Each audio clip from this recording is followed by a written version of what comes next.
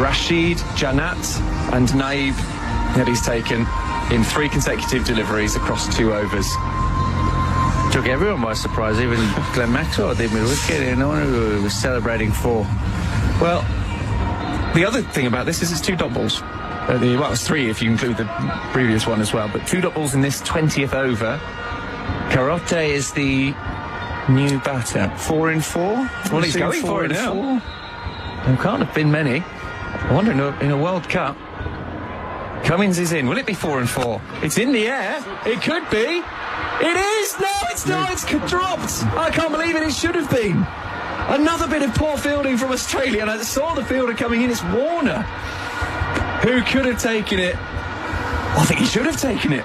Well, he got 2 hands. I just had a feeling it could have been 4 and 4 halfway down. He could have slapped it. Someone he did. He just slapped it out to Warner, who came in and taken it. Dropped a simple chance. He owes Pat Cummins a beer or probably a bottle of nice wine for that, doesn't he? Yeah, that's really poor. Simple catch for someone like Warner. You'd expect. I mean, there is a lot of dew around. It's very humid, but even then, he was in a great position. He was sort of on one knee, had 2 hands to it, right in front of him, and he's dropped it. There's been some really bad fielding from Australia in this game. Just a single is the outcome, so not a disaster for Australia, although Pat Cummins might see it as a disaster. Chance to pick up 4 in 4 to go with his 3 in 3 in the previous game. In comes Cummins. This one is over the stumps, unable to get anything on it. Nabi. That's only the second ball he's faced. He's already on 4 runs. Rolls his fingers across that previous one, which we're just seeing Glenn Maxwell take the catch off. So that was the last of the hat-trick 3 that he took. He does look delighted. I bet he can't believe it. Definitely. 4 and 4 would have been fantastic, wouldn't it? Has it ever been done in T20 cricket? 4 and 4? I'll have to have a look at the stats, I think. So this is wide and is edge. Oh, Wade hasn't taken it cleanly. That might go all the way. No, it won't get to the boundary. There's a fielder coming round. It's Hazelwood. And Wade, again, doesn't take it cleanly from the throw. That's at least 3 times now he's not taken fairly regulation throws or catches off the bowling. Just slow ball nick, and it just half volleyed to him, but they've been poor in the field. The little really nick, poor. It did take a nick and bounced in front of Wade, and that nick might just have added a bit of spin on it, but even then you sort of expect your wicketkeeper to try and read it, or at least get their body behind it as much as possible. 1 ball to come then. That's the upshot. 2 runs from that one. 144 for 6. Can they get to 150 with a 6? Nabi on strike. And no, they won't get a 6 because it's all along the floor. It might go for 4. It will go for 4. It's a good shot, actually. Pulling hard. He's pleased with himself, Nabi. 4 runs. Bit of momentum off that final ball might just help Afghanistan think there. They pushed it up towards 150. The target for Australia will be 149 because Afghanistan here have finished 148 for 6. Paul, what did you make of that? Watching those 20 overs then with Australia, it was quite average in the field. Well, it was a brilliant opening partnership, wasn't it? 118, I think it was in the end. So wonderful setup. Obviously, I think they teetered a little bit, lost a couple of wickets, didn't they? The Afghanistan for that period, but a nice little flourish. We spoke about momentum. A little flourish from Nabi, the president. A couple of boundary and lusty blows. Overall, Australia were poor in the field. They bowled well at times, but they were really incredibly poor for a side of this quality in the field. I think conditions are testing, but the amount of dew that is falling, it is there, and it is testing in the field. But they were put under incredible pressure, and I think that pressure, they cracked a little bit, dropped catches, missed fields. So they were poor. They cost themselves 10, 12 runs in the field. We'll get more from our commentary team shortly with the second innings, the run chase, to commence in just a few moments' time. Repeating, Afghanistan finishing up 6 for 148. They had an opening partnership of 118. Gurbaz and Ibrahim Zadran with 60 and 51 respectively. A little collapse in there, which featured Pat Cummins' second successive hat-trick in as many games. So against Bangladesh a couple of days ago with 3 and 3, and then Pat Cummins with a hat-trick in this match against Afghanistan as well. Just absolutely extraordinary. The bowling figures very shortly to give you.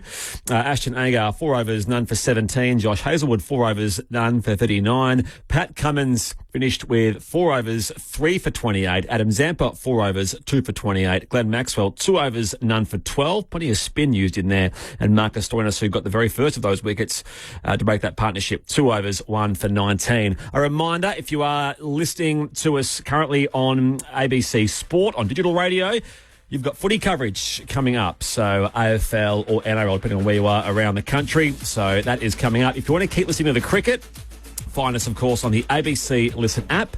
Just look for the World Cup button. Find our full coverage there. With the run chase to begin shortly, Australia chasing 149 to win to be as short of a place in this year's World Cup semi-finals. Back with more shortly. Right now, though, ABC News.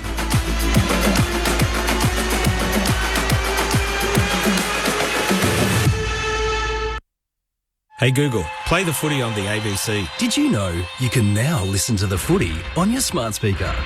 Oh, that is amazing! Play ABC AFL. Time to steady and pull the trigger! Get the best call, the biggest experts in the game, every round of the AFL season. Can he bend it back? You bet he can! On your favourite station, ABC Radio. Your home for footy. Now on your smart speaker. ABC Sport. This is AFL Sunday with Matt Clinch and Cameron Ling. AFL Sunday on radio. ABC Sport Digital Radio. And take us with you on the ABC Listen app. Look for the AFL button.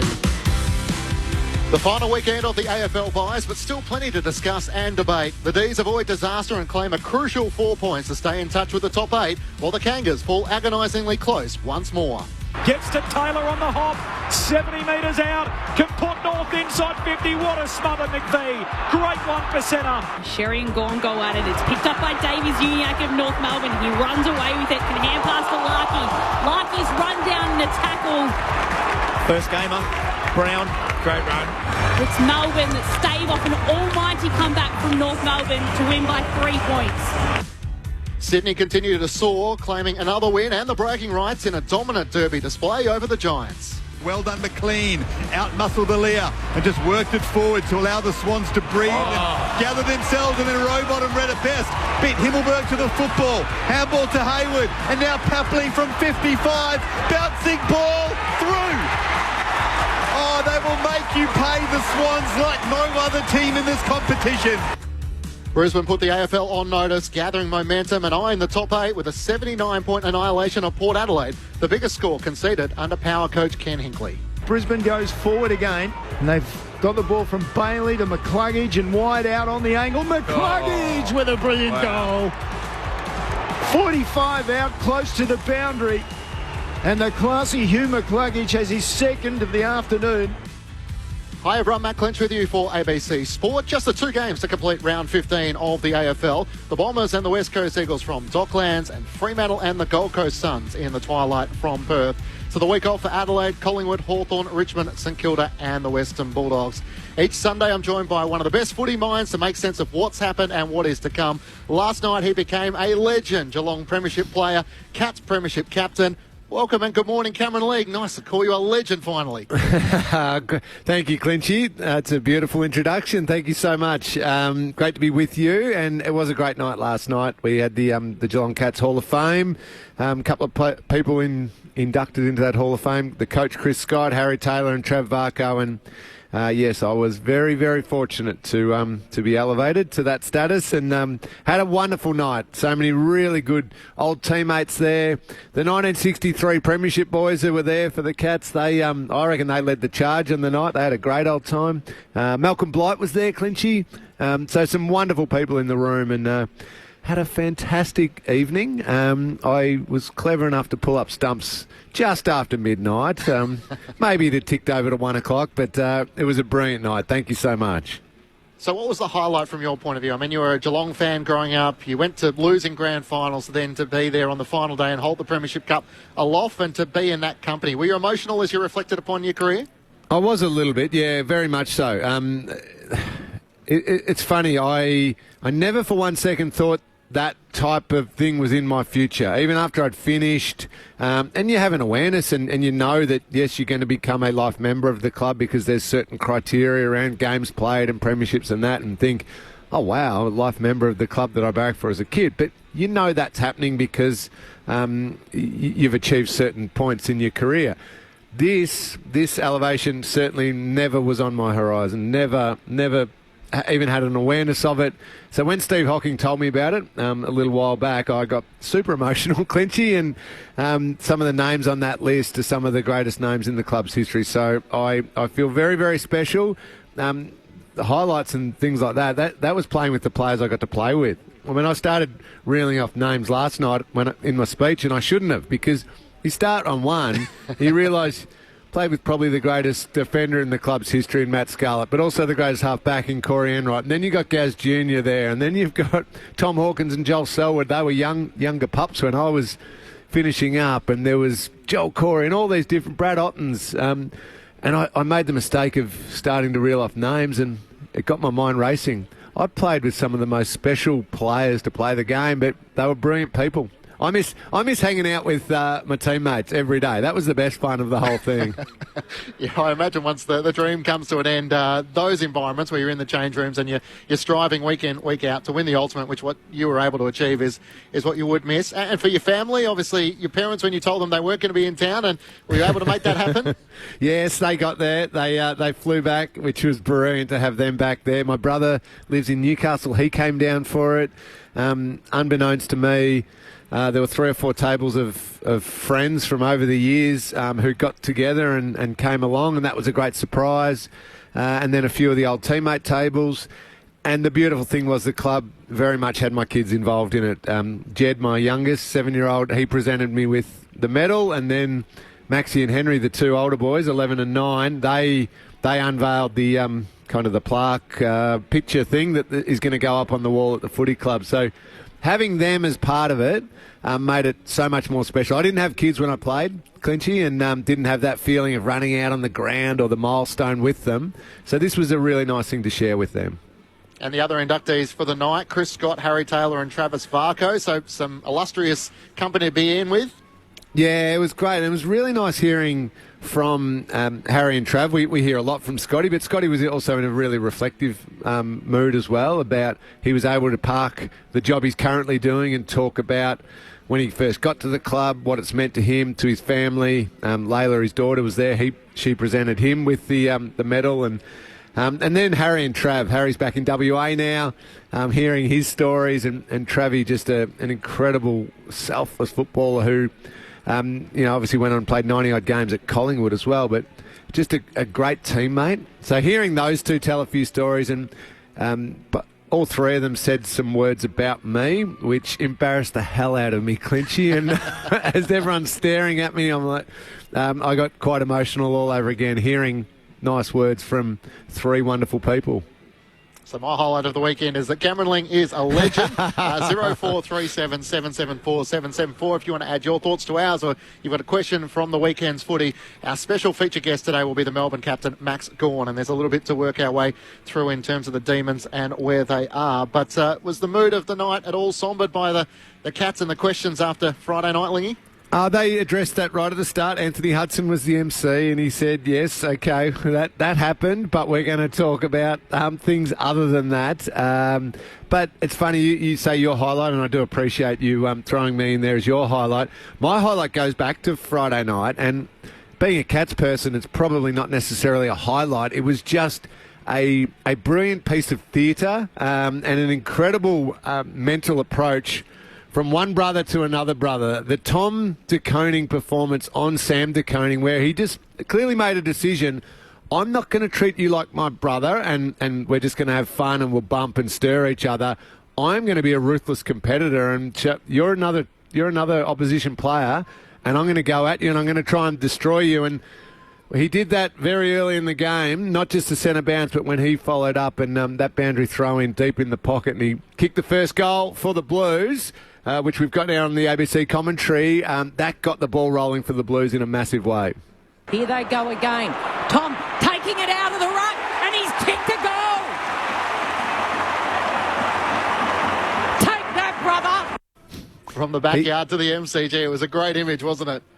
He made a huge statement, Clinchy. Yeah, that was Tom saying, I'm just going to beat you up. I'm going to dominate you. And he was superb all night. His ruck work was brilliant. His follow-up, his possessions and clearances. And now you look at that Carlton team with Tom de Koning flying, that midfield, that potent forward line and a rock-solid defence.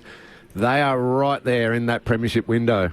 Yeah, it felt like the type of performance that really emphasised where Carlton sit and where they might be able to get to. And Tom de Koning was a big part of that. I sort of walked away, having watched that game on Friday night, thinking, yep, Carlton are the real deal. And I don't think we were as sure last year, but I feel like the improvement from last year to this year, they might be the next best team below Sydney. Yeah, I think that's fair. And I still have Collingwood coming in a hurry to be in that group with Carlton. And they're obviously right now all chasing Sydney, but I'm with you. Watching that display on Friday night only solidified in my mind, yes, Carlton are genuine. The midfield was superb. Paddy Cripps was just unbelievable. And then Sam Walsh, his work through congestion and through clearances and then to come out the other side. And you've got Kennedy and Hewitt who can bang away. They're such big, strong bodies. And right across the ground, they've got some speed. They can cover the ground. They've got all the elements, Clinchy, to be able to match it with the Sydney Swans. They need to keep improving because the Swans are still just that little bit ahead. But, yeah, they deserve to sit right in that group. And the contrast, I guess, Geelong's struggles, and it feels like after such a promising start, all of a sudden the competition has caught up to the Cats, and maybe a little insight as to their midfield without Patrick Dangerfield over the last few weeks. He returned, tried to have desperately an impact on the match, but they've got some issues if they're going to try and fight their way through to September. Yeah, they do, Clinchy. They've got a few things they need to reset. And it's funny, that midfield all year, even when they were 7-0, was the one, okay, they've got a good midfield, but when you compare them to the very, very best midfields in the competition, was it a little thin? And they lost Tanner Bruin during the week at training with that broken wrist, which is the last thing you need, where you're slightly thin in one area of the ground. You don't want to lose key personnel. I thought Max Holmes was really good again on Friday night, but didn't have enough others with him and was part of a midfield that was badly beaten. Tom Hawkins, we can discuss that a little bit more later on, but is that the end for Tom? We're waiting on those scan results and the club announcing that. And then defensively, they're just getting scored against easier than I've seen in a long time. They had the Gold Coast Suns game a few weeks ago, regularly getting 100 points kicked against them now, which is something that's been quite foreign to the Cats. So, yeah, a lot of areas that need fixing up, Clinchy. Yeah, the Cats were sort of clinging into a spot in the 8, depending on the way results went. All of a sudden, they could have gone to second spot with a win. They slide all the way to the bottom of the top 8, and the question is, will they be there at season's end? Matt Clinch and Cameron Ling with you for Sunday AFL on ABC Sport. Max Gawn is about to join us. So even though, for as impressive as Sydney was yesterday against the Giants, I feel like the big talking point for the rest of the weekend, Ling, is going to be Port Adelaide. Yeah. And are they still a premiership contender? And the pressure which is now starting to emerge on Ken Hinkley, and the crowd got stuck into him when his face was shown on the big screen. Yeah, and tell you what, Clint, that sort of display has me really down. I thought Port Adelaide could do, not necessarily win the premiership, but they could get deepish into September. Watching them play yesterday, I think, oh, wow, no. Talk about an A-grade midfield with Butters, Rosie and Horne-Francis and Willem Drew supporting.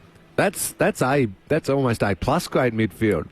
But then I think yesterday showed how many other weak spots they have across the ground, which doesn't complement that midfield enough. So they've got a lot of work to do. It was a big statement from Brisbane. They are well and truly back and flying, but yeah, Port Adelaide was so far from the team that I thought they were yesterday. Kenny's a terrific coach and a really stable, strong coach, so no doubt we'll try and fix it up pretty quickly, but that was a bad one. Yeah, it was supposed to be a celebration of Port Adelaide's 2004 premiership, but in the end it was the Brisbane Lions who had everyone talking at the end of the match. This is AFL Sunday on ABC Sport. Matt Clinch and Cameron Ling with you. Well, Melbourne with a big watch this weekend after the bye, and Demons fans had to endure a bit of a tough final term as North Melbourne fought their way back. The Kangas kicked the last 6 goals of the match as Melbourne were held scoreless, but they did manage to hold on to claim a crucial win thanks to some great defensive acts. The Melbourne captain is Max Gawn, and he's been good enough to join us on ABC Sport. Max, welcome. Thanks so much for your time. A bit of feeling of relief, no doubt, this morning. Yes, good morning. No, it's always good after a win, no matter how it happens, the AFL is an incredibly hard competition currently, and if you're slightly off your game, you get beaten, and we were slightly off in the last quarter, and we almost got beaten. So you look at the results over this weekend. I mean, who was tipping Brisbane to win by 90 over in Port in that, what you were just saying, the Premiership reunion? Who's tipping Carlton to win by 50 against Geelong? So it's it's an incredibly tough comp.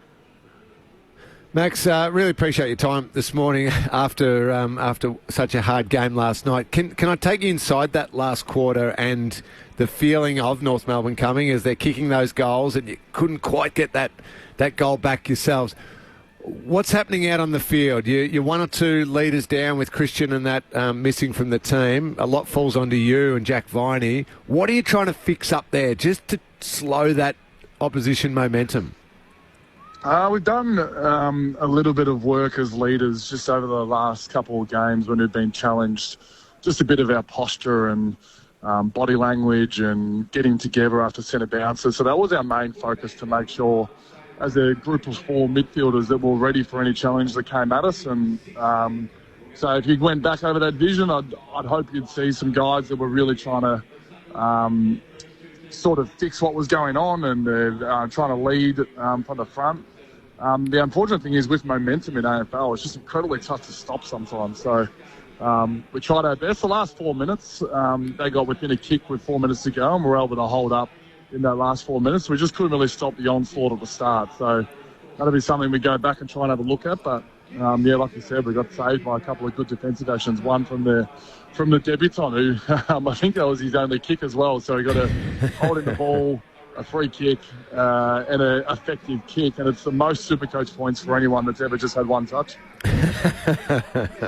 Well, what a time to do it. It was sensational.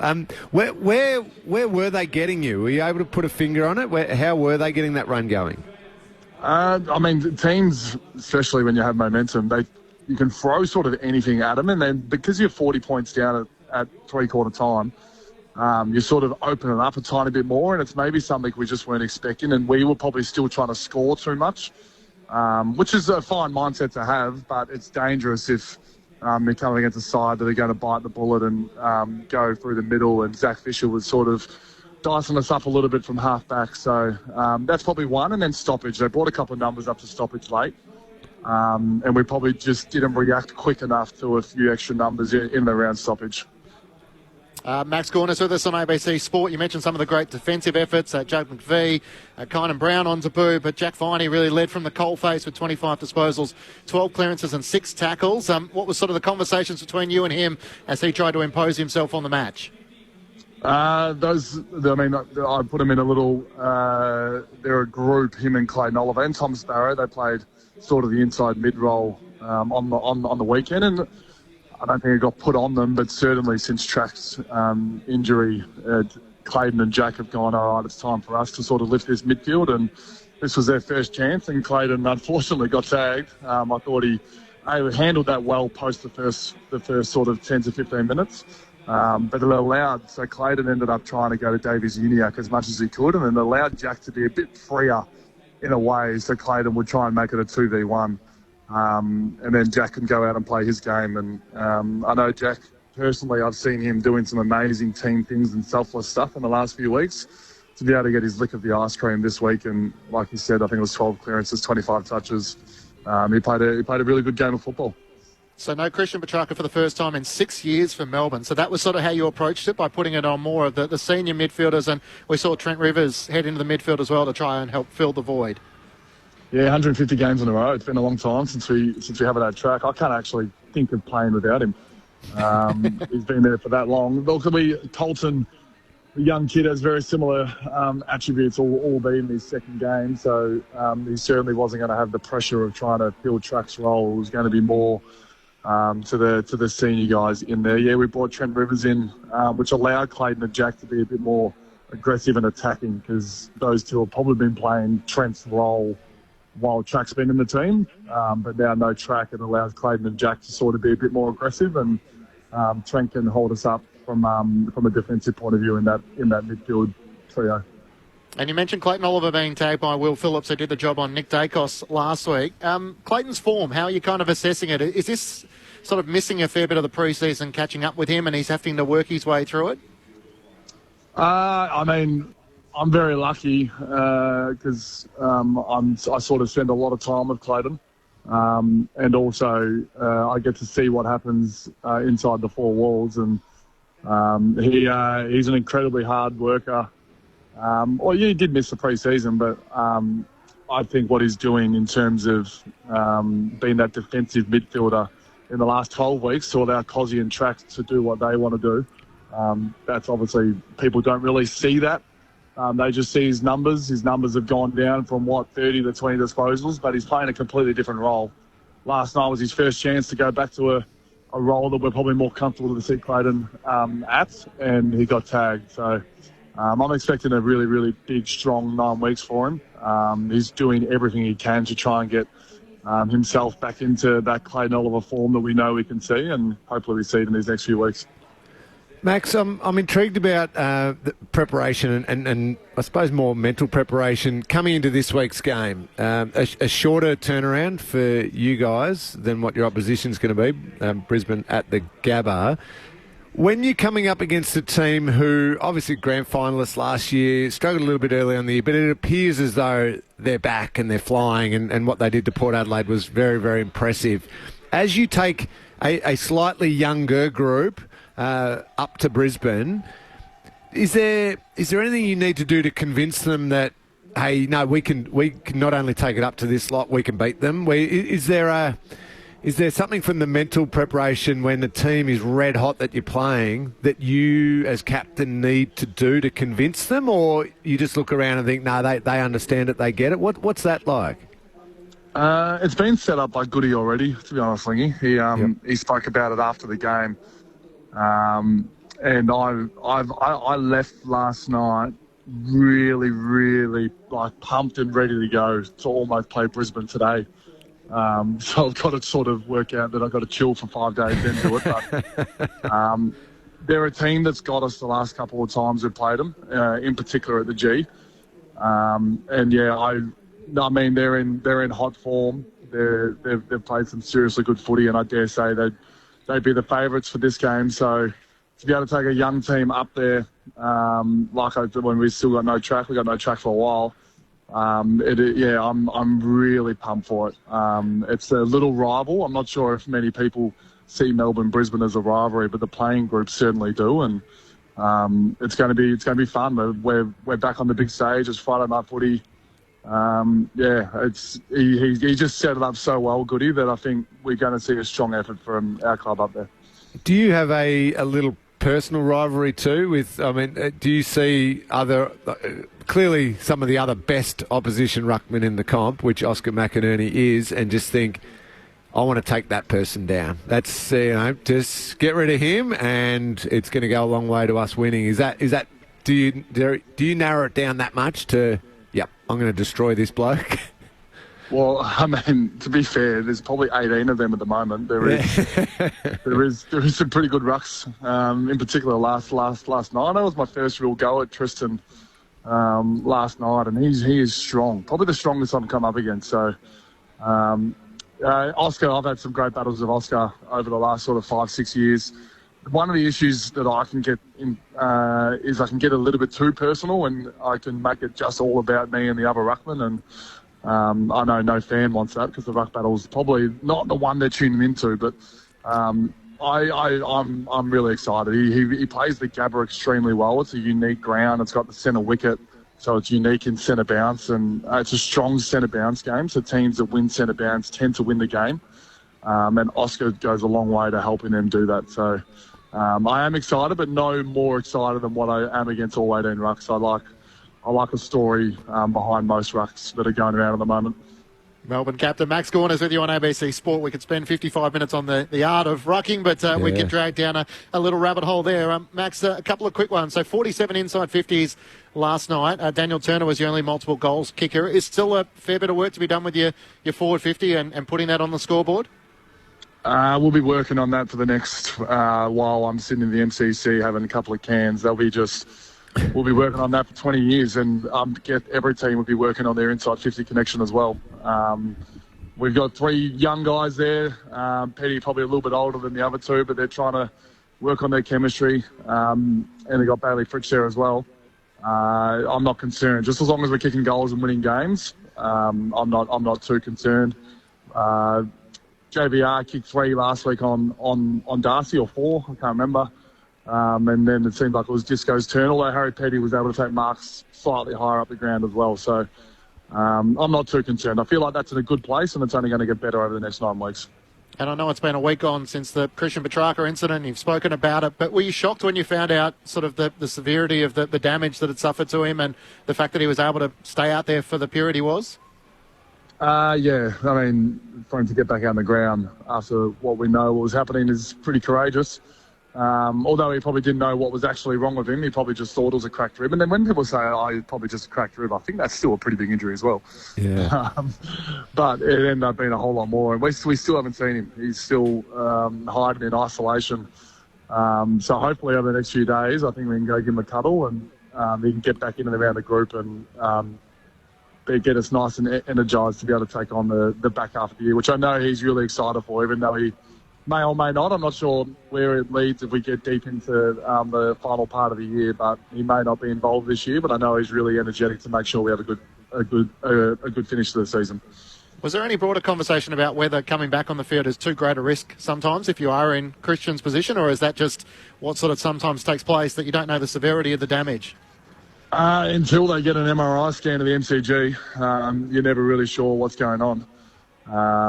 He had 2 doctors, he had paramedics, he had an AFL doctor down there, he had everyone sort of telling him what was wrong, and no one got the actual diagnosis correct until I think sometime in the morning the next day. So I think people have played with a cracked rib before. Famously, back in the 80s, I think they all had cracked ribs when they were playing AFL. So that might have been going on in his head. He felt like he did a little fitness test down there and felt like he was maybe going to be able to hold up. But, I don't have too much of an issue with how it's happened. I think this is a 1 in a million case that we've sort of we're reacting to. And you mentioned at the start of the conversation just about how even the AFL competition is at the moment, with the probably exception of Sydney out in front. Melbourne having been knocked out in straight sets the last 2 years, where do you sort of feel like this group is at the moment in terms of trying to play your best footy in the back half of the season, but still a few areas you have to try and improve on, keeping in mind, you lost Angus Brayshaw before the season started, so there's always challenges that come along. Yeah, we'd love to be Sydney. Sydney are sitting quite nice, almost probably qualified already, I dare say, for finals, and they can keep working on their game, knowing they're sitting a couple of games clear at the top. But we've been there as well. In 22, we were sitting a couple of games clear at the bye. I think we were 11-0. And we ended up going out in straight sets. You've got to make sure you keep improving. The team that's hit the best form late, if you look at Carlton and Giants last year, both made prelims, hitting form at the right time. Unfortunately, didn't make the granny. Giants got within a kick, but they didn't make the granny. And Carlton actually started that prelim hot, I think. They kicked the first 5 goals. So it's all about being in form at that right part of the year, which we're excited to try and get to. We're not there yet. But hopefully with a couple of little tweaks, and we just keep smacking in on the contest and our defence side of our brand, we could hopefully get there by the back half of the year. Now, I normally ask you about the cycling as we let you go, but it was the 20th edition of the Pink Lady match and the relationship between Melbourne and the BCNA. You wore some special boots which had your auntie's name on them, as well as Anita Frawley. And for fans, there's a chance to try and get their hands on them. Yeah, I'm not exactly sure the link right now. You'll be able to have a look on the Melbourne FC page to try and get your hands on them. But, I'm not normally a pink boot wearer, so I got a chance to be able to wear them for a great cause. I've been involved in a few BCNA games now, but to have a connection now, you actually see the work that BCNA does. Albeit my auntie's in New Zealand and is not involved with BCNA Australia, but is in BCNA New Zealand. But also Anita Frawley, who is a close connection to the club with Angus marrying her daughter.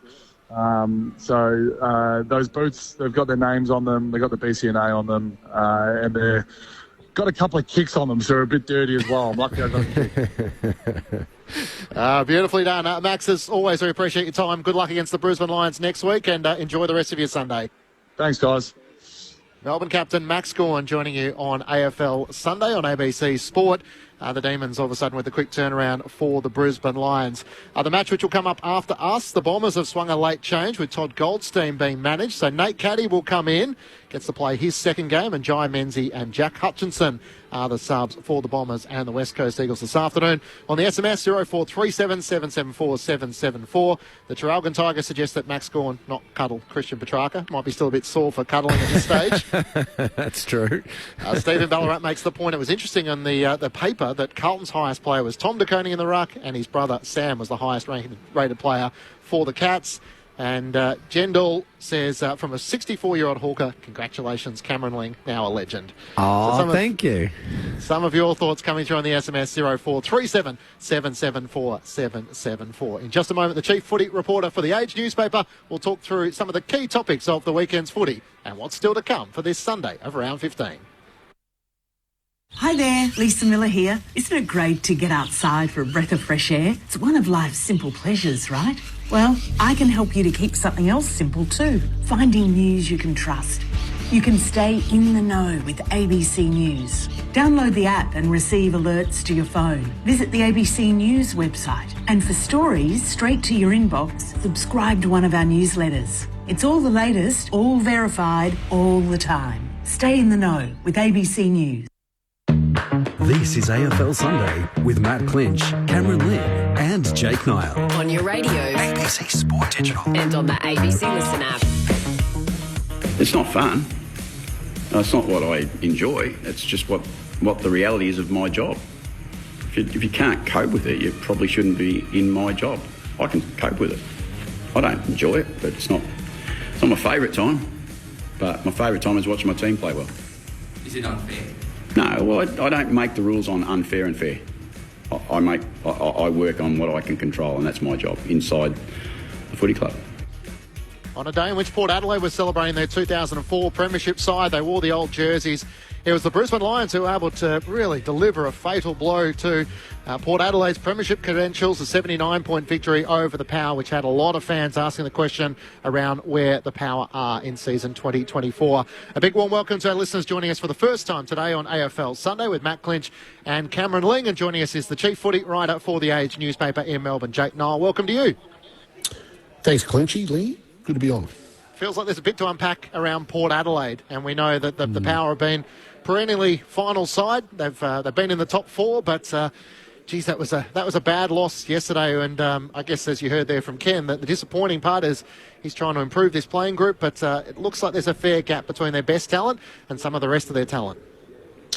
Well, I think the part of the game that was most disturbing from the Port Adelaide viewpoint was the lack of defence and the inability to win the ball back or to apply pressure at the level of a good AFL team. And the Brisbane Lions, if you allow Brisbane to get free players, they're the sort of team that's got huge offensive capabilities and they'll just run through you, and that's what happened. And Ken was booed, of course, by sections of the Port crowd. He's in his 12th year. I think there'll be a lot of discussion of what happens there with the coaching position, bearing in mind that Port Adelaide have a succession. It's not a binding thing from what I gather, but they have Josh Carr sitting there, the midfield coach, to take over from Ken at some point.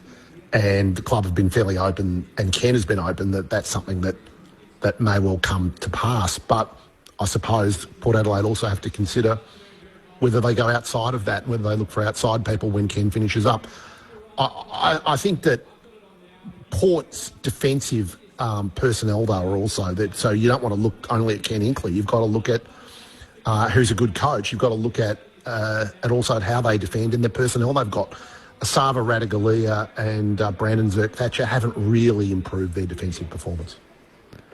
No, I agree with you, Jake. However, I would say it's hard for any defenders when the team is allowing the opposition to have 71 inside 50s. Yep. I reckon you could have David Dench, Matt Scarlett and Dustin Fletcher down there and the opposition's still going to kick plenty of goals when the ball's in there 71 times. So you're right, it's across the ground. They just could not stop any of that Brisbane flow of play, and that's the huge concern for me.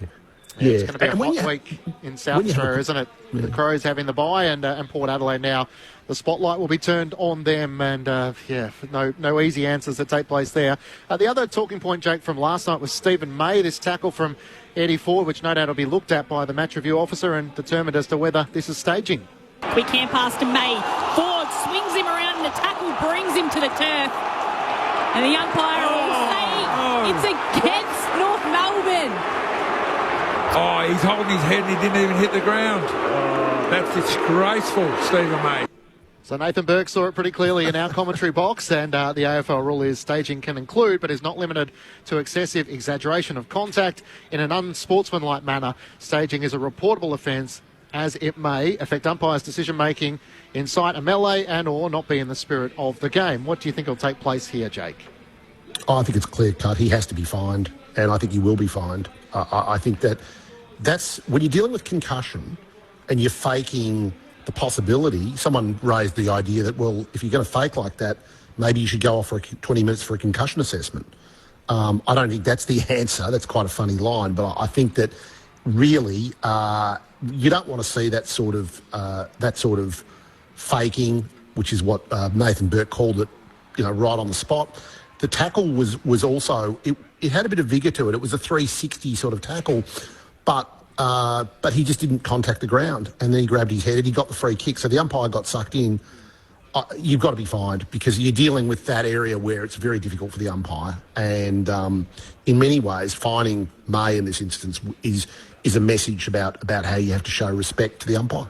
Yeah, and that's the importance of it too, Jake, is that they have to make a statement with that. There is no doubt across the competition right now, some players who are being tackled and realising they've been caught cold are contributing to their head hitting the ground. And I know in Stephen May's case, his head didn't actually hit the ground and it was pure staging, but there are some who once caught and they know they're caught and they're not going to get out of it, are looking to tuck their head down and make some contact with the ground, which is now getting into an extremely dangerous territory where players being tackled are almost adding to the possibility of their own concussion purely to get a free kick. So something needs to happen in this area.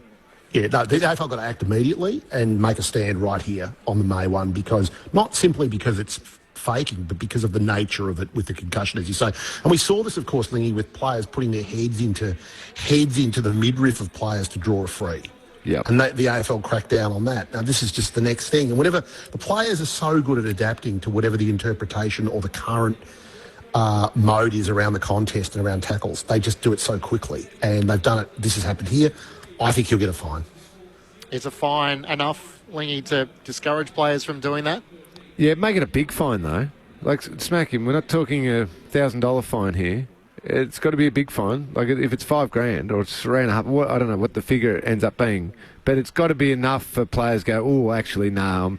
Players are tight with their money, Clinchy. They don't want to be forking that over, so that'll quickly put a stop to it. Patrick Dangerfield has been offered a one-match ban for his tackle, which took place on Friday night. He was the call courtesy of the ABC Sport team.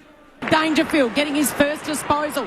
First game back since the last time he played the Blues, and he is pinged for a dumping tackle. So he was involved heavily in that passage of play. It was a tackle on Walsh. That's got to be looked at. You reckon? Oh, absolutely. He's bounced. His head. His head has bounced off the ground. That will get looked at. I can't say anything on that because people listening will think that I'm being biased. But that is not a sling. That is not a second motion. So, Lingy, you were very vocal there. It was graded as careless conduct, medium impact and high contact. Have you conceded now, or are you still standing your ground? No, I'm still standing my ground, but I wish it wasn't a Geelong player, because straight away the reaction is, oh, you're just defending Patrick Dangerfield. No, I'm not. I'm defending the difference between certain tackles, in that the fact that his head hit the ground is unfortunate, Sam Walsh. We don't want that, but it still can happen where head hits the ground without it being a dangerous motion of a tackle. That was, he catches him. Yes, he gets both arms and executes a tackle. Now, I think the next motion is Sam Walsh goes to ground, and I think he contributes a little bit to his head hitting the ground. He tucks it down a little bit, and you end up with the contact then, and everybody reacting, oh, his head bounces off the ground, therefore it's a dangerous tackle. There was no second motion. There was no turning of the body at all while having the arms pinned. There was no sling.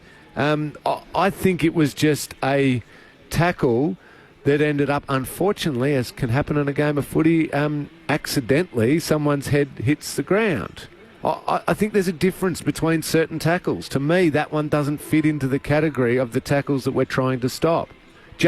And I know the head hit the ground. It's unfortunate, but there is a difference. Jake, I'd love your opinion on this. This has got to go to the tribunal. I think it's Geelong have to take it to the tribunal. I'm sure they will. And there's a couple of points here. One is that the problem Dangerfield has got is the pinning of both arms. That's his issue here. Everything else he's done, I don't see much of a problem with, because Walsh is carried forward. It's almost at a point where if a player has forward momentum, you almost can't fully tackle them with both arms. To be honest, that's where we've almost got to with this sort of incident. I watched it time and again. I didn't think he did a hell of a lot wrong, but that head did bounce off the ground and he did carry him forward.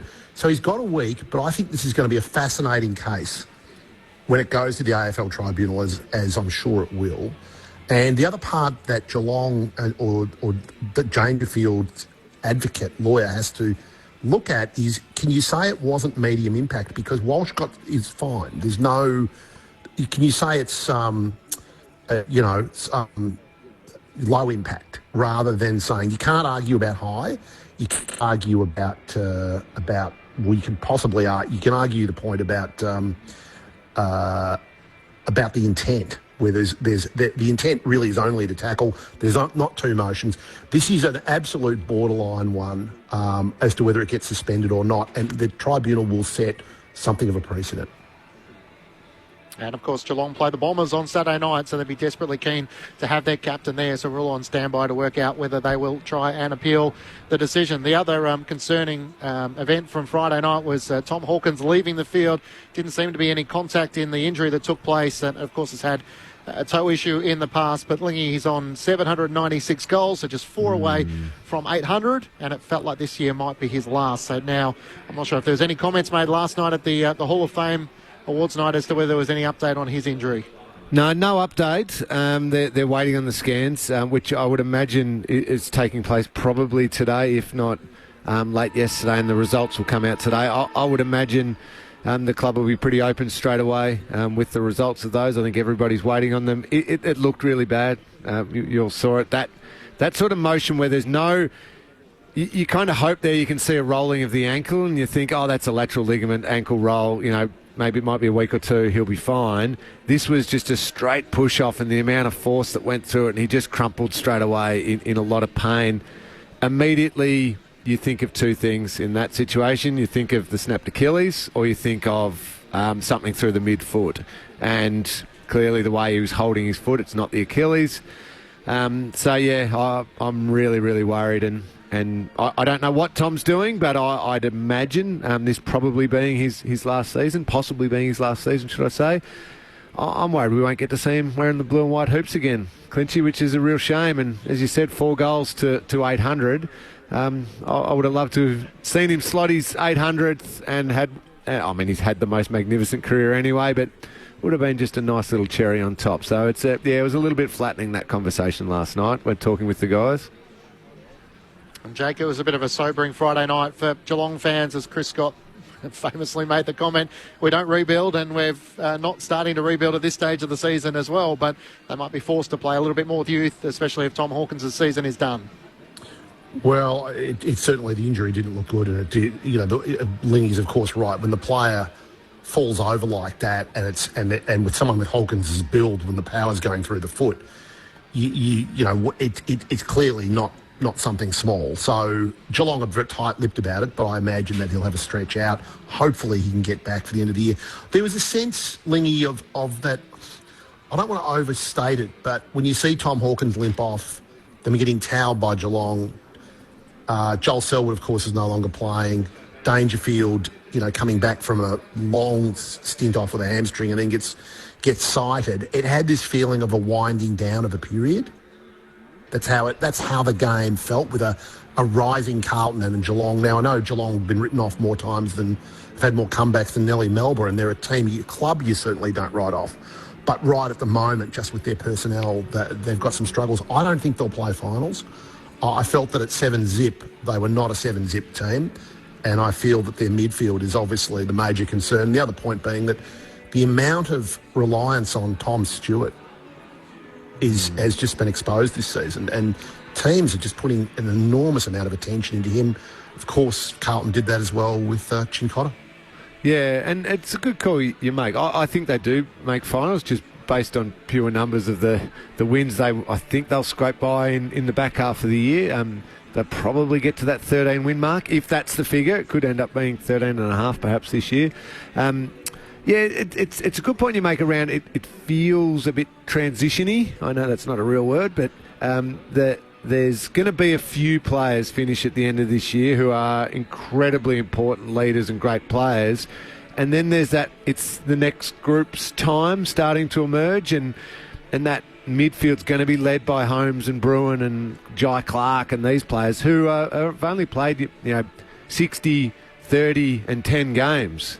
So there is that sense of transition, but I think Chris Scott's also established an incredible record over time where he's managed to transition a group rather than have to rebuild or anything like that and really bottom out to do it.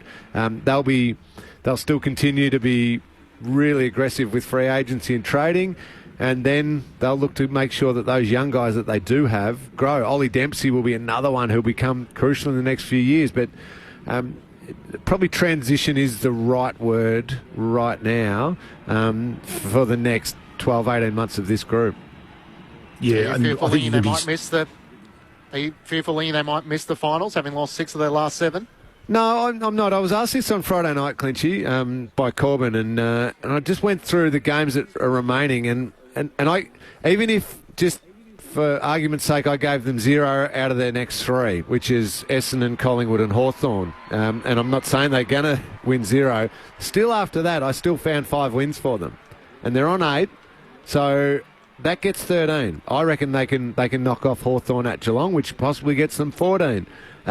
So I still think they'll get enough wins and they'll scrape into, or they'll get into the 8. But obviously when you look at how Sydney are going right now, how Carlton are going, how I'm projecting that Collingwood are going to be going come September, yeah, they don't currently sit in that group with their form and their midfield profile. But, I still think they can play in September.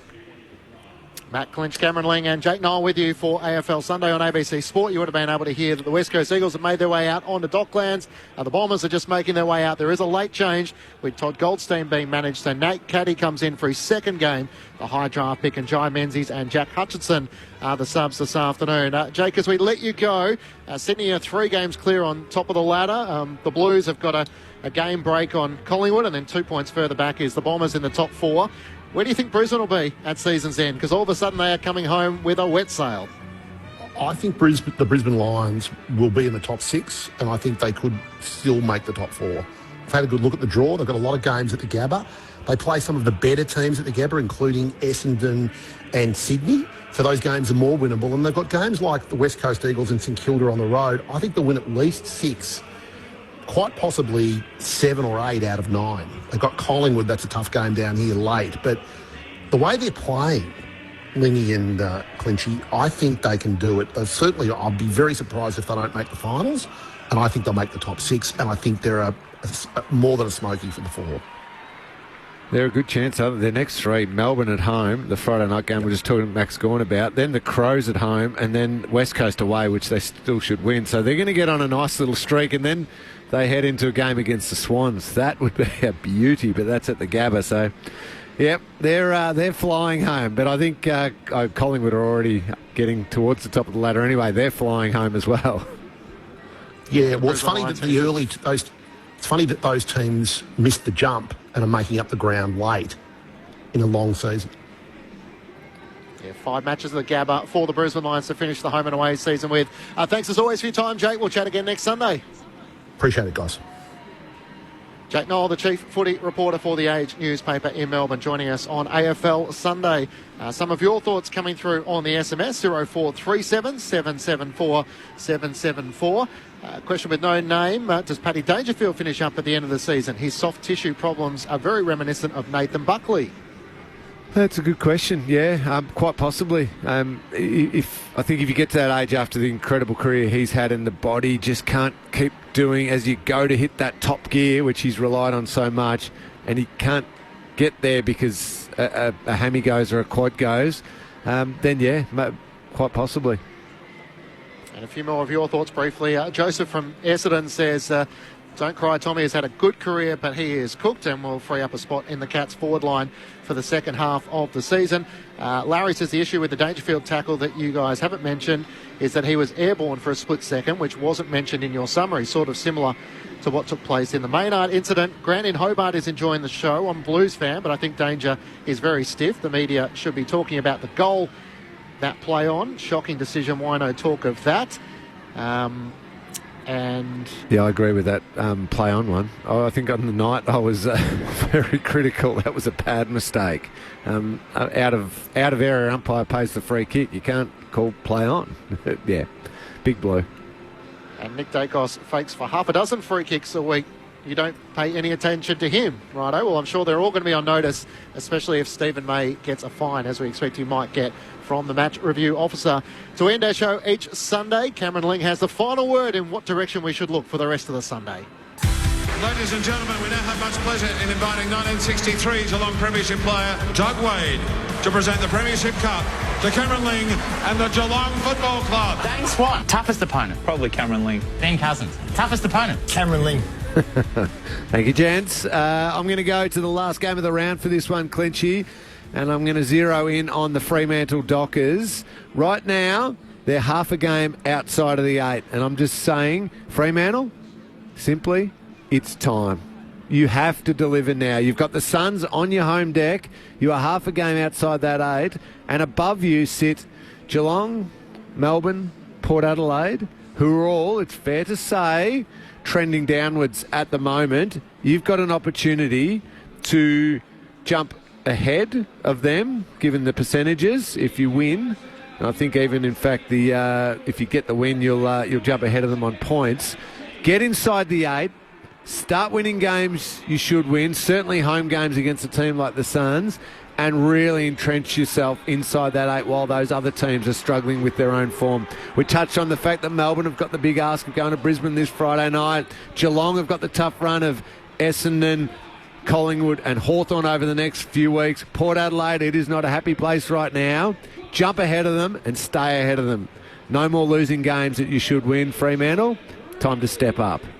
There you go. There's Cameron Ling's final word for AFL Sunday. I'm a bit with you. We know the stat around Fremantle taking uncontested marks in their back half and how successful they've been when they've been able to do that over 100 times in a match. So Damien Hardwick haven't seen that against the Saints. Can he then adjust on the run, and can they finally get that breakthrough victory on the road? I loved what Justin Longmuir said too about the fact that there were enough players, or certain players, who cared more about what their stat sheet looked like than what the team needed from them and the way that we wanted to play.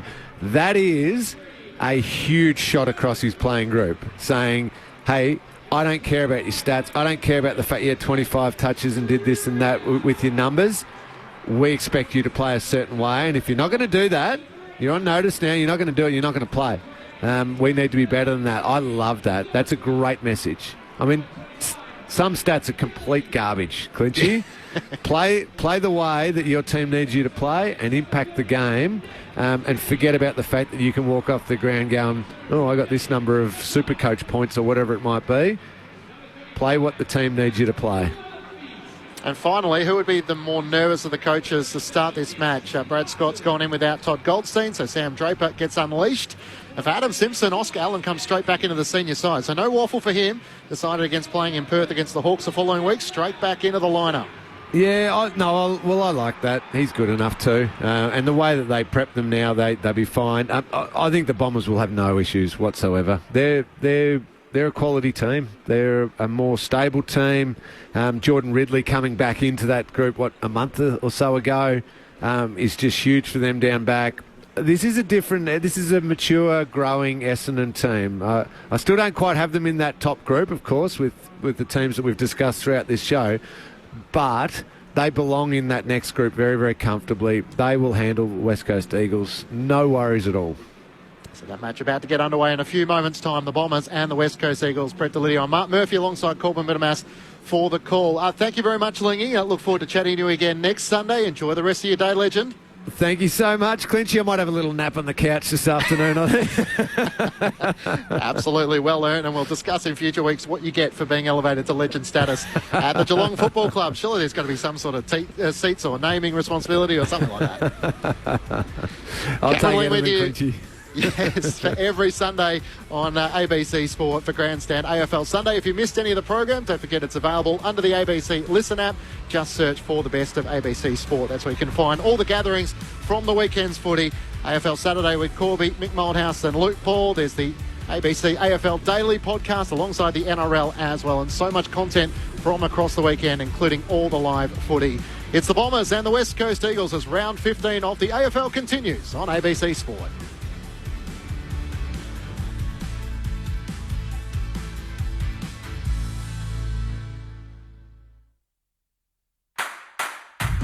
This is ABC Sports coverage of the 2024 AFL Premiership season. AFL. On your radio. On digital. And take us with you on the ABC Listen app. Look for the AFL button.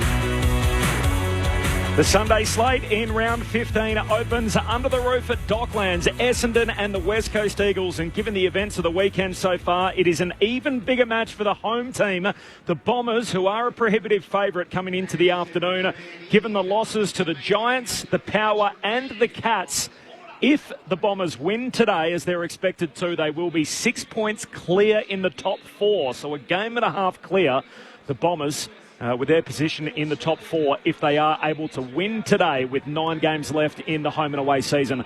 Welcome to ABC Sports coverage, Sunday footy. Corbin Middlemass alongside Matt Clinch to call it. Jess Webster is with us on the boundary, and our number one picks in the experts chair in the second row, Brett Delidio's here, the Richmond champ. Hello, Lids. Corby, Clinchy, good to be here. Yeah, selling out here today, or 42,000, they think, Murph. It was hard work getting into the car park. Couldn't get in the car park. Oh, no. You couldn't leave it in the Could have been flatter. Oh, no. I had to pull the media pass out. Yeah, I was the same. Thankfully got in. They let you in? Yeah. Yep.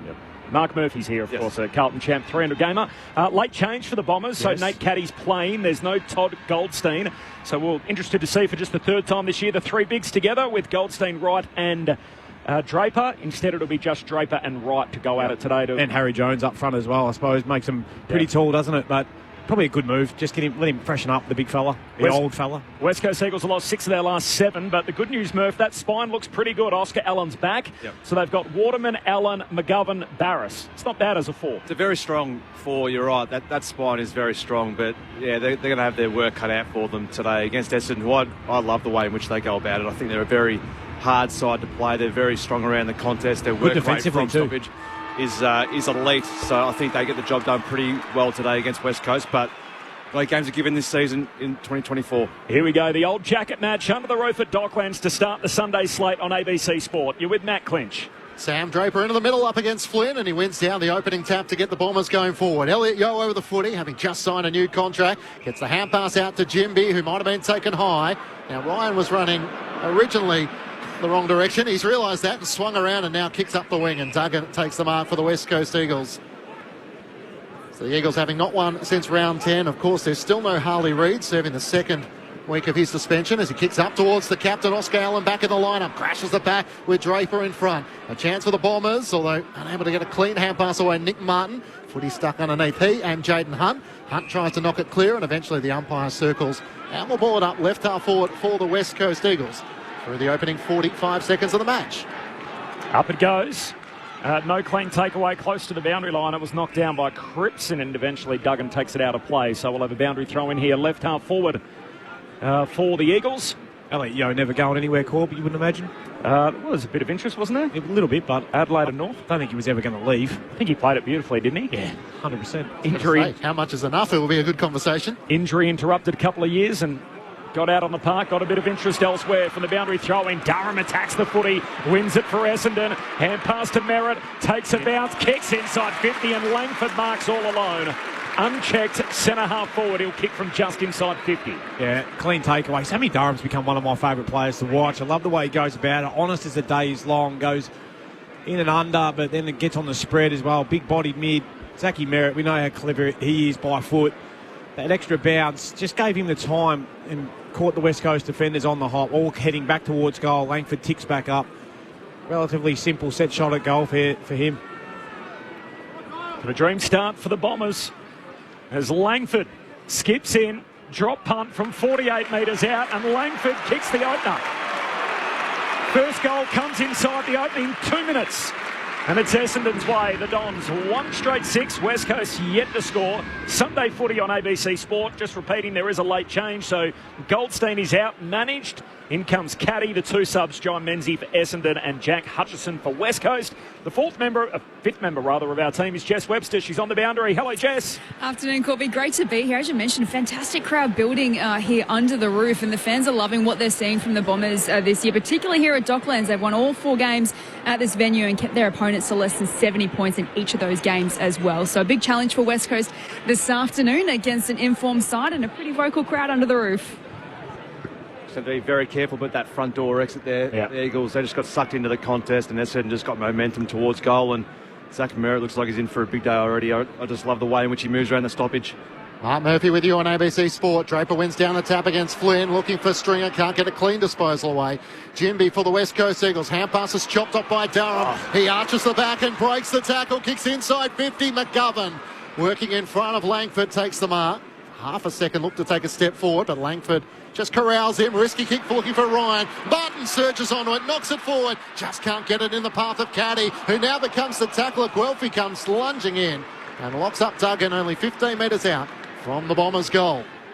Just a bit lazy there, Jerry McGovern on the kick. Just a 20-metre little pass, but Nick Martin just smart reading the plate. Umpire tosses it up. Draper palms it down. Pack forms behind him. Umpire circles. Jones jumps on top of the footy. Umpire says free kick. There's a bit of strife there, I reckon, Nick Martin. As Martin clips Yo on the way through.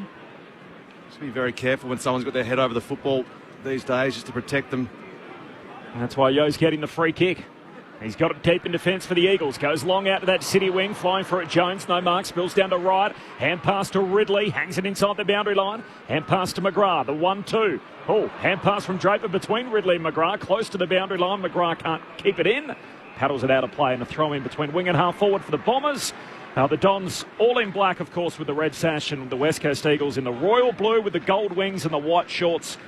4 minutes into the contest. Essendon 1 straight. West Coast yet to score. Sam Draper playing his first game since round 2, having undergone knee surgery. Wins down the tap against Flynn. The way of Durham. His hand pass is chopped off by Liam Ryan for the West Coast Eagles. Hand cast to Cripps on the outer wing. Takes a bounce and looks up to half forward. Where's Oscar Allen? He can't quite work it to him, although through the hands of Ridley.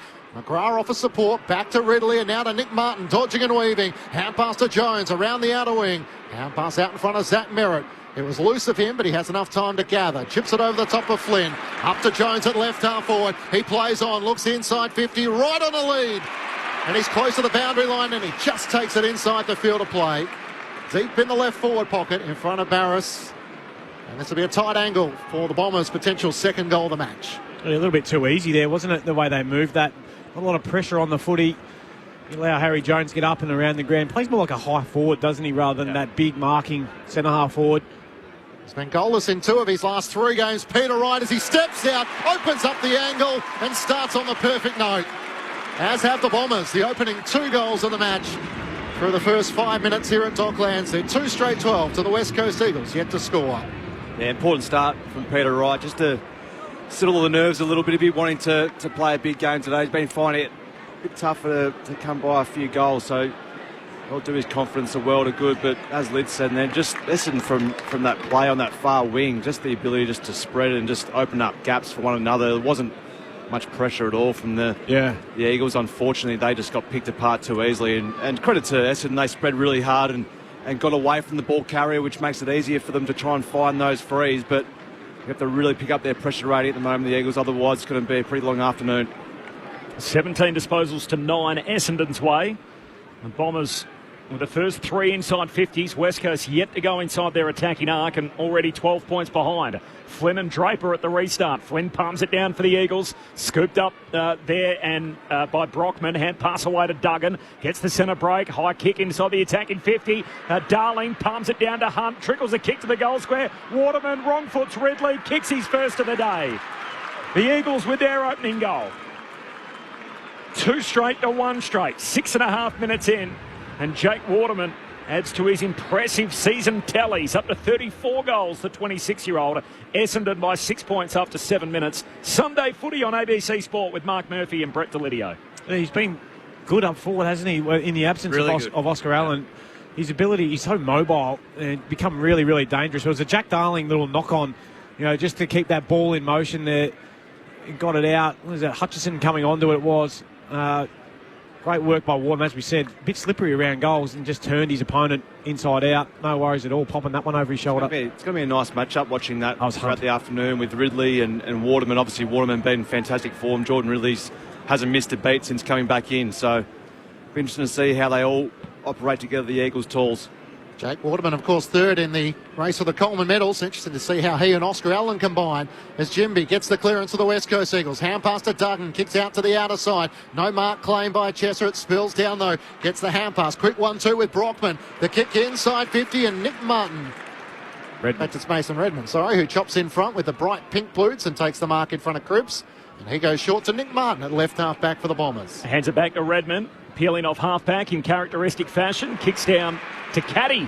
And here he is, Nate Caddy in his second game. The high pick from the Bombers. Hand pass away to Merritt. His handball down to Cox. Collects. Shakes a would-be tackle from Brockman. Shoots a hand pass to Hind. Now inside 50. Kicks it to right.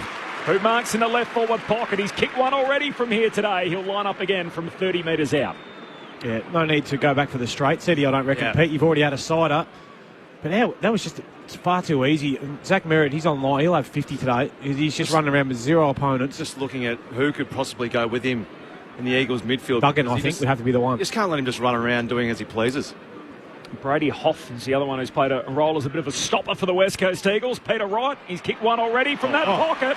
He's now got 2. He's got the kicking boots on today. 2-metre Peter. 9 minutes in and the Dons with the hot start. 3 straight to 1 straight. Sunday footy on ABC Sport, Essendon by 12. Mark Murphy, Brett Delidio. Zachy Merritt's going to have 50 and Pete's going to kick 8. So you reckon Duggan's probably the man he's do something to try and just to quell the influence? Well, he's in there. The stoppages is not so much of a big deal because we understand they like to play their structures through their both sides, well, most sides in the AFL, but on the spread he's too clever. He reads it too quick. His work rate is just through the roof. So you have to really watch him from stoppage because he's their link player, isn't he, Essendon? So Zach Merritt, they need to try and just lock down from stoppages. Jones up onto the wing for Essendon. I don't mind that move. Got a good tank, can catch it. Yep. Mark Murphy and Brett Delidio, your experts on ABC Sport. Bailey Williams having a run in the ruck and he takes it out against Draper. Now he's tackled, brought down, might be holding the ball, he is. Just tried to take on too much responsibility and the free kick going the way of Sammy Durham. Just to the left of the centre circles. He looks inside 50. Out comes right on the lead. It's just over his fingertips. Onto it Langford. Tries to bust his way through. Lost it for a moment. Cole tackled, dispossessed. Duggan tries to squeeze a kick out. Non-officiating umpire says it's a West Coast free kick. And it's going to come back to Tom Cole. He'll take it inside to the 50-50. Although the Eagles, through Jake Waterman, probably would have preferred the advantage as Darling was streaming in the attacking 50 all on his own, but play had stopped for about 3 or 4 seconds. I'm not sure what he thought was going to happen there, Jake. See, about every player on the ground's walking. He's got the ball at centre half forward. The free kick's at centre half back. And how easy is this? He'll run into an open goal. Yep. Of course you are, mate. It's coming all the way back to Tom Cole, the Premiership Eagle at centre half back. They have 8 from the Premiership team in 2018 out there. The West Coast Eagles goes short to Jones. Jones hands it back to Cole. Back flank now up to the wing. Hand pass to Marrick. He goes short to Cripps. Marks on the logo for West Coast. Bombers by 12 points. 10 minutes in. Jamie Cripps long inside forward 50. Mackay flies. No marks. Pills down to Redmond. Well organised the Bombers. Hand pass to Ridley. Kicks a shocker. Fortunately turns out okay to Laverty. Marks goes long to the wing and Peter Wright's got his mitts around it again. The mark's not paid. Knocked out of his hands late. McGovern quick entry inside 50 and Waterman marks. uncontested. And the West Coast Eagles players rush to Mitch McGovern, and the Bombers fans are filthy as that mark was broken up on the wing. Yeah, well, that's a surprising non-call by the umpire, really. He's taken the mark at its highest point, come down with it, and the flick of the McGovern hand has knocked the ball out once he's landed. Yeah. Held it for an eternity. It's his 8th game at Docklands, Jake Waterman. He's kicked multiple goals here only once. He can have 2 here in the opening 12 minutes, and he does. Pokes it through. Hot start for Waterman. He's got 2. And keeping the Eagles afloat early. Essendon 3 straight. West Coast 2 straight. The Bombers by a goal after 12 minutes. Yeah, probably got every right to be disappointed there, the Bombers and the Bombers fans, but I suppose you've got to play to the whistle, don't you? And that's the lesson learned. They all stopped to a walk, so they all thought that was a mark. Well, the umpire had the whistle to the mouth too, going to call it. Yeah. So I'm not sure why he hasn't. I mean, it's an absolute howler. To be fair, isn't it? Yeah, well, there's not much you can do about it. They've been caught off guard, and Waterman was all by himself because of that. So it is what it is. Just got to play to the next one. Up to 35 goals for the season, chasing Charlie Curnow with 43. And the margin back to 6 points the Bombers' way. In front of a big crowd for this Sunday afternoon under the roof. Peter Wright having a run in the middle against Williams. They had to deal with the umpire in the middle as Williams gets the clearance. Hand pass to Duggan. Straight up in the air it goes. Petrocelli knocks it forward. Spills down the way of Caldwell for the Bombers though. Kicks up towards Hine at half forward. Awkward half volley to Gather. He did really well. Cut back on his left-hand side. Chips it out to left half forward and Peter Wright's in space. He marks 55 metres out from home. Drives it long inside 50. Nate Caddy at the back. And in front, a good mark taken. As Barris marks and releases the hand pass away to Rotham, who runs into the right back pocket, drives it into the middle of the ground in the direction of Cripps, who juggles the mark and is away. Hand pass to the captain, Duggan, who's got it alongside the centre circles. He goes long to Waterman in a one-on-one. Ridley spoils it away from him. Out wide towards half-back for the Bombers. Chase on for the footy. Darling gets there first. Little toe poke away to Brockman. The hand pass back to Darling is out of play. And a boundary throw in here about 60 metres out from the West Coast goal. Little hat tip to Jack Darling. Game number 291 for him today, which takes him to outright second in the game's record at West Coast. So only trails Shannon Hearn with 333. Thrown back in. Williams takes front position against Peter Wright, but Wright wins down the tap. Yo's hand pass through some hands to Chesser. Hand pass to Duggan. Little fumble just short of half forward. On the left, Jags at inside 50. A bouncing ball towards Waterman. Worked off at Heppel there for the Bombers. Hand pass pinched by Jayden Hunt. His kick is smothered. Still a chance. There's a shot on goal by Jamie Cripps, and he's worked it through. All of a sudden, the West Coast Eagles with 3 of the last 4 goals. To pull it back to scores a level at 3 straight 18 apiece through 14 minutes in the opening term on ABC Sport. You're Brett Delidio and Mark Murphy. It's both sides been pretty efficient so far, going inside 50 and converting scores. Both had the 6 inside 50s to start this game and both scored 3 apiece. But I think Essendon be a little bit worried by the way in which they've just the ease of ability that they've scored. They're usually a very stingy side, Bombers across the ground, and that's something that we've been accustomed to so far this year, is just their ability to pressure and tackle and harass. Probably let themselves down to start this game in terms of balls going inside 50, and the conversion from the Eagles has been really strong. Just repeating the late change coming in, so Nate Caddy is playing and has started. And Todd Goldstein missing out. Menzie the sub for the Bombers, and Hutchinson the starting sub for West Coast. No late change for the Eagles. Wright wins the hit out in the ruck, but straight down to Jimby. Hand pass away towards Liam Ryan, who's off and running. Takes a bounce. He shoots goalward but misses. Out to the right. A behind. So West Coast in front. Early lead change. 15 minutes in. The Eagles 3-1. Essendon 3 straight. As Ridley brings the Bombers back into play, kicks out towards Cox, who reaches up, can't complete the mark, but was taken high and will get the free kick at right half back by Marriage. Turns and comes inboard to Laverty. Initially the umpire wave not 15, so he's got to get rid of it. Hand pass to Martin. Good pressure from Brockman of the West Coast Eagles. Marriage has another go trying to knock it out for the Eagles. The players dive on top of him. And a ball up at left half forward for the Eagles. Brings some good pressure early. Just in the cricket too, the Aussies 4 for 85 in the 13th over. They've got their work cut out for them against Afghanistan, chasing 149, so need 64 from here Less than 8 overs to go. We'll keep you updated throughout. McCall available through the ABC Listen app as the Eagles quickly inside 50. Darling tackled, lost it. McGrath tumbles a kick up to the wing, and Caddy's happy to see it out. Boundary throw in between wing and half forward for West Coast. Who's in, Corb? Glenn Maxwell's there. He's 44 not out, and Tim David's on 2. We'll win. Like the injection of Liam Ryan in the midfield for the Eagles. Had the 4 disposals already and the 2 clearances. Just that energy and burst around the stoppage is really important for them. Toss back in, a shallow throw in. Williams out of the ruck. Hand pass couldn't get to Yo. Caldwell hard against the boundary. Kicks out on the full. It's marked in the front row of the interchange bench. And West Coast will take the free kick between wing and half forward. The Eagles by a point. 3-1-19. The Bombers 3 straight 18. Waterman and Peter Wright with a couple of goals each. There's the driving kick from Marriage inside 50. Gets to the back. Oscar Allen can't take the mark. It spills down the way of Heppel. Hand pass away to Caldwell. Off the right boot, he drives it up the wing in the direction of Carty. He's worked underneath it a little too easy, and the mark is taken by Barris between wing and half forward. There were moments in the first 5 minutes where you thought the Eagles might get blown off the park today. The Bombers started red hot, and yet West Coast have settled. They've kicked 3 of the last 4. They lead the game by a point. Going forward again, Barris. His kick marked by Essendon's key defender and key interceptor in Ben Mackay. Short kick to Perkins. Pokes it along the wing. Outer edge to centre square to Caldwell. Hand pass into centre square to Merritt. Running all alone. Kicks for Stringer, who hits up and marks. Centre half forward for the Bombers. Well, great play, isn't it? Back to Ben Mackay taking that strong intercept mark. Yep. In a real pack full of players.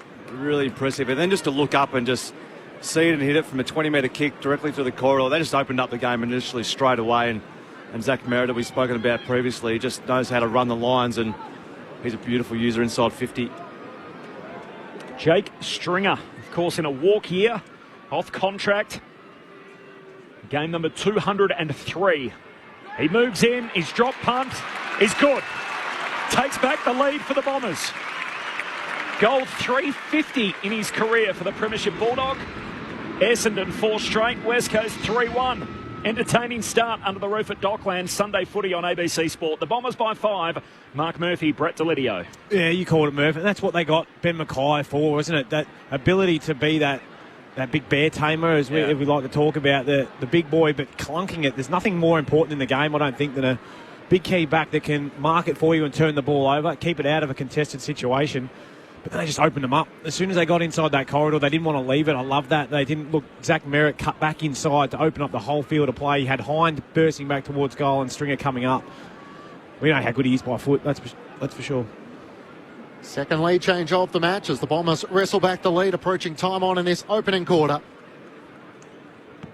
Sunday afternoon footy on ABC Sport. Williams in the middle against Draper, wins down the tap, flicking it down to Yo, who tries to emerge against Caldwell. Tackled as he got a kick away, a worm burner inside 50. Cripps gathers, he's locked up by McGrath, and the umpire will ball it up 45 metres out from the West Coast Eagles goal. Waterman and Allen are both deep as it's thrown up, knocked forward down to Yo. Hand pass to Cripps on the right boot, screws it back towards goal and just misses to the left-hand side of the left goal post. Margin is 4 points the Bombers' way. Someone might want to tighten up on Cripps. He's been on fire, really. Couple of shots on goal. 5 touches, 1-1. Early start for Jamie Cripps as we're about to tick into time on in the opening term. Up on the wing, Mark's going to be paid here for Sammy Durham. She is and his fan club growing by the week. Marks the kick out, gives it to Ridley, kicks along the boundary line to Cox. Mark's in front of the Essendon bench. One of Essendon's 7 top 10 picks out there today. They've got 12 on their list, more than anyone else in the league. Kicks down to half forward. Durham again involved. Can't mark. Spills to Marrick of the Eagles. Hand pass away to Hunt. Handball to Flynn. Dishes off the hand pass back to Marrick. Another handball to Jindy. And the Blondie at halfback for West Coast. Kicks down the wing. It's not a good one. Reaches Mackay on the hop. Bombers back with it. Hand pass to Caldwell. Handball to McGrath. Some indecision. Now kicks. Turns it over to Yo. And they might be on here as Yo works it forward to Oscar Allen. He marks it left half forward. No one inside the forward 50. As Bailey Williams streams inside, he chips it over the top and Cripps marks. Good composure from the West Coast Eagles captain, and Nick Hine is not happy. He's giving a few of his teammates a spray.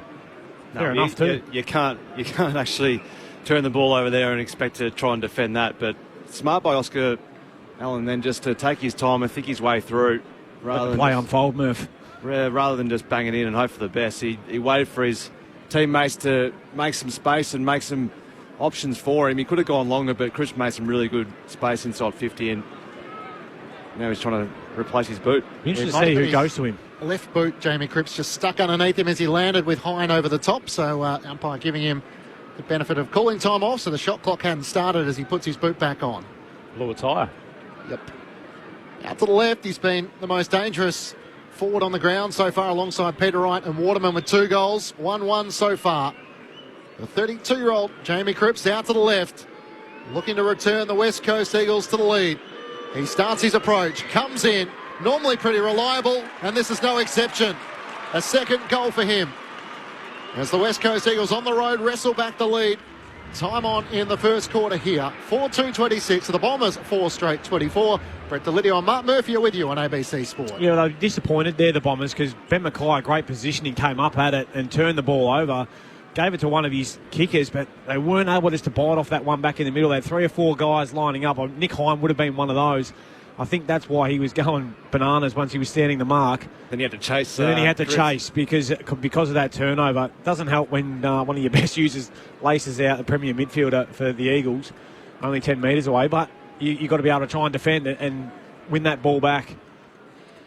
The Eagles are averaging only 54 points per game on the road this season, so that is the fewest in the league, ranked number 18. They've kicked 26 points in the opening term here and counting. They're back on top, lead it by a couple of points. Giving the Bombers all they can handle early. Back in the middle, scrap on for the footy. Brockman and Merritt. In the end, Merritt hands it out towards Stringer. He just bangs it forward out towards the flank. Rotham, clever, just taps it to the advantage of Barris. Still at half-back for West Coast. Kicks out of the defensive 50. Clean bowls Duggan. It'll sit out on the wing. The Eagles, a hand pass through Witherden. His hand pass picked off, though. McGrath for the Bombers. Goes by hand towards Heppel. His hand pass, a cold turnover. Coughs it straight up. Marek hands it out to Cripps, who's got it again. Kicks inside 50. Allen just drops it cold. Slips straight through his hands. Mackay mops it up for the Bombers. Hand pass to Kelly. Trying to find an avenue out of defence. Almost run down by Allen. Kicks up to Durham. In a wrestle with Cole. He knocks it to the front and then gathers the footy. Seymour Sam on there, 1-2 with McGrath and Durham at halfback. Gets the hand pass inboard to Jones and now to Zach Merritt. The captain gets involved. A driving kick towards half forward to Cox. Had to reach over the top of Witherden. Knocked it down. Hand pass comes forward from Perkins to Langford to Caldwell in the left forward pocket. Chips it to Caddy. Can't hang on as it's spoiled down by Flynn. Witherden's under pressure trying to get a hand pass away. Flynn now trying to knock it towards the boundary line. Umpire circles, lets them play on. McGovern over the footy. Cox tries to wrestle his way out. And in the end, it will be a ball up in the left forward pocket. What are the boos for? The great body spoil and made contact with the ball as well by Flynn. Yeah. Just came in the right time, so it certainly wasn't a mark. That was just a great hit. Take body and ball.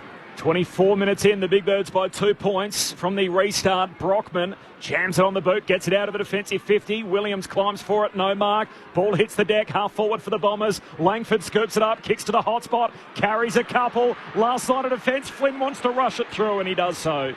Under enough pressure, the big man, Big Gerald. Through it goes. Former teammate of yours, Lids? He certainly is one of the great men. Yeah, you get your absolute all from Big Flinny. Big Matt Flynn, the 26-year-old in his 36th game, now at his second home with the Eagles. West Coast by 1 point, time on opening quarter. Sunday footy on ABC Sport. Elliot Yeo leads the way with 4 clearances. Tyler Brockman getting a run in the midfield has 3 as well. As McGovern kicks the Eagles back into play. Up towards Flynn. Got hands to it. Tries to claim the mark. Not paid. Hand pass to Ryan. To Duggan. Left half back. Broadcast side. Kicks around the boundary line. Too sharp for Cripps. And through hands it goes out of play in front of Heat and Heppel for a boundary throw in. Just between wing and half forward for the West Coast Eagles. They hold a 1 point advantage. 25 minutes gone opening term. Simon off the SMS. Play doesn't stop for an injury, but does to do up your laces. I'm not happy about the delay with... It's his mark. What do you want him to do? Get up and kick it with a sock on. 0437 774 774 the SMS from the boundary throw-in. Big Draper grabs it out of the ruck, gives it to Durham. Hand pass away to Martin. Kicks for Guelphy. The boy from Claremont takes the mark. 70 metres out, right half forward. Guelphy kicks to 2 metre. Peter, he climbs. Can't complete the mark. Falls through towards Rotham. The Eagles back the other way. Gives it to Yeo. Straight up the corridor to the co-captain. Allen's got it for the Eagles. Oscar Allen on his return. Looks for Bailey Williams. Collects. Tackled. Ball comes out. Mackay, great work. Wins the ground ball. Spin move. Now tackled. Lost it. Heppel for the Bombers. Hand pass to Caldwell on the wing. Out towards Stringer. Cole trying to get there. Good strong mark. A vice-like grip from Jake Stringer at right half forward. He's still 55 metres out from goal. Looks into the corridor. Realises Dursman's boundary side. Gives him the hand pass. Drives the kick towards Peter Wright in from the side. Jones. But there might be an Eagles player in front in which Barras has taken the mark. He's good at that, isn't he? Oh, perfect technique. Just the J mark there where you're in front of the pack and you come back on your right leg, and that's a really strong grab. Tall timber surged around him, but he was able to hold his position in front. Hand pass to Witherden, not a great kick out of defence. And sliding in front, the mark is claimed by Mason Redmond. He's shooting every day of the week, this lad. He loves them. Loves a goal, doesn't he? And rightfully so. He's got a great leg from outside 50.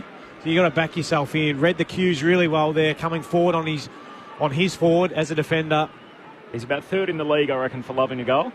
Behind Tom Papley. Yep. And Matt Owies. Matt Owies. He's one of the great celebrators, Matt Owies. Yep. So we'll give it everything. 90 points down, doesn't matter. Energy lifter.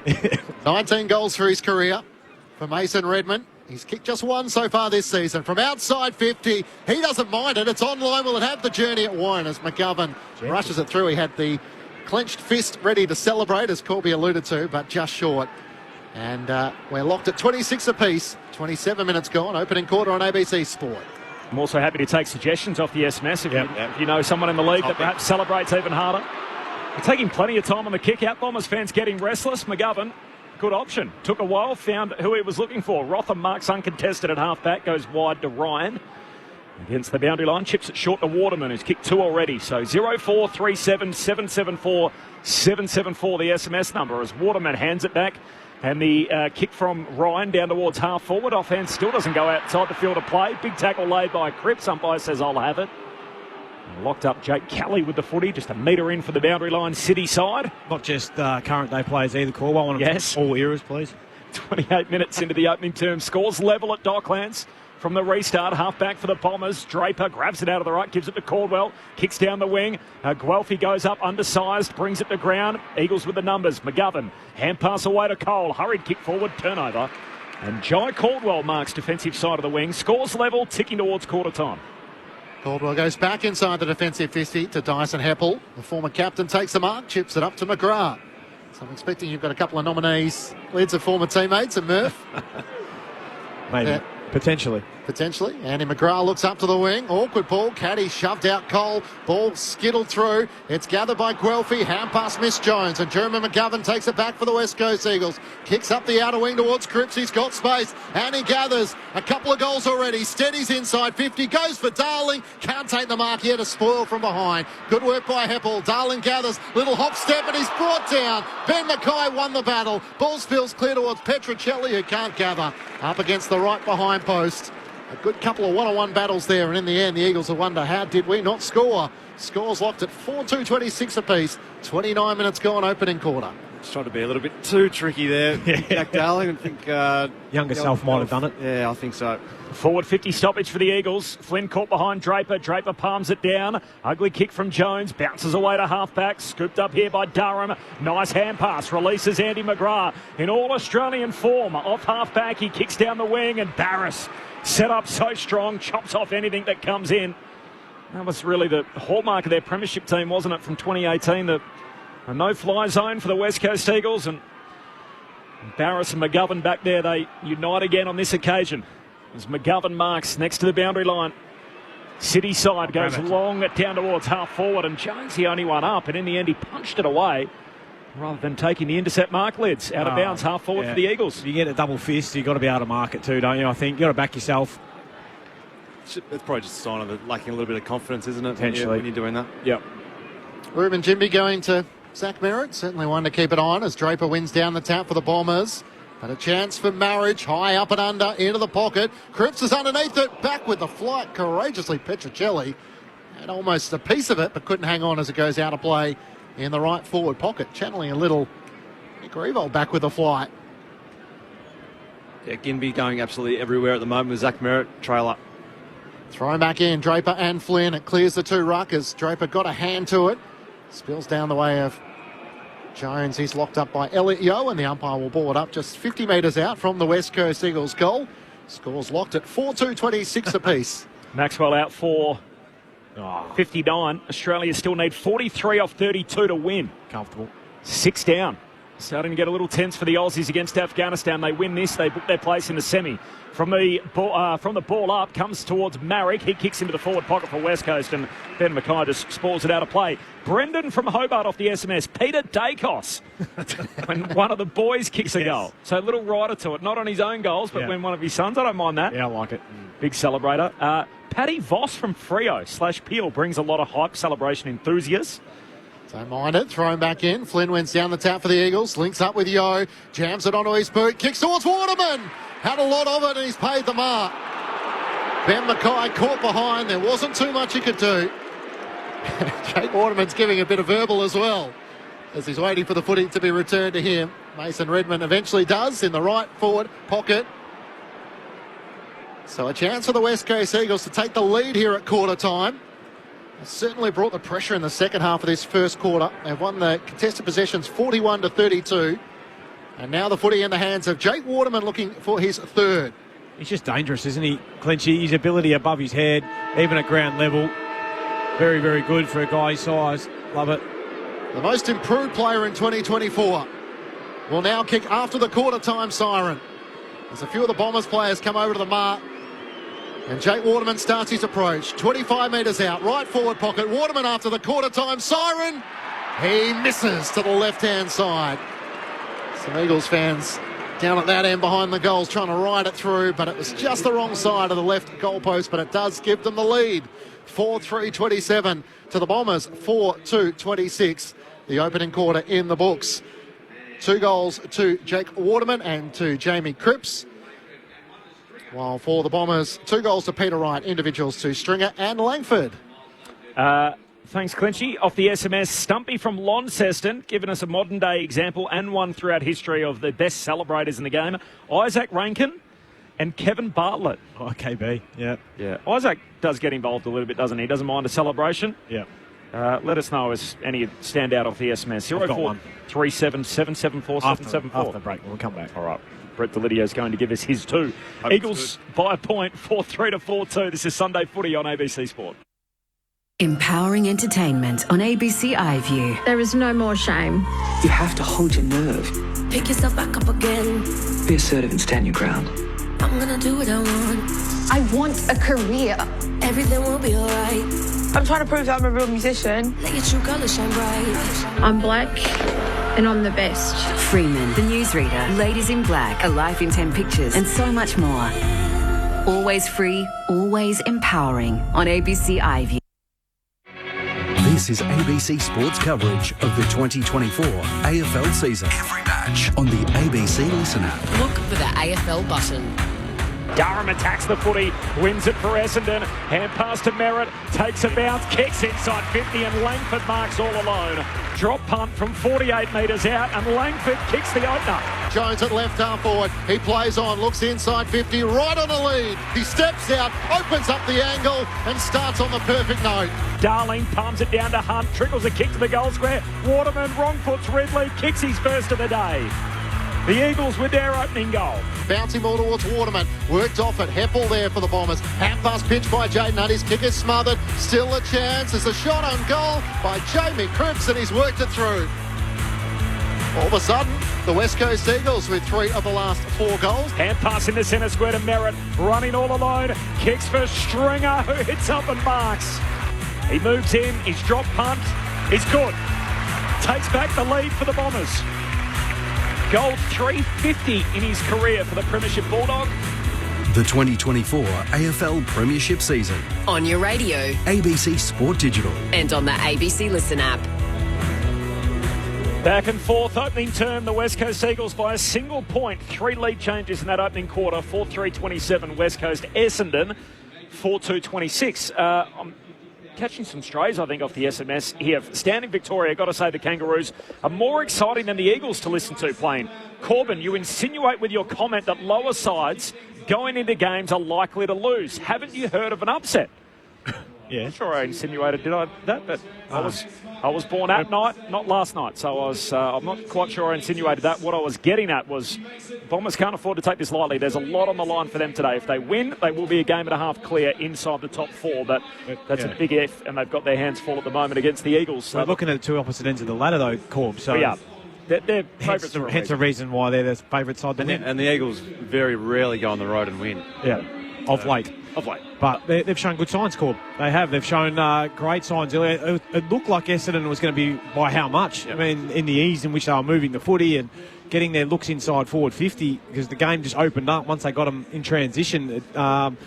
It looked really comfortable for the Bombers, but geez, they rebounded really quickly, didn't they, the Eagles? And it was on the back of their clearance work and their pressure. So they had 14 clearances to Essendon's 8 in that first quarter. So outside of probably the first 3 or 4 minutes, I thought the Eagles really had a stranglehold on the game. I thought they pressured really hard. They weren't giving up any uncontested marks to Essendon anywhere on the ground. That's usually where Essendon get a lot of their scores from, is that turnover area in their D50 and their ability to use the ball. But I thought to give credit to the Eagles forwards who just didn't allow those outlets. Their midfielders up the ground, they just were forcing hard, high balls. And then they just got busy around the contest. I was really impressed by the way in which they went about it. And then they were really efficient inside 50, the Eagles.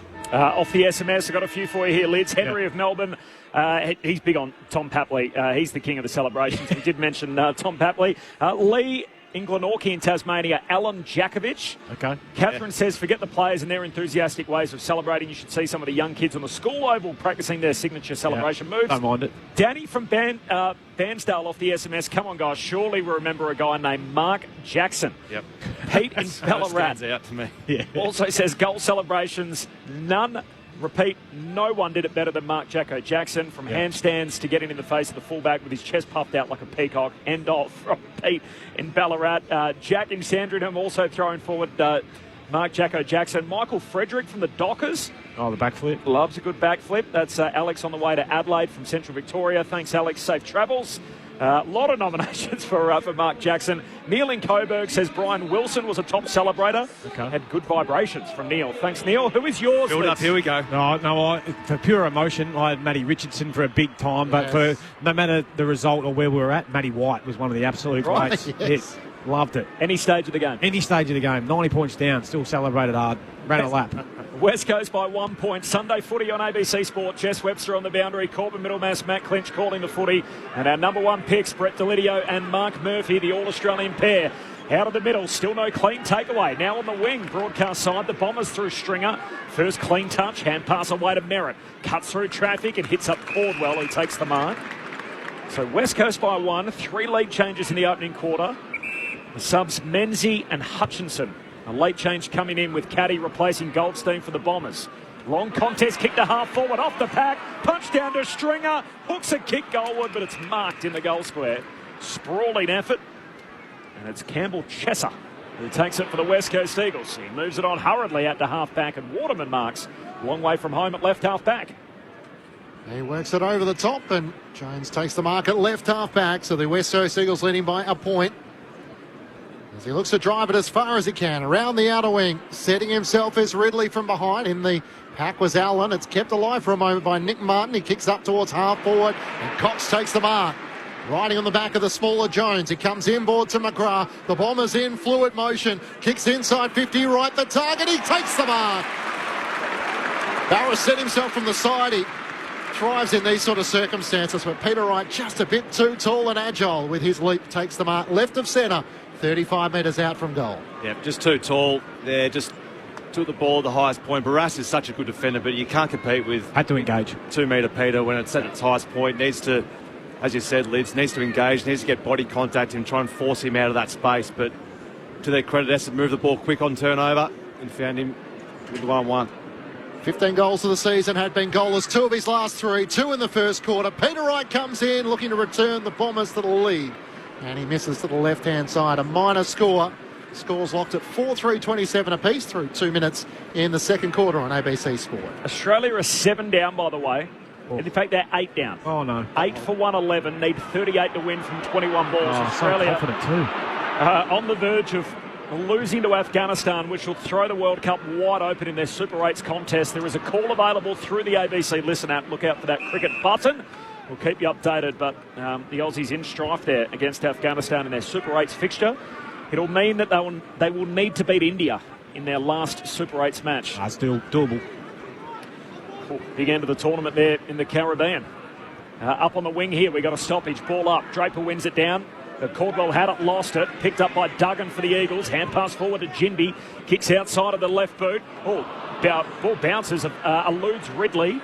Clean bowls him. Picked up though by Redmond. Mops it up. Hand pass to Heppel. Hot handball to Martin. Just got it back to Redmond. Handball away towards Ridley. Kicks out of defence and the Bombers work it out. Caldwell marks at half back.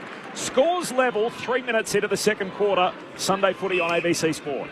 Around the boundary line to Zach Merritt. The Bombers captain takes him up. Possession number 8 coming up for him. Chasing Caldwell with 12 and 10 for McGrath. 8 for Cripps and Duggan for the Eagles. The kick up the wing, no mark claimed. It's cleaned up by Williams of West Coast. Hand pass to McGovern. Late chase from Stringer. Kicks up towards Oscar Allen. Laverty works him underneath. Nice mark. And the Bombers defender takes a very good mark as he turns and comes inboard. Ridley gathers on the bounce. Scores level at 27 apiece as Ridley changes his mind. Turns back to the left back pocket. Hand pass to McGrath and now back to Laverty up to Nick Martin. He takes the mark in front of Jones at left half back. So they've gone nowhere, the Bombers. And now spots Stringer free. He makes centre wing. Points to the spot on the ground where Ginby would have to stand, but he kept moving. So he plays on Stringer. Into the pocket looking for Peter Wright. Good jump from Barris. Brings it down at ground level and follows up. Rips it away from Guelphy, although it spills to to Langford. He tries to ride the tackle of McGovern as they turn to the umpire and appeal for holding the ball with Hoff over the top, but he says throw it up in the left forward pocket for the Bombers. 27 apiece. 4 minutes gone, second quarter. Haven't had a goal in the term just yet. Draper wins it down inside the forward 50 for the Eagles. Caldwell can't trap it. Forward 50 for the Bombers, sorry. Now comes to Caldwell. Shoots goalward, misses everything. Out on the full. Free kick for the Eagles' back pocket. Just repeating that equation for Australia. So they need 36 off 18. Last 3 overs. 8 wickets down against Afghanistan. Call available through the ABC Listen app as Barris goes short to Witherden. Marks at half-back. Scores level here at Docklands. Almost 5 minutes into the second quarter. Witherden long, contest kick, and Sam Draper reels it in for the Bombers. The big Don. He's back for Essendon as Draper reloads, kicks him deep into the pocket, kicks it straight back to Witherden. The former line takes the intercept line. Draper puts his hands up saying, what's going on there, mate? It was a terrible kick. Up towards Liam Ryan, but back with the flight. Zach Merritt gathers, chips it over the top, and Stringer marks. Peter Wright just put the block on, preventing Witherden from getting a hand in there. And this is very much Jake Stringer territory. Up against the boundary in the left forward pocket, 55 metres from home. What do you think we're going to see here, Liz? Do you reckon he's going to fake the shot at goal and then pop one out, or do you reckon he's actually going to have a shot? I think just genuine shot, left post, fade back, left to right. So Brett Delidio has told us what to look for. Jake Stringer deep out to the left, going the drop punt. As he skips into his approach, fires towards goal. One already, he won't add to that. Misses to the left-hand side. And a minor score. Do you want an update? Yep. 9-4. Ashton Agar is out. Caught, so 9 down. Are you worried now, Lids? I'm ever the optimist, but it's going to be hard. 9 down. Australia need 36 off 16. Afghanistan about to cause somewhat of a boil over at the World Cup. They've topped their group. They've had an outstanding tournament. Afghanistan are now about to take down the Aussies. Essendon by a point here. The Eagles work it up to the wing through Ryan. Hand pass away to Marrick. Just gets a kick away. Down to half forward. Waterman a little shove and the free kick going to Ben Mackay. Put his hands in the number of Mackay, and as a result the umpire says, yep, can't do that. It's in the back. Mackay for the Bombers. Kicks to centre half back. Redmond trying to get away. Hunt on the mark. He's off and running across the back flank. Takes a bounce. Kicks down to Nick Martin. He's up strong. Marks in front of Jones and then keeps on moving. That's Jermaine Jones for the Eagles. Down to Guelphy. Crowd getting behind the Bombers on the counter-attack. He spots Langford, who takes the mark right forward pocket for Essendon. Yeah, great ball use there from D50. Just was smart, composed with the football. West Coast have been really on with their pressure and their ability to try and force the Bombers long and into a play they don't necessarily want to go to, but they found the overlap on the far side. So once they got 2 or 3. Oh, Langford just straightens up here, cuts in board to Merritt, and the captain marks right half forward, 40 out. Jimmy just fell asleep, unfortunately, and just relaxed for just a second. Langford pops it straight through to Zach Merritt, sneaking inside forward 50.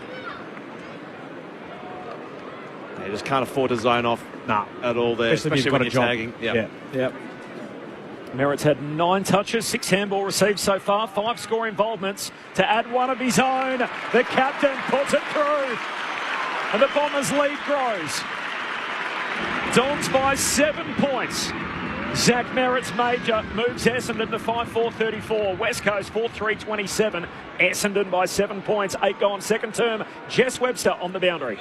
Yeah, just going back to that last passage of play, the West Coast defence just caught off guard there. The trainer was trying to get out to Jeremy McGovern for quite a few minutes, and actually as the player was having the shot on goal, the trainer went out to him and had a bit of a conversation, so they were kind of just a little bit distracted there. But it looks like McGovern is okay, which is good news, but yeah, probably not the best timing on that occasion. I love the luxury that Essendon have got with their taller wingers. We've got Cox at the moment, Dersma, who's 188, Harry Jones has played there, Nick Martin's played there as well. They're so good overhead. You get a smaller opponent, their ability to catch it and keep the ball in motion is what we saw just then, that passage of play. Brett Delidio and Mark Murphy with you on ABC Sport. Back in the middle. Draper tries to take out of the ruck. Knocked out of his hands by Duggan. Hand pass to Jimby, too slick. He does become the tackler on Perkins, holding the ball. And the Eagles will take it back in the middle of the ground. Ruben Jinby gets the hand pass away to Jones, who's floating past. He goes short to Duggan. He marks it right half forward, swings onto his left, long towards Darling and Williams, but in from the side, Dersma. Great mark from the former Port Adelaide wingman. Swings out towards half-back, sets Martin a challenge. Ryan was in front, Rotham over the back. It spills towards the boundary line. It goes out of play, left half forward for the West Coast Eagles. It's the Bombers who lead by 7 points. 10 minutes gone, second quarter. There's a benefit of having your tall wingers, isn't it? When it goes inside your D50, you've got Dersma, who's able to come across the pack and mark. And obviously you've got Cox on the other side. So just the defensive support they offer. Boundary throw-in, spills down to Jinby, kicks the Eagles into the forward pocket, high up and under. Darling can't reel it in, close to the boundary line, and in the end it's out of play. Forward pocket for the West Coast Eagles. Eagles, a couple of goals for Cripps, couple to Waterman. The biggest threats up front.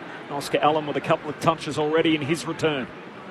2 games today, both the WA teams involved.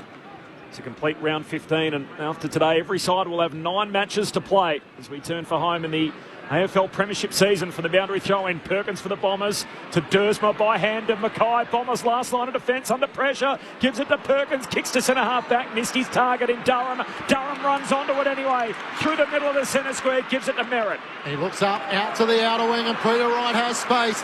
He takes the mark, has Langford streaming forward, goes more central than that. Guelphy underneath it, in from the side. Caddy can't take the mark, spills the way of Hine, jams it onto his left boot and puts it through. The Bombers extend their lead, a 13-point advantage, with the only 2 goals in the second quarter so far through 11 minutes. 6-4-40 to the West Coast Eagles, 4-3-27. Brett Delidio and Mark Murphy with you on ABC Sport. Well, that's just Sammy Derrimil was just clean below his knees. And we've seen it on a few occasions today where he's taken the ball from D50 and been able to overlap and use some teammates in better plays, but his just ability to take power and take yards in front of him, take that grass, just gets the defensive zone of West Coast full out of kilter. So they've got a couple of them though, haven't they? I reckon, Durham down there, Perkins, they've injected him in. Corwell's got an ability to get out in the front of stoppage as well. Then you've got the use and class of, Zach Merritt on the outside. Just a really good blend. Yep. Australia need 32 off 10 balls, 9 wickets down. Afghanistan on the verge of an upset against the Aussies at the World Cup. Back here it's Essendon by 13, a dozen minutes into the second term. You have to watch for the celebration.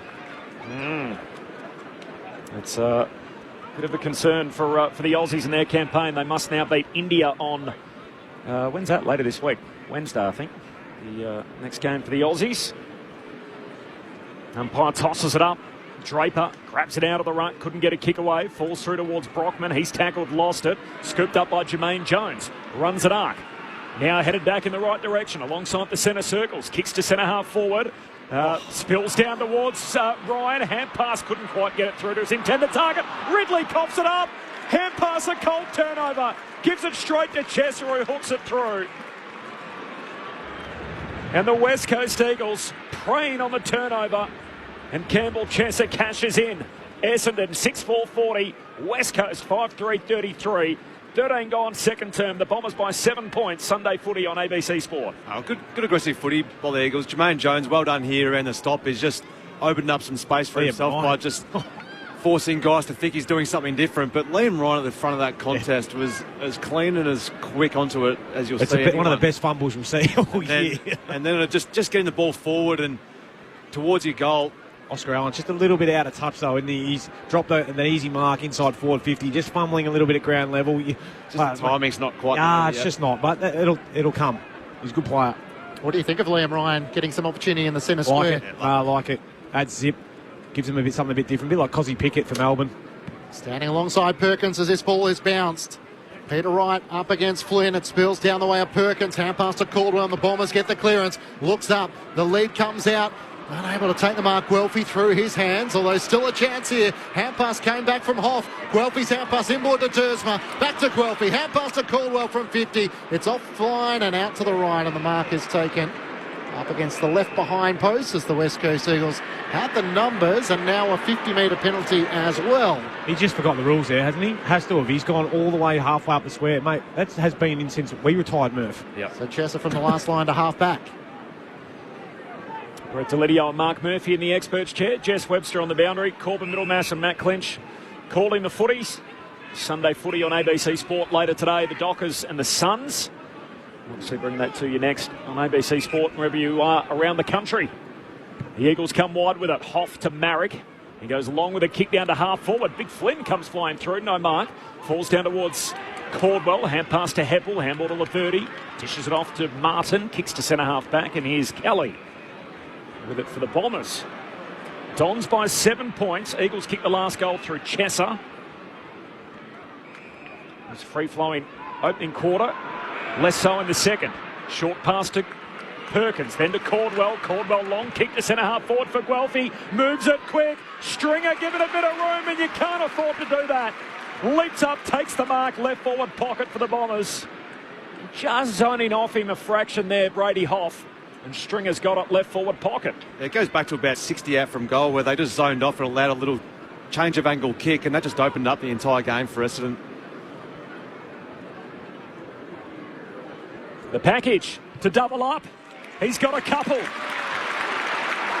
And Essendon with a bit of a break. Halfway through the second term, the Dons by 13 points. Back to a game high margin.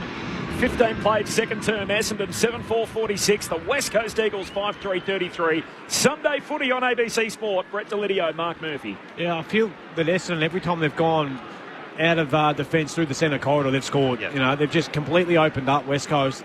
It's a great kick by Caldwell, not to just bomb long from the back of the square, but to lower his eyes, hit Guelphy, you know, in that 60 to 70 zone, and he just wheeled and went. He had Peter Wright probably in the opposite pocket and Jake Stringer in the one closest to him.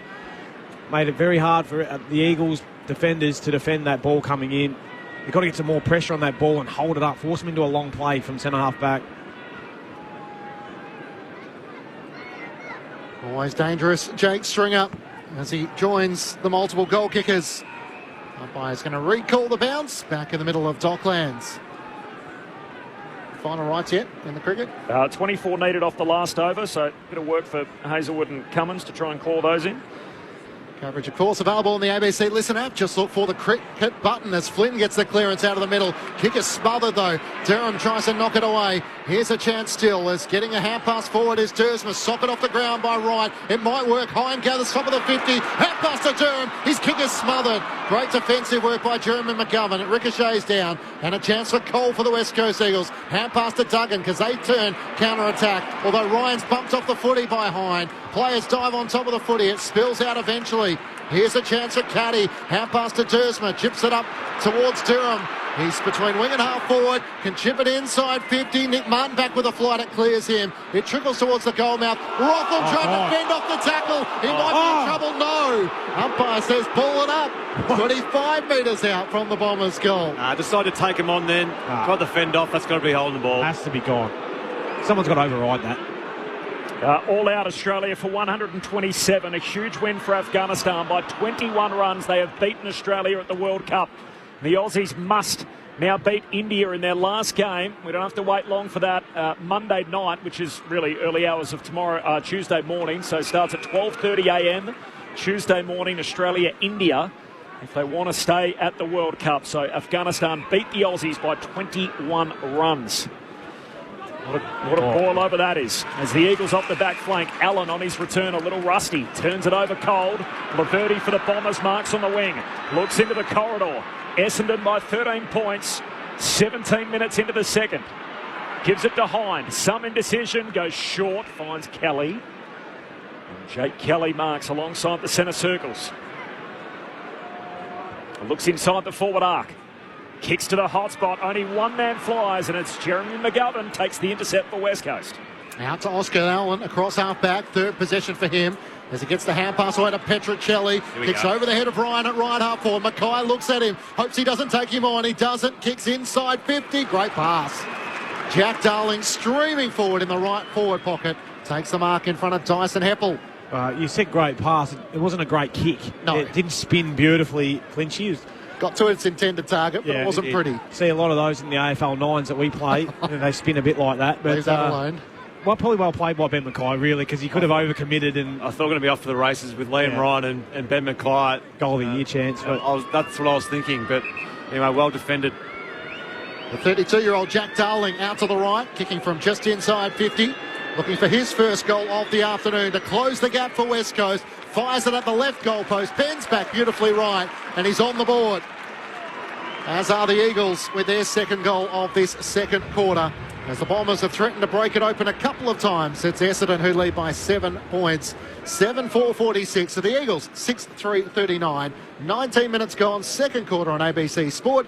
You're with Mark Murphy and Brett Delidio. Yeah, he's spot on, Clinchy. They have actually threatened to break this game open here, Essendon. But to the Eagles' credit, they're actually finding a way. They're not just blazing and hoping and playing with a lot of risk. They're actually being quite methodical in the way in which they're using the football around, just trying to create some space for their teammates, work the ball around, and then when you find Liam Ryan out with a bit of space, as we said, he probably should have hit the target. We should have been off for the races and seen Liam Ryan special. But anyway, they're using the ball well enough and responding at the right time, the Eagles.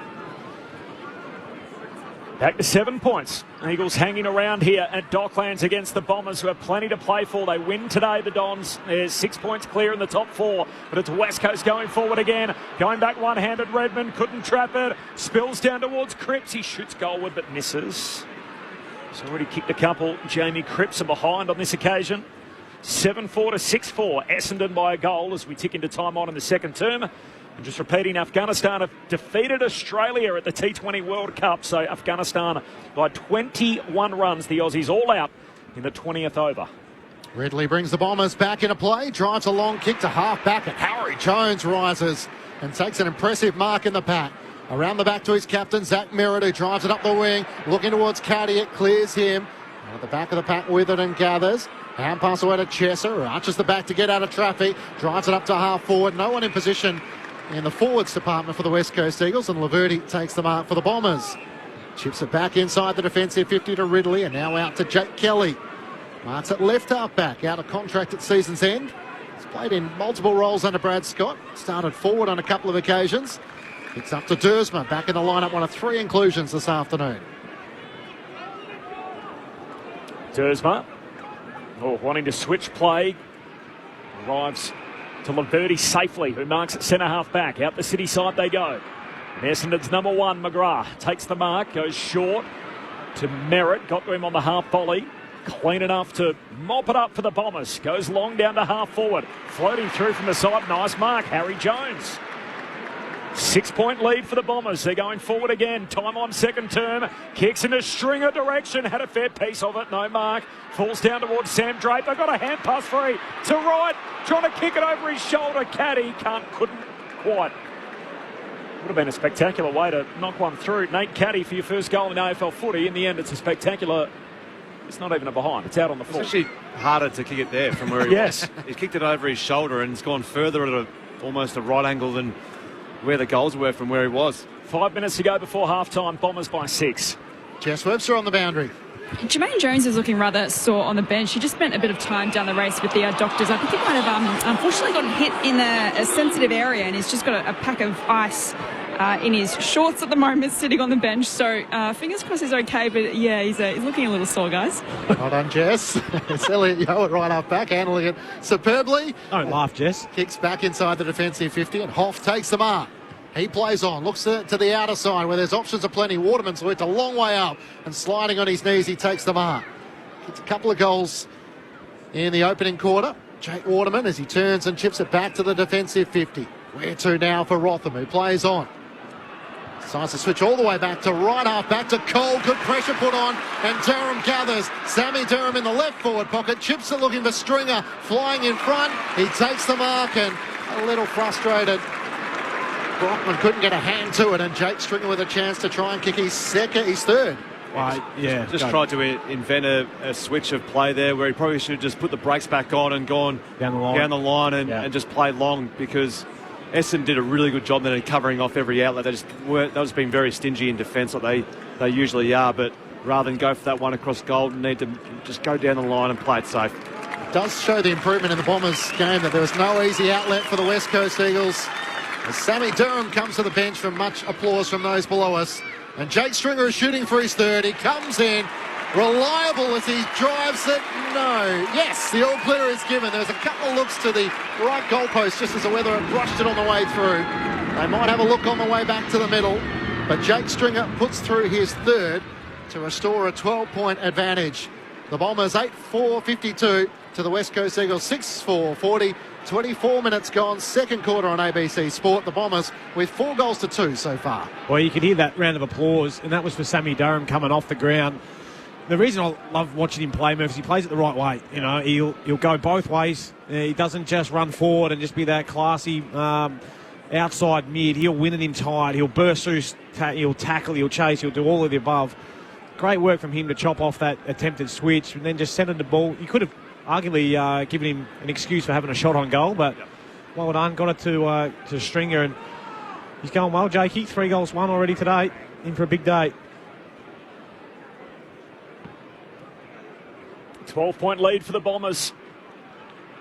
It's sort of hovered around the 7 to 13-point mark for large periods of the day. 13 points, the biggest margin either way, which Essendon have led by on a couple of occasions this term. Kick out of the middle for the Bombers. Down towards half forward. Jermaine Jones tackled, lost it. Here's Sam Draper. Hand pass out in front of a fellow teammate there in Harry Jones. He got it away to Guelphy. Feeds it back to Nate Caddy. Nice. Caddy kicks his first in AFL footy. Swings it through at the left peg. And Nate Caddy starts his goal-scoring tally in the big time. The 18-year-old is rushed by every Essendon player on the field. And the Bombers have their biggest lead of the day. The Dons by 18, 26 minutes gone, second term, 9-4 to 6-4. Oh, and they rush from everywhere, his teammates, and so they should. That's a handy first goal, isn't it? Not sure what your first goal was like, Lids. But I'll tell you about it. Yeah, no doubt you have across the journey. But left foot, obviously non-preferred, and loved every bit of it, and so he should. And so the Essendon contingent here at Marvel Stadium, tongue out, doesn't mind a celebration. We talked about celebrations earlier. Why not? When it's good start. Your first. I saw him on their Instagram page this week, kicking him on his left, and I was like, oh, that looks a bit awkward, but he's absolutely flushed that. Yeah. Flushed it. Well done, young fella. In the 2023 draft. From all words around the club, he's been ready to play for a long time. Draper just slaps it forward, gains 15 metres. Stringer sockets it off the deck into the direction of Peter Wright. He tried to get it back towards Nick Cox, who was streaming through. He now becomes the tackler with the ball locked to Alex Witherden's chest. And a ball up 45 metres out from the Bombers' goal. All of a sudden, they've kicked 3 of the last 4. The last 2 coming in 2 minutes. There's a chance here for the Bombers. Stringer can't get a clean hand pass away. It's gathered, though, by Dersma. Top of the centre. Square arc, hand pass to Harry Jones, gets it out to Ridley in the middle of the ground, a laser light pass to Nick Martin, who leads out. He marks right on 50. He realises Stringer's on his own in the pocket. He works it to him, and despite the desperate scrambling of Ruben Jimby, he can't get there.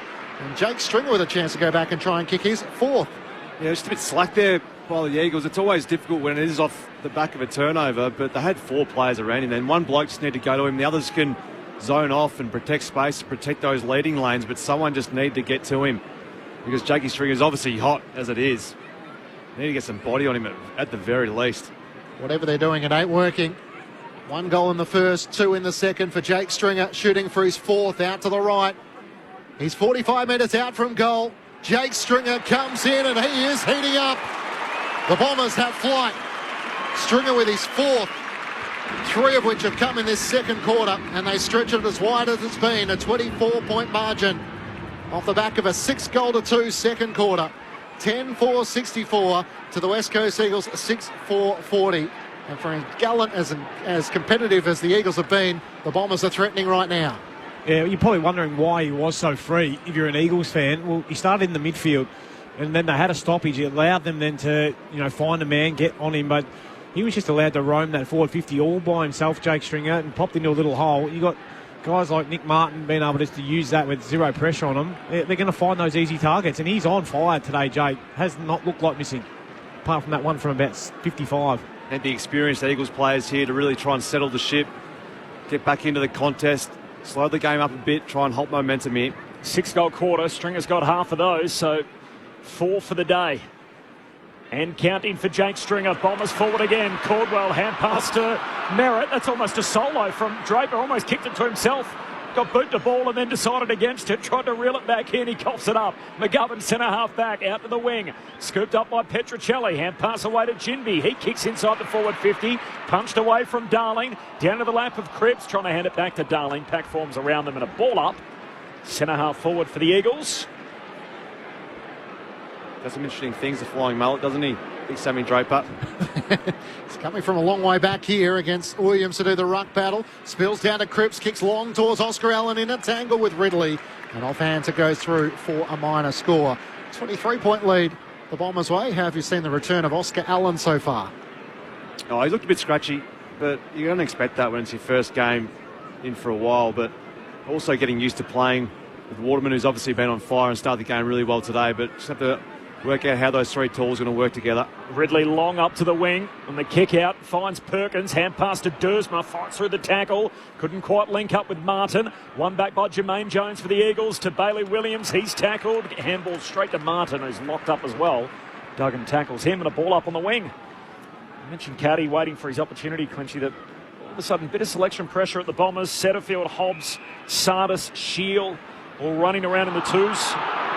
Up on the Gold Coast yesterday, there's a free kick going West Coast way here. The Bombers fans ain't happy, but ruck infringement. Bailey Williams to take it. Goes long for West Coast to the hot spot. Mackay knocks it away for the Bombers. Down towards Harry Jones. Took on a couple. Got a hand pass away to Laverty. Handball to McGrath. And there's the rebound out of the defensive 50. Long kick to the wing. They're scrapping out after it. Caddy and also McGovern. Caddy beaten in the air. Follows up. Got it away to right. Hand pass inboard to Draper for the Dons. Shovels a hand pass forward in front of Peter Wright. He can't keep it alive as it bounces underneath his knees and across the boundary line for a boundary throw in. The Bombers by 23 points for the West Coast Eagles, led by a point at quarter time. 6-2 so far the Bombers' way in this second quarter, in which Jake Stringer has put on 3 of them in his 4 goals for the match. Thrown back in, Draper and Williams. Draper wins down the tap. It lands out in front of Marriage for the West Coast Eagles. Gets a hand pass to Cole. Works it back to Ginby at left half back. He spots the free player in Duggan. Takes the mark and receives the hand pass away to Cripps. An inboard kick which didn't do Brockman too many favours, and Heppel takes the intercepting mark for the Bombers. Into the middle of the ground for Zach Merritt. Kicks out towards half forward as the siren sounds for half time. A match in which the Bombers were a little slow to get going despite kicking the opening 2 goals of the match. West Coast finished the first quarter the better and led by a point, but a dominant second quarter by the Bombers, kicking 6-2 to lead 10-4-64 to the West Coast Eagles 6-5-41.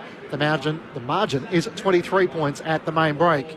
Jake Stringer has 4 goals, 2 goals to Peter Wright. They both came in the opening quarter. Individuals to Langford, Merritt, Hind and Caddy. While for the West Coast Eagles, 2 goals to Cripps, 2 goals to Waterman, individuals to Chesser and to Darling. We were talking earlier about great celebrations. Corbin, goal celebrations, Essendon v Hawthorn grand final. Lee Matthews, first goal of the match in seconds, went back to the forward pocket, job done next.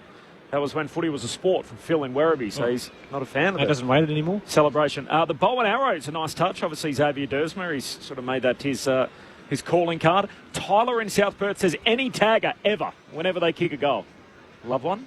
They do. Don't like it. I don't like them though. There you go. Stuart in Buninyong, you see our playmakers here in the second row. Not a fan of the stoppers. Eddie Betts hated a goal. Hated a goal. He celebrated any goal that was kicked by anyone on that forward line, whoever he played with, whether it was at Carlton or Adelaide, just the excitement, the pure excitement of Eddie Betts, and I only surprised himself sometimes how good he kicked them. It is half-time here at Docklands. The Bombers by 23. If the Dons win today, they will be 6 points clear of the chasing pack in the top 4. So a game and a half with 9 to play. The buys are done after tonight. We've got one more game to complete round 15, and then every team has 9 more left. And if the Bombers win today, they will be 6 points clear in the top 4.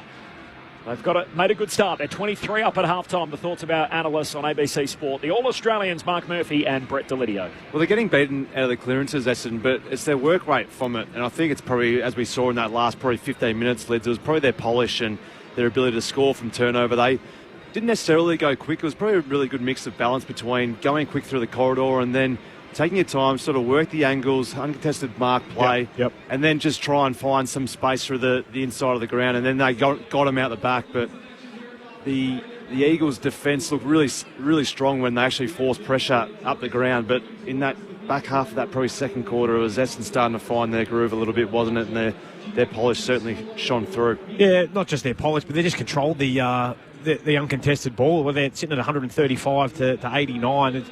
Chip mark. You know, it hasn't always been just fast handball received. As you mentioned, Murph, it's been, there's a free man, we'll hit it, we'll use it. And sometimes they've probably gone a little bit slow and a little bit lateral, but then there's been other times straight back to the back of the square, come through the middle of the ground, and it just gives the West Coast defenders absolutely no chance to defend. But, they've got some good players in form at the moment, the Bombers. As I've sung his praises with Sammy Durham, I love him. Jake Stringer's on fire. Zachy Merritt, despite the attention that he's getting from young Jinby, he's still managed to find plenty of the footy. But right across the board, they've just they've controlled the game more so. West Coast have been great, but the Bombers have largely been in control for the best part of this first half. Yeah, and Caldwell, I think, is another one that probably goes a bit unheralded, doesn't he? We always talk about Merritt and obviously the emergence of Sammy Durham, the way in which he's played this year. But Caldwell just goes about his job, does he? Makes the other guys who play around him their job a little bit easier. He's always putting his head over the football. He's got on the outside a little bit more today. Yeah, he gets involved in the chains of play just by just ducking into some space, and then allows sort of Zach Merritt to try and just work the angles off him. So he's a real important cog for them as well, Jai Caldwell. Feels like it's been a game where there's a lot of individuals being allowed to star. So you look at the forward 50 for the Eagles. Waterman and Cripps have both been able to have their moments early. Barris and McGovern have played their role down back. And then in the forward 50 for the Bombers, Stringer, you touched on the midfield roles there of Merritt and Caldwell. So I know that can often happen under the roof at Docklands, middle of winter. Yep. Relish the conditions. Yes. And it's not quite as tough as it is in other parts of the country. But, gee, it feels like there's a number of players that have found plenty of the footy.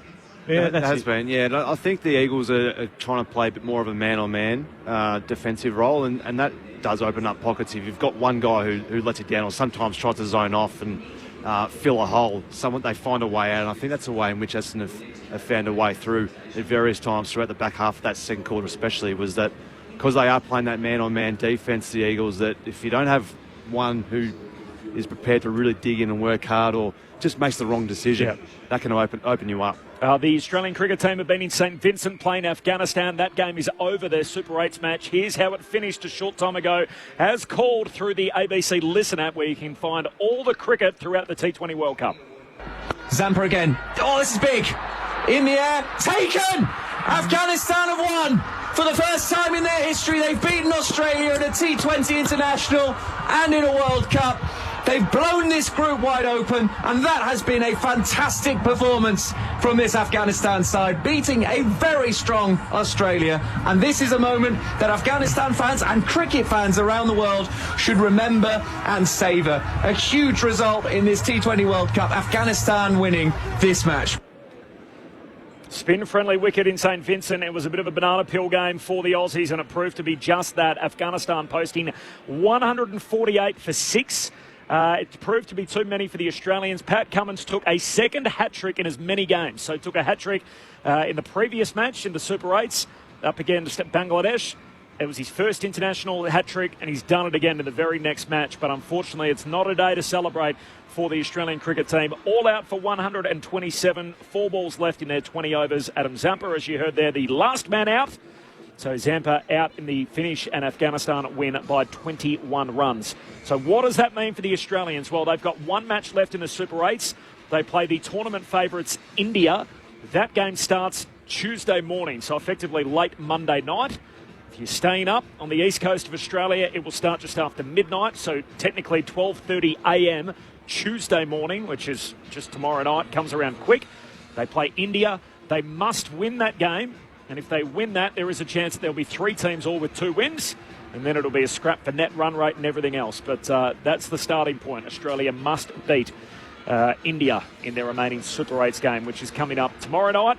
And as always, you can hear it through the ABC Listen app. Just look out for the cricket ball button. When's the emergency podcast? Tomorrow.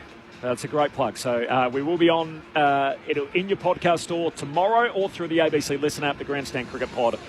Full debrief and look ahead to the matchup against India. But a lot to pull apart with Ed Cowan tomorrow on the Grandstand Cricket Pod. I feel like Ed will have a bit of work to do on that spinning pitch to work out how Afghanistan beat Australia and now how we're going to respond against India. Half-time here at Docklands. Essendon by 23 points over the West Coast Eagles. Second half action not far away. But first, the latest from the ABC Newsroom.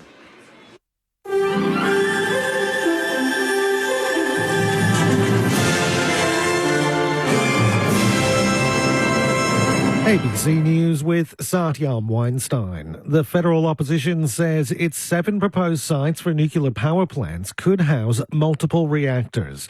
The coalition has unveiled the locations of its planned reactors, but has yet to detail the cost of the policy or what proportion of the energy makeup it will provide. Shadow Energy Minister Ted O'Brien says an independent authority will determine the number of reactors at each location. Exactly how many on any plant, we'll be leaving that to the Independent Nuclear Energy Coordinating Authority, but it is right that we would be wanting multi-unit sites. That's how you got to get costs down. Ukrainian President Volodymyr Zelensky is calling on Western countries to provide more air defense systems to protect against Russian airstrikes. In the latest attack, a number of glide bombs hit an apartment building in the city of Kharkiv, killing 3 people and wounding more than 50 others.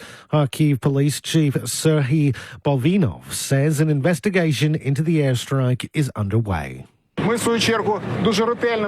carefully inspecting the remains of the building to remove parts of a guided aerial bomb. According to preliminary data, these were guided bombs. This is a terrorist attack, another crime of the Russian army. Protesters have clashed with police in the Israeli city of Tel Aviv. The demonstrators were demanding the resignation of the government as anger grows over the handling of the war in Gaza. A twin rally was also held nearby with the family members of hostages being held by Hamas calling for an immediate ceasefire. Police say 3 people were detained. More than 100 million Americans are living under hot weather alerts on the 5th day of a heat wave, which is impacting much of the United States. Here's the BBC's Peter Bowes. A life-threatening heatwave that isn't letting up. From Boston to New York, Chicago to Washington, D.C., Americans are doing everything they can to stay cool.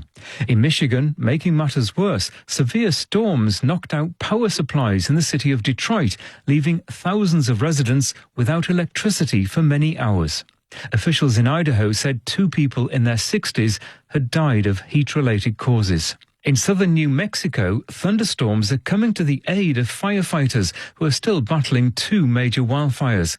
Authorities in New Zealand say an inter-island ferry that ran aground has been successfully refloated. The ferry, operated by state-owned Kiwi Rail, became stuck in Picton Harbour on the South Island as it prepared to make a trip to Wellington. There were no injuries, though 47 people on board had to spend the night on the vessel. New Zealand's Transport Minister has described the incident as very concerning. US comedian Jerry Seinfeld has taken aim at pro-Palestinian hecklers during his first show in Melbourne overnight. Videos posted to social media show the 70-year-old spent 2 minutes addressing protesters at Rod Laver Arena, saying by buying tickets for the show, they gave more money to a Jew. A number of protesters also gathered outside the stadium, and police say no arrests were made. Minister for Tourism, Sport and Major Events in Victoria, Steve Dinopoulos, says it's disappointing protesters interrupted the event. Jerry Seinfeld, from what I read, I wasn't there, handled it pretty well, as you imagine someone who's as smart, as sharp and a comedian like that would. But everybody has a right to enjoy these performances without sort of nuisance and interference, frankly. The northeastern Victorian town of Beechworth has been shaken by an early morning earthquake. The magnitude 2.6 quake struck at a depth of 10 kilometres just before 6 o'clock this morning. Geoscience Australia's received about a dozen reports from people who felt it. Large parts of the country have seen their coldest morning of the year so far. Every state bar Western Australia recorded temperatures below zero, with some of the lowest temperatures in the Victorian and New South Wales Alps. Senior forecaster at the Bureau of Meteorology, Dean Narramore, says even parts of Queensland have recorded sub-zero temperatures. Some of the coldest there was even further north through parts of Queensland, where we saw temperatures drop to -4 degrees at Oakey and Kingaroy, and Roma for our inland areas, Roma, Dalby around -2 and -3. So a very cold, frosty morning for much of the country this morning. And Korean golfer Amy Yang holds a 2-stroke lead over the rest of the field heading into the final round of the Women's PGA Championship in Washington. Yang sits at 7 under ahead of American Lauren Hartledge. Minjee Lee is the best of the Australians, tied for 25th position on 2 over for the tournament. You're up to date with ABC News. You can get more news at any time by downloading the ABC Listen app. Time to steady and pull the trigger! Have you heard the latest AFL podcast from the ABC? Join myself, Catherine Murphy, and AFL legend Paul Roos as we discuss all the big storylines. Feed your footy obsession or just learn more about the game as we bring you all the latest news and analysis. Find the ABC AFL Daily Podcast on the ABC Listen app. This is ABC Sports coverage of the 2024 AFL season. Every match on the ABC Listen app. Look for the AFL button. He looks up, out to the outer wing, and Peter Wright has space. He takes the mark, has Langford streaming forward, goes more central than that. Guelphy underneath it, in from the side. Caddy can't take the mark, spills the way of Pine, jacks it onto his left boot, and puts it through. Scooped up by Jermaine Jones, runs an arc. Now headed back in the right direction alongside the centre circles. Kicks to centre half forward. Spills down towards Ryan. Hand pass couldn't quite get it through to his intended target. Ridley coughs it up. Hand pass, a cold turnover. Gives it straight to Chesser, who hooks it through. And the West Coast Eagles preying on the turnover. And Campbell Chesser cashes in. Caldwell long kick to centre half forward for Guelphy. Moves it quick. Stringer, give it a bit of room, and you can't afford to do that. To double up. He's got a couple. Harry Jones, he got it away to Guelphy. Feeds it back to Nate Caddy. Nice. Caddy kicks his first in AFL footy. The 2024 AFL Premiership season. On your radio. ABC Sport Digital. And on the ABC Listen app. Nice moment for Nate Caddy. Picked 10 in last year's national draft. His first goal in AFL footy. The Bombers finishing the quarter strong in red time. So from time on, 20-minute mark onwards, the Bombers kicking 3 goals to zip, and that is virtually the gap in the game. The Bombers by 23 points at halftime. This is Sunday footy on ABC Sport. Corbin Middlemass, Matt Clinch, Jess Webster on the boundary, and our number 1 picks, the All-Australian pair, Brett Delidio and Mark Murphy. Your thoughts off the SMS, 0437 774 774. Keep them coming. We've been talking during the day about great celebrators in footy. Obviously, Mason Redman is one of those, and Matt Owies and who's the other one? Tom Papley, of course, fit that bill, and we've had a number of different fit that bill. We've had a lot of suggestions. Lids wanted to go to some of his older teammates and some of the previous generations, because we don't want to forget them, and certainly the Alan Jakovich got mentioned pretty regularly. Yes. Wayne Johnston, of course, the Dominator from Carlton. Loved a goal, celebrated hard with teammates, though. You were big on that, Lids. One of your coaches always said, have to celebrate with your teammates. That's it, yeah. Celebrate with the crowd, you can come and sit next to me. Okay. Yep. I didn't mind Alan Didak. I reckon he gets some amazing goals, obviously, but I still remember a few that he kicked against Carlton back in the day and did like a little bit of a jig, like a little shimmy sort of jig. Yeah. That sticks out when he kicked a barrel from about 60. 0437 774 774. Repeating that result in the cricket, Afghanistan by 21 runs over Australia, so the Aussies must beat India in their last Super 8s match, and even then it could come down to net run rates and all other things to decide whether they go through to the semi-finals or not. So huge boil over at the T20 World Cup. Still to come in round 15, Fremantle up against the Gold Coast Suns, so that's our next stop on ABC Sport. The fallout out of last night, so Melbourne and North Melbourne. Roos got close, kicked the last 6 goals. Incredible game of footy where in the second half there wasn't a single behind scored. Really? May as well have taken away the point post, sort of getting ready for State of Origin on Wednesday night. That's good though. Footy's good when it's like that. 7 straight to 5 straight after half time. That's what we had here last week, didn't we, with the Roos Collingwood game. Just they kicked so incredibly straight for the best part of that game. Made it such a better spectacle for everyone. So a lot of North Melbourne fans probably walked away thinking, gee, we got close again, another heartbreaking loss. The fan base that's done it tough in recent times. They had the win over West Coast, run Collingwood close, gave up a big lead. Last night they were the hunter. They came from 39 points down and very nearly reeled it in. And so I guess North Melbourne fans probably leave thinking, what does it all amount to if we don't get to sing the song and everything else? But it feels like they've turned the corner, Murph, in the last 3 weeks. It certainly does. And what it does, it forces the guys who are out of contract or maybe thinking about a move to try and enjoy some success somewhere else. They look at it and think, well, maybe we're a bit closer than what probably I thought even 4 to 6 weeks ago. So that's the real benefit of playing these sorts of games where you're getting close and almost winning these tight games.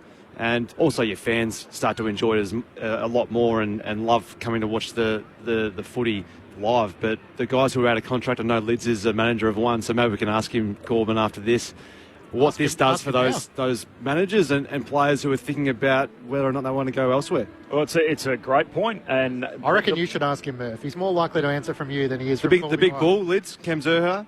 Yeah, are we getting any closer? Played well last night, played well the week before as well. So going very well, Cam, at the moment, and the ball's still firmly in his court as to what he wants to do. So the club have put something to him or to you? Yeah, no doubt. I mean, he's just he's waiting to see what he wants to do come season's end, I would imagine. But it can happen before that too. There's no timeline on it. We're just waiting to see, and he wants to see that progression. You said earlier in the year he wants to see some kind of progression. And as you would. You want to see that the team's headed somewhere. 20 wins in 120 games is pretty dire, isn't it? Has he seen it in 3 weeks? Well, I haven't asked him after last night, but I think he can slowly start to see. You'd have to be. I mean, Ray Charles will be able to see that they're starting to, progress. How long is the contract in front of him? 5-year deal. Okay. Yeah. From where? From his club. From North. I'm joking. I don't mind him, Murph. I don't mind it. You got to throw a few curveballs out there. Luke Davies-Uniacke's a big one, so he's off contract obviously at the end of next year. It is crucial to at least be able to, as you say, Murph, be able to see that things are turning. And you compare that to Ben Mackay in the spot that he was at last year. What was that? 9 wins in 8 years. Yeah. And at least it feels like, at this point compared to where North were 12 months ago, you can see at least what it's going to amount to. Yeah, and when you're competitive and you're writing games, that's what you're playing football. You play football to win games of football, but when you're so far off it and you're getting absolutely pantsed week to week, but now they're starting to be right in games and feeling the energy of their crowd who are enjoying it as well. And then he's very young in his football career still, so he's got a lot of time. He'd be looking at the other young midfielders around him, especially. Obviously, the ruck and Jerry's he's been very impressive this year. I love his follow-up and his tap work. Yeah. So you can see some real positive signs from North Melbourne, especially around the contest. And then you've got a superstar in Nick Larkey up front. Elliot Yeo signed the 3-year deal till 2027. Who would be North's number one target, do you think? Great question. I don't know who it is. They've got some young up-and-coming mids. I don't think you want to bring in a star mid to then take time away from them and their development. Up front, I suppose they got Larkey and Cam Zurhaar. Could they do with a tall forward, potentially? I don't know, down back. Charlie Common's gone down back because I think Common's been great down back. Yeah. And I like his work down there. I think that he's found his place there, but I would actually look at an experienced midfielder, not a superstar, but a very honest player who can complement some of these younger guys. And what if Ollie Wines is gettable? Yeah, I don't know. How old would you have stayed at Carlton if Juddy didn't come along? Would you have maybe looked if things weren't going great? Like, there's a question without notice, but it is. I think a big superstar signing makes everyone feel like everything's going better than it is. What about Clayton Oliver? There's so many questions as the second half is underway. Draper wins down the tap against Flynn. Liam Ryan continuing in the centre square. Now he was tackled and brought down, and he will get a free kick in the middle of the ground. Wasn't in possession of the ball and get the chance to go forward first in this second half. As Corby mentioned, the Bombers kicked 3 goals in 3 minutes to close out the first half. They lead by 23 points as Ryan drives it long in the direction of Darling. He's caught a few deep. And in front, Duursma takes the mark for the Bombers. Making his return alongside Sam Draper, Mason Redmond coming in, and Todd Goldstein was a laid out. Nate Caddy playing his second game of footy. He's kicked a goal. Short to Nick Martin. He looks to switch play. Ridley into the back pocket. Works it out to Redmond. He marks it right half back for the Bombers. Redmond retreats with the kick to Laverty, and Laverty's going to swing it all the way out to left half back and finds Xavier Duursma. Loops a hand pass back to Ridley. His hand pass out to that City wing to McGrath. Just lifts a hand pass over Jermaine Jones. Back to Ridley. Some indecision, not a heap up ahead. He just turns it over by hand, straight to Liam Ryan. West Coast back with it. Cripps gives it to Jermaine Jones. Short kick to Allen. Back to Jermaine Jones. Off and running. 60 out. Kicks into the forward pocket. Just misses Waterman. And it slides out of bounds. Missed him by about a metre, and a boundary throw in forward pocket for West Coast. Yeah, another set shot gone missing there. Just an opportunity to hit Waterman, and he made some great space and just worked really hard to try and offer that option inside 50 Waterman, but just missed the kick, unfortunately. But they get a chance here to set up at a 450 stoppage, the Eagles. Thrown in, a shallow throw in, but Draper couldn't take it cleanly. Spills away of Cripps outside of the boot. Can't get near it. Out of bounds on the full as the boundary umpire and the goal umpire just converge as to whether it went over the top of the right behind post, and we might go to the arc. Did you get a little look into the arc, Corby? I did. I was there on Wednesday. So you're more likely to be a button pusher than Lids. Do you know what happens is they give you the opportunity to basically reenact one. So they cut the vision and you do it in real time as if they would on the spot. That time goes a lot quicker when you're sitting in the chair than it does when we're sitting here or you're at home and you're waiting for them to complete the score review. It all seems to happen pretty fast. They have great composure, you would have thought, to be in the arc. Yes. But be efficient. Yep. As quick as possible because other's we all get frustrated. Yes. So did you get it right? I must admit I was more a spectator. I didn't actually sit in the hot seat, but a few other people did. Out of bounds on the full is, I think, the final call. Once we've gone upstairs to that arc, which Corby sat in the hot seat, Bombers by 23. It's one of those days where they say, look, are there any volunteers? And you all sort of move back, and well, a couple of people left out the front, so I wasn't volunteering on that. As a short kick from the Bombers finds Laverty. Laverty then goes long out of the defensive arc, looking for Redmond, missed him. Oscar Allen for West Coast. Short kick to Cripps. Marks it left half forward, dabs it inside 50, and Darling leading out takes the mark. True centre half forward for the West Coast Eagles. Yeah, a little bit lax there from the Bombers in their defence. They didn't really have any options coming out. They had to bomb one long. It was a good turnover from the Eagles. Oscar Allen, good patience. Found Cripps just at the top of 50. And again, just patience. Yeah. They waited for these forwards to do their work. And then found the free Jack Darling. Easy set shot goal for him. And the number 27, and he's worn for 291 games. You need broad shoulders for that at West Coast. Jack Darling, the drop punt is good. He's got a couple. He kicks the first of the second half. And the Big Birds move to 7-5-47. Essendon 10-4-64. Bombers by 17. Sunday footy on ABC Sport. Mark Murphy, Brett Delidio. It was almost a little bit lazy there from Essendon. Just no one means to miss a skill by hand or foot, but they were just lazy on the way in which they exited their D50. And then on the defensive end, there was no real midfielders that were trying to fill some of that space, and the Eagles forwards were able to just work around together and open up some space for one another. So yes, it mids there. When there is a turnover, I know it was only 70 or 80 out from goal, but you need to really work hard back into that space and try and fill up that D50 and help out your tall defensive unit. Mark Murphy with you on ABC Sport. The other news at halftime was that Andrew McCormick of Channel 7, who was covering the VFL game the Cats are on, is that they're hopeful that Tom Hawkins' foot injury is not season-ending. So a potential chance that he might return before season's end. Ryan gets the clearance of the West Coast Eagles. Inside 50, Waterman gets underneath it. Spoiled away from him. Yo can't gather. He's shoved out of it by Caldwell. A chance of Jones trying to knock it out. Back to Yo. He's tackled by Caldwell. And the umpire will ball it up. 45 metres out from the West Coast Eagles goal. The margin is 17 points the Bombers' way. As the umpire throws it in the air. Draper and Flynn. Flynn gets it down to Ryan. Was he taken high? Not in the eyes of the umpire. Will ball it up. 40 metres out from the Eagles goal. And obviously the implication in all of that at 35. The season ending would potentially be career ending. So good news coming out of that match and out of the Cattery. 4 goals away from 800. Ooh, hopefully he gets back out there at least one last time. Tom Hawkins. Secondary ball up. Still inside the Eagles forward 50. Bombers by 17. Still no clean takeaway. Cox had it, lost it, dispossessed. Now the Eagles through Hunt. Breaks one tackle. Centre half forward for West Coast. Hand pass to Ginby. Gives it away to Petrocelli. High up and under into the forward pocket. Ball's allowed to bounce and then pitches and runs out of play. Now 5 players around it all watch it land. And now we've got a boundary throw in forward pocket for the Eagles. Corbin, Middlemass, Matt Clinch, Mark Murphy, Brett Delidio, Jess Webster, your call team. Either sub-use so far, John Menzies for the Bombers or Jack Hutchinson for West Coast. A mid-season recruit. Flynn palms it down, but straight to Redmond.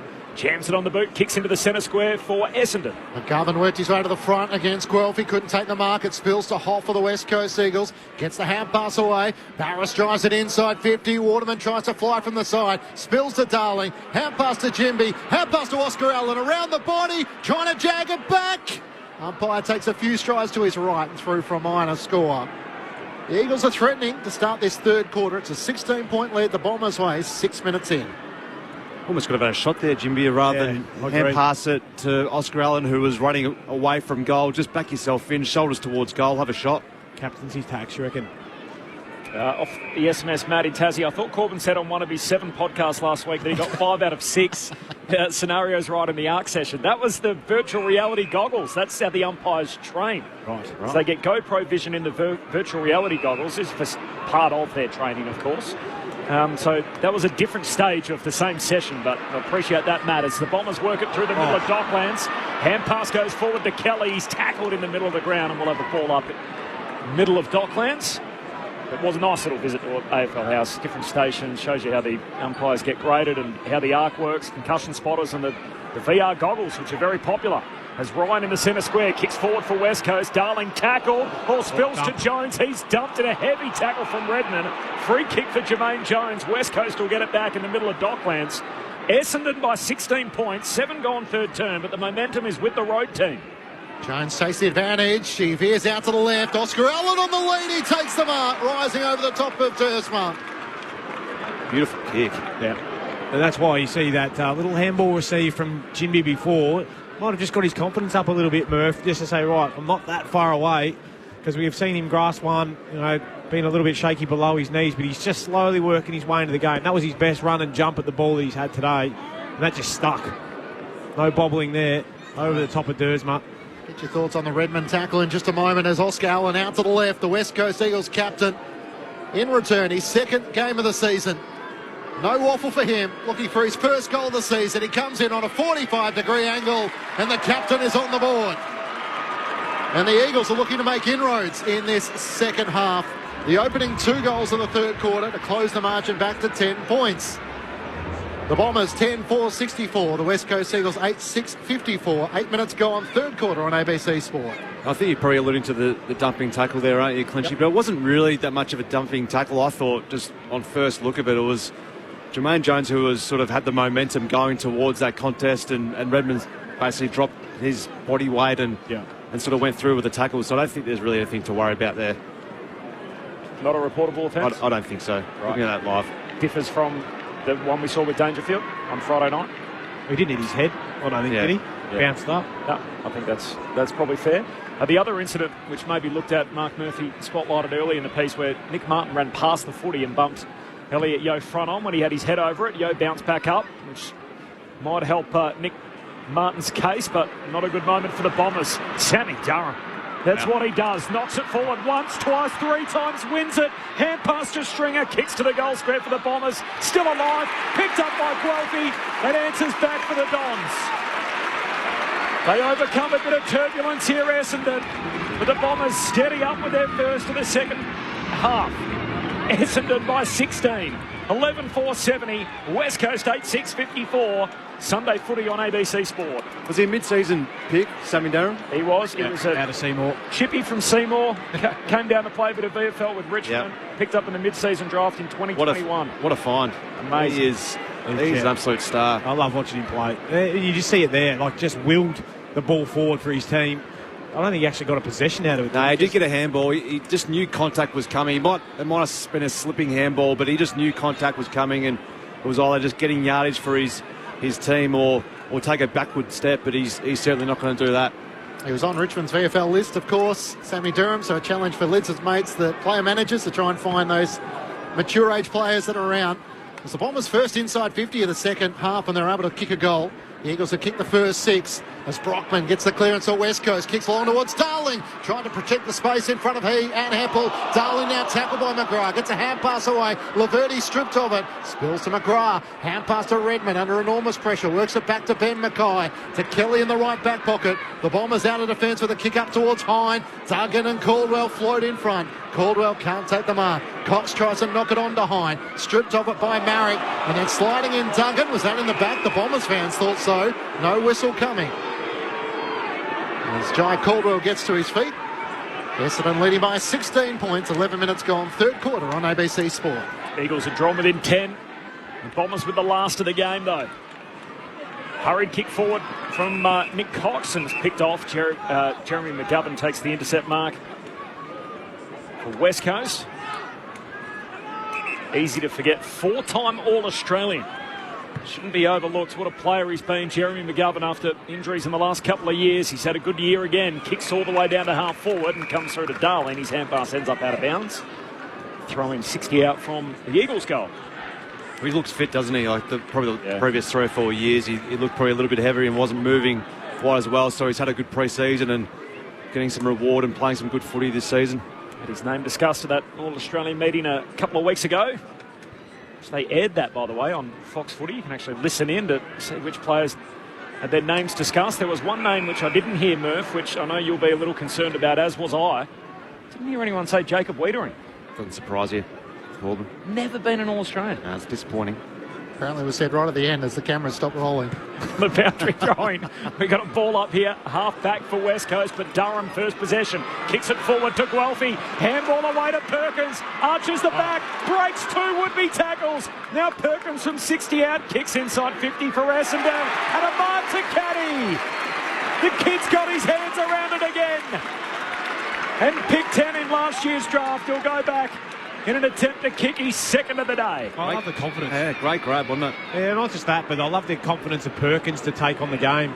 You know, try and break a couple of tackles. So that's what opens it up. It gives you a great look inside forward 50. Speed on the ball. You know, as soon as you can break those tackles, it just opens up the game.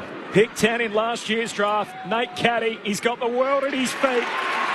And off his right peg, he kicks his second of the day. The Bombers back on top, a 22-point advantage, 13 gone in the third term. 2 goals each in the quarter. The Dons 12-4-76, the West Coast Eagles 8-6-54. Sunday footy on ABC Sport with Brett Delidio and Mark Murphy. And what that Perkins run does, it forces every defender who's made position and set up from that stoppage. It just all of a sudden causes them to be left scrambling and trying to find a matchup or trying to work their way back in terms of trying to get better position against their attacking forward. So I initially thought when the mark was taken, it was 2-metre Peter. Yep. It was taken by a bloke who is his first season and really took that ball. I know we talk about it at the highest point, but that's a pretty special grab in a contested situation against 2 other pairs. The 13th mark inside 50 for the Bombers, the 6th for the West Coast Eagles as Yo tries to get the clearance, put Duggan under enormous pressure, tackled by Durham. Brockman emerges with it, no whistle. Hand pass to Yo inside 50. Waterman on the lead. What a mark! The kick was laced out, and Ben Mackay trailing. There was nothing in which he could do. Yeah, and you hear the boos in the background. And I'm not sure what's happened to the holding the ball thing, but I'm pretty sure Liam Duggan tried to fend off there, and the ball just fell to the ground. Should have been holding the ball. Has to be holding the footy. They were red hot on it not that long ago. And now all of a sudden 2 weeks later, no, we won't go on that anymore. Not the flavour of the month, but how the mitts of Jake Waterman, full steam, straight out in front with a pretty handy defender on him. Was teasing everything West Coast can be. A fit Elliot Yeo streaming out of the middle. A beautiful pass to Jake Waterman, who's looking for his third. He's out to the right. He'll kick from just inside 50, looking to close the gap once more. It's a good effort, and through it goes. Waterman with his third. And the Eagles won't give up on the fight this afternoon.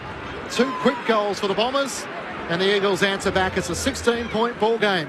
12-4-76 the Bombers to West Coast 9-6-60. 15 minutes gone, third term on ABC Sport with Brett Delidio and Mark Murphy. I like the setup that the Eagles had ahead of the football then. I think the previous contest where they got the ball out from a clearance, all the 3 tours were all very close to one another, and I think their structure then was more of a triangle. So they were out of each other's space, and it was Darling who was probably the highest of the triangle, who worked up, and that just allowed a lot of space for Waterman to run into. So that's where he gets that opportunity, 1v1. Obviously a lace-out kick, but you only get that as a result of your key targets all working together. This game wants a family affair for the Watermans. Of course, his brother Alec spent a couple of years on the Bombers list. Dad Chris, twice a premiership player with the West Coast Eagles, and part of our crew as well on ABC Sport. Back in the middle, Elliot Yeo, first touch for the Eagles, hand pass out to Duggan. Duggan's handball, he's tackled after he got rid of it. Lingered a little from Jai Caldwell, free kick for Duggan on the wing. The Bombers faithful ain't happy. Dons by 16. Eagles 3-2 in the quarter. As Quincy said, you can see it starting to come together for the West Coast Eagles with that spine. A fit Elliot Yeo, Kelly and Harley Reid to come back in. Duggan, long entry, spills down to the other co-captain. Allen gets boot the ball all the way to the behind line. Can't trap it. Laverty, but bounces fortunately for the Bombers and through for a behind.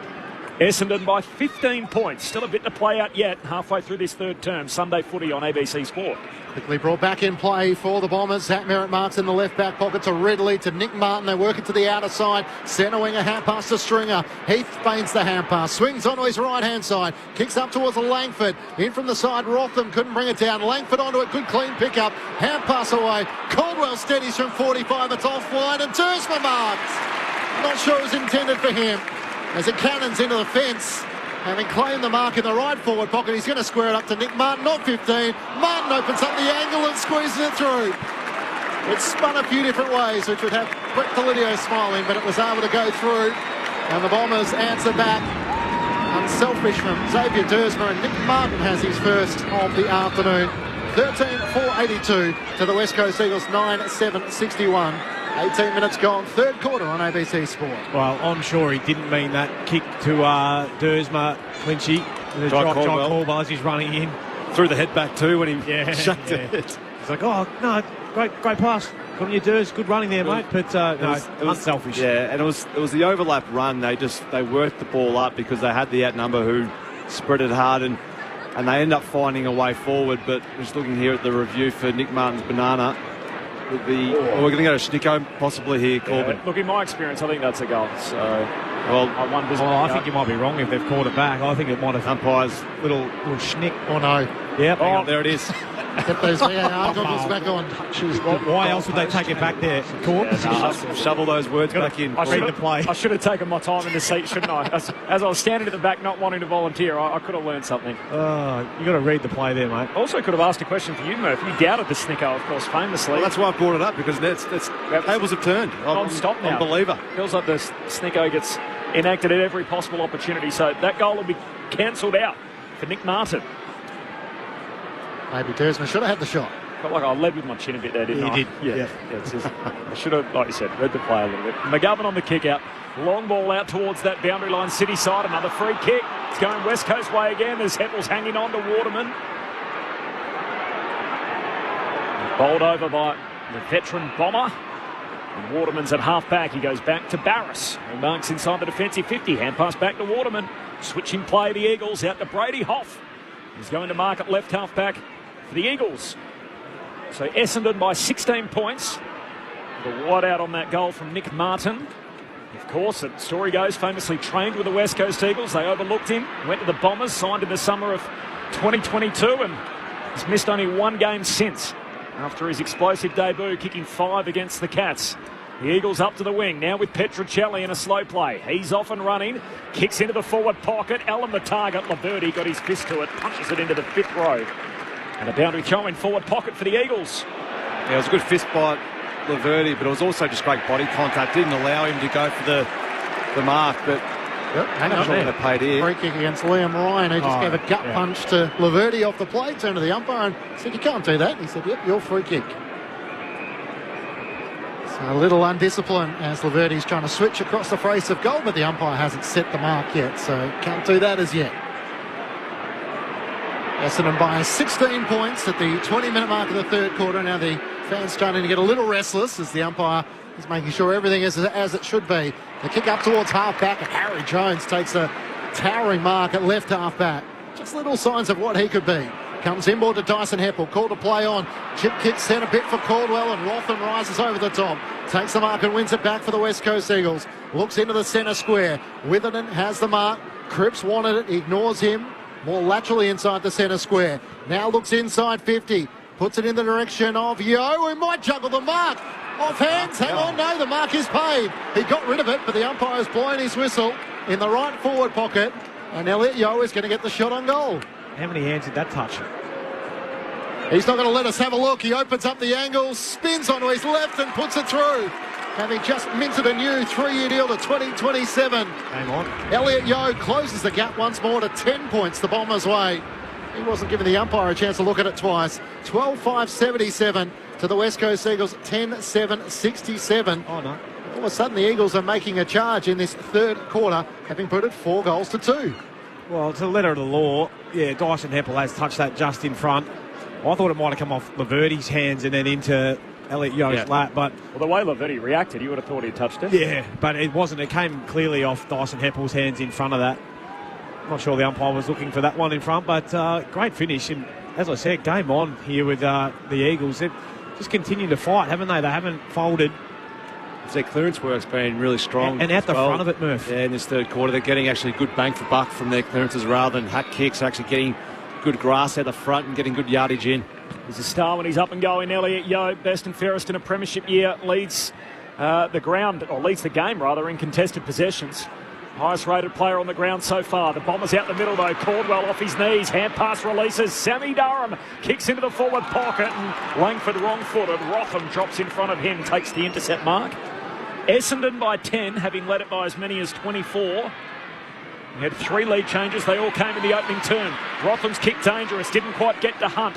Broken up by Merritt. Essendon back with it. Caddy gives it to Harry Jones. Retreats with the kick. Got to Redmond on the half volley. Hand pass hot for Laverty. Handball all the way back to Ridley. Mops it up for Essendon on the wing. Kicks to centre half forward. Carries his intended target. Cole's there for West Coast at centre half back. Perkins can't stick the tackle. Cole's still with it for the Eagles. Kicks out in front of Waterman. City wing. Ball bounces before reaching him. Good tackle. Dersma. Still got it away. Waterman to Chesser. Now to Hoff. Hand pass back to Waterman. Inside the boundary line, City side. Hand pass forward to Duggan. 70 from home. He looks up and has a chance for Oscar Allen in the forward pocket. Can't take the mark as Laverty close late. It spills back to Allen. His kick is smothered by Ben Mackay. Witherden keeps it alive. Hand pass to Ryan. Trying to get it to Petruccelli. Top of the goal square. Opens up the angle. Kicks over his shoulder and puts it through. All of a sudden, West Coast with the last 3 goals of the match. And they are coming with a charge. A 4-point ball game. The Bombers 12-5-77 to the West Coast Eagles 11-7-73. 5-2 so far in this third quarter. And Jack Petruccelli with his 8th goal of the season. Yeah, well worked by the Eagles there. And it was basically off the work rate from Waterman, I thought, who provided an option. Back in the D50 here, the Eagles were finding it really tough to get out of. It looked like they were going to get hemmed in and tackled. But he provided a target on the outlet side of the far wing, and that just allowed the overlap from there. So he's actually worked really hard up and down the ground today, Waterman. Not just getting those goals close to goal, he's actually doing some really hard, heavy lifting up the ground and providing some options for his teammates. So great work right by there, but the key forward. Petruccelli, it's his name to the goal kickers list. The Eagles with the last 3, and they've outscored the Bombers 5-2 in the term. Got another ball up inside the centre circles. Corbin Middlemass, Matt Clench, Jess Webster on the boundary, Mark Murphy, Brett Delidio on ABC Sport. Draper, a volleyball spike, just whacks it forward, picked up by Dersma, gives it to Durham, shakes a would-be tackle from Hunt, 60 out, kicks for Langford in the pocket, Cole spoils, falls down to Caddy, somehow got a kick away, Caddy misses everything. Gee, was almost horizontal when he got put to ball. Nate Caddy being tackled. Out on the full it goes, so no change to that score. Essendon by 4 points. All the momentum with West Coast, though. They've kicked the last 3 in the game. 25 minutes gone. Third quarter action. Sunday footy on ABC Sport. The Dockers and the Suns to follow. Ryan Marriage to take the free kick up against the left behind post as he drives it as far as he can in the direction of Darling. It's out of play, out on the full. And Heppel quickly looks to take the free kick. Turns and results back another 15 metres as Redmond takes the mark. Centre wing on the outer side. He veers out to his right, drives it inside 50. Caldwell's all on his own, can't hang on to the mark. Dersma hits it with speed, cuts past a couple, swings onto his right. A great individual goal. Stand by for the celebration. Do we see the bow and arrow? We saw it. It was early too. Very quick. It was very quick, as so was he. Charging through the forward 50 and able to finish this time in front of goal. And then trying to give off the last disallowed goal to Nick Martin. And the Bombers answer back after 3 goals in 9 minutes for the West Coast Eagles. It's a 10-point margin once more. 13-5-83 to the West Coast Eagles, 11-7-73. 26 minutes gone, third quarter. Don't look away, the bow and arrow was quick. He got it off in record time, didn't he, that arrow? Shot it before the ball went through the goals. Yeah. Similar to a Nick Dacos kicking the goal and leaving the hands in the air. But he's done some nice things today, Dersma. He's been really important on the defensive end when he's playing that wing role, but currently playing off a half-forward flank. But that was just clean. Got to the right spot, front and centre, and beautiful finish. Did you teach Whisper that one? No, not quite. That's from Peter. Right. 10-point lead for the Bombers. 26 gone, third term. Nick Dacos' favourite player growing up, of course, was our own Mark Murphy. He was a Carlton fan, which I'm sure the Dacos family trying to erase that bit from the family history, but I think they've done that well and truly now. Grew up supporting the Blues. Now, premiership play with the Pies. Big Sammy Draper out of the middle. Quick kick forward. Grabbed it out of the ruck, but it's picked off. Barris takes the intercept mark, fullback for West Coast. He goes out to Liam Ryan, who gets upstairs, trying to pull it down. It's hit, it is paid. His own teammate shared a bit of it on the way down. His pre-teammate had it, yeah, to be honest. Chesser, he took it in front of him. He's just, nah, mate, that's mine. Short kick to Brockman. Hand pass over to Witherden. Handball to Cole. The Eagles down to high half forward, down by 10. Kicks inside the forward 50. Mackay trying to outmark Waterman. Spills to Waterman. Is he taken high? Umpire says no. Front on tackle from Caldwell and a ball up. 10 points, Essendon's lead. 27.5 gone, third term. I think he got his teammate there, Caldwell. Got big Ben Mackay. Thrown up, Draper. In his return game against Flynn, it can't emerge as Caldwell tries to rip it away. Brockman tries to strip it from Duggan, and the umpire will ball it up.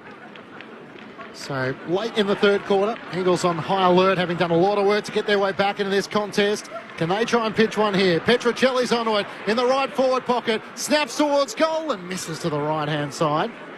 It's a 9-point lead the Bombers' way. 28 minutes gone, third term on ABC Sport. He's far too slippery there for Jake Kelly, wasn't he? Got real separation. Would have been a good goal. Dons have won their last 6 here at Docklands, their home venue under the roof. Kick comes out wide from Heppel to Harry Jones. I like this move, Corb. It's really freed him up there on the wing. Been able to show his aerial stuff. Like him to go forward with his kicks, though. Goes back to Heppel.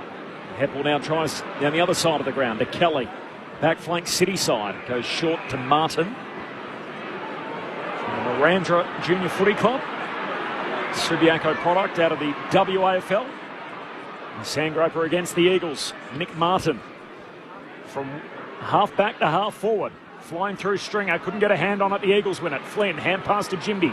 Hand pass goes away to Chesser against the boundary line. Kicks down for Duggan. Flew too early. Bounced off his scone and out of play.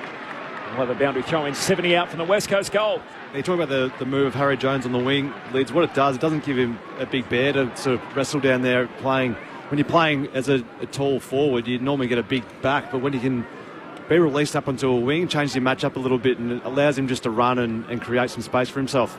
From the throw-in, Martin tried to shank it forward with it and might have been a bit too slow as he's tackled. The umpire circles and will ball it up.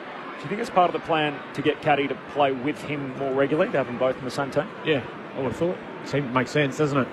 Interestingly, Jake Stringer kicked 3 goals in the second quarter, just the 2 touches in this third quarter as it spills down the way of Perkins. Tries to kick up the outer wing. Witherden charges onto it. Ginby providing a good block on Merritt. Although the hand pass from Witherden left Barris a little bit still to be done. He gathers, drives it long up towards Darling. In the pack going back, Sammy Draper. An imposing figure with that long mullet as he marks at left half-back. The big Don making his return. He's played with Goldstein and Peter Wright just twice. 1 loss, 1 draw. We thought we might have seen it today. Goldstein are laid out. Up to the wing. Ball hits the deck. Guelphy's first one there. Hand pass to Martin. Kicks inside 50. Stringer with plenty of space. A paddock in front of him at centre half forward, and he marks 40 out dead in front. Well, if that's a look Essendon can get with Jackie Stringer playing deep forward of the footy and working in that much space, it's going to be pretty hard to try and stop that. A beautiful kick around the body from Nick Martin. That's a beautiful round the body kick, about 35, 40 metre kick inside 50. Little snap. Jake Stringer. Kick 4 in the first half to start his tally after half time. He's got it. 1 for the thumb for Jake Stringer. A bag of 5 for him. And that's what he can do inside that forward 50 for the Bombers. Essendon with a bit of space again on the scoreboard. They lead by 15, 14-5-89. The West Coast Eagles 11-8-74. 31 travelled third quarter. Sunday footy on ABC Sport. Yeah, you can see the confidence rising in young Nate Caddy. His ability to jump at that then just gave him a real contest out on the wing. Guelphy at his feet. Wasn't the greatest of handballs to Nick Martin. The snap around the corner and just every forward always playing in front, Murph. And he's going to be a hard play to always get around Jake Stringer once he is in front. 5 goals for the match. It's a good little outing so far. We're looking to capitalise here in the last part of this game. How many's end up with Lids? 6. It's a season high for him. Jake Stringer with 5 goals. And once more, West Coast have conceded some goals late in quarter. Ryan tries to get the clearance of West Coast. Kicks inside 50. Oscar Allen works his way to the front. Had the size mismatch and a good mark against Jordan Ridley. Well, this is where the area of the game the Eagles are well on top as their centre bounce clearance work, especially in this third quarter. 6 clearances from centre bounce to 3. And it just gives these forwards who pretty dynamic when you've got 3 tall targets away, in which the Eagles have got at the moment. They utilise those matchups really well. And Liam Ryan just a little spark inside the centre clearance as well. 10 disposals, 1-2 for Oscar Allen on return. Directly in front, 40 metres out from goal. Looking to close the gap once more at a 3-quarter time. Leans back and just misses a little to the left. The minor score. It's a 14-point lead the Bombers' way at the 33-minute mark of the third term. Eagles did get within 4 points. Bombers have kicked the last 2 of the game, so 14 points that lead for the Dons. Gee, Cox just copped one in the side from Elliot Yost, took the wind out of him. Yo takes a nice intercept mark for West Coast. 70 metres out, long kick into the forward pocket. Darling flew early and on his way back to earth takes the mark with his feet planted. Darling's got it right forward pocket. He'll kick from 25 out. It's a sign that you're getting a bit older, isn't it? When you're up and down and then you mark it. But at least he made the most of it and finished it off those lids. Well, that's it. Well, the finishing touch is still to come. He's been pretty reliable over his career, hasn't he, Jack Darling? Had some big bags of goals over the journey. Nice finish to actually mark that and keep your wares as to where it was. Jack Darling skips in, right forward pocket, drop punt, misses. Near side. Stabbed it. Looking for his third. They let a couple of opportunities go here, the Eagles, late in the third quarter. Bombers have kicked the last 2 in the game. Essendon by 13 points, but it has not been easy for the home team. 34 gone third quarter. Kelly takes the mark from the kick in from Mason Redmond in the right back pocket as we're ticking down to 3-quarter time. It's been a long quarter with 9 goals scored so far. Kelly veers out to the left, kicks up towards Draper and Wright in front. Marriott tries to juggle the mark, can't hang on. Durham gathers for the Bombers, hand pass to McGrath. Back to Sammy Durham, he looks up the wing, Wright's made space. He comes in from the side, but a better mark taken by Barris. He marks centre wing on the broadcast side. Essendon by 13 points. Gives it to Jermaine Jones, running around the back. Short kick to Marriott. The mid-season recruit, number 1 pick from last year, mid-season draft. Ryan Marrick kicks down to half forward, and here's Laverty. Takes the intercept mark for the Bombers. So Dons by 13 points, waning moments of the third quarter.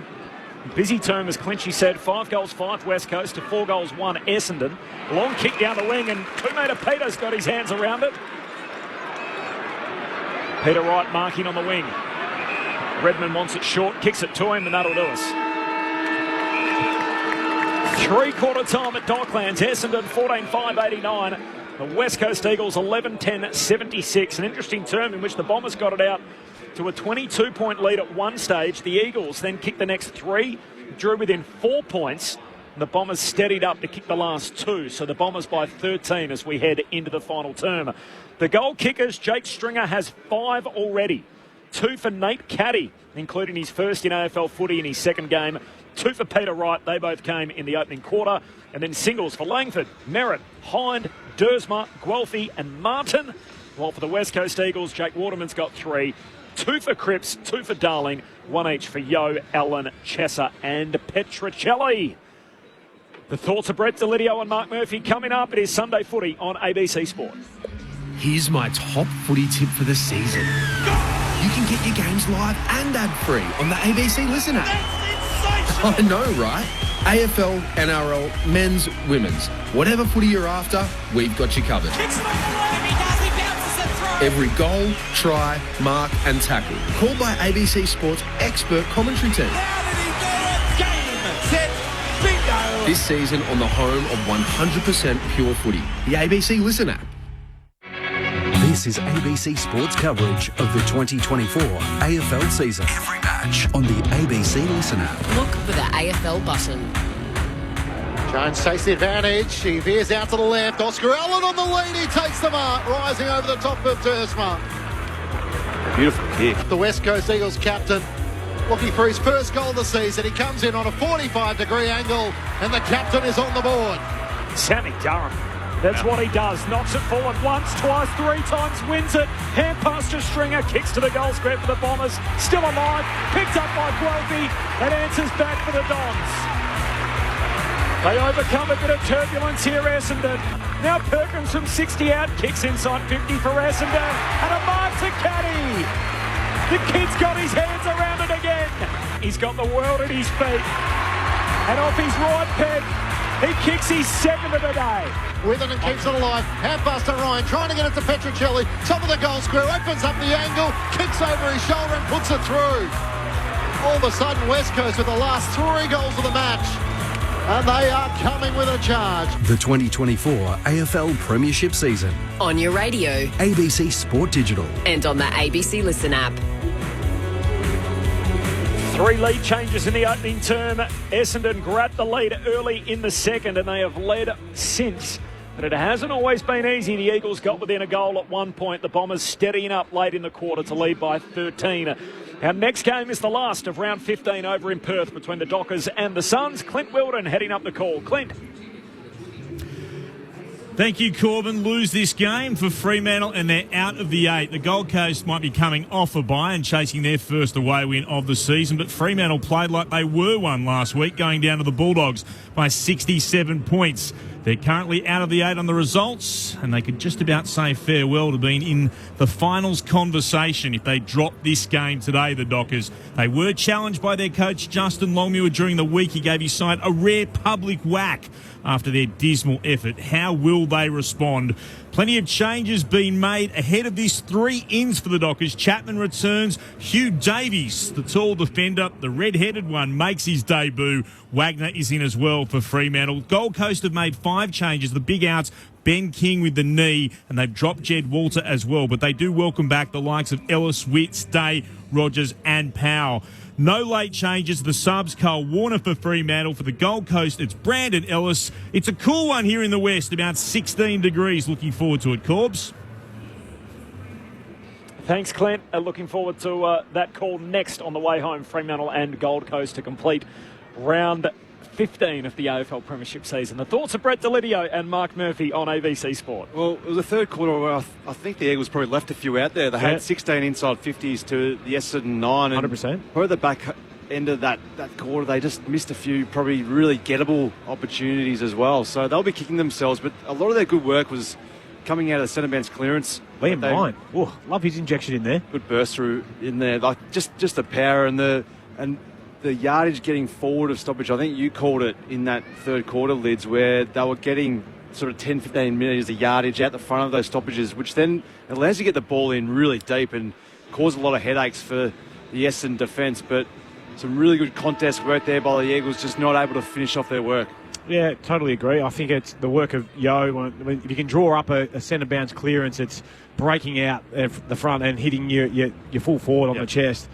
That was great work. Like Liam Ryan, as I spoke about, I loved his work in there. But I feel like the Bombers, they were able to level peg essentially. Was it 5-4, did you call, boys? 5-5 to 4-1. So 4-1. West Coast have been inaccurate, and Essendon fans will probably think they could have made this afternoon a bit easier than what it's proved. Yeah, well, you kind of get stuck into those, or sucked into those little shootout type games where they can be a little bit free flowing, and if you don't finish your work, and we saw the Eagles not being able to do it there in that third quarter.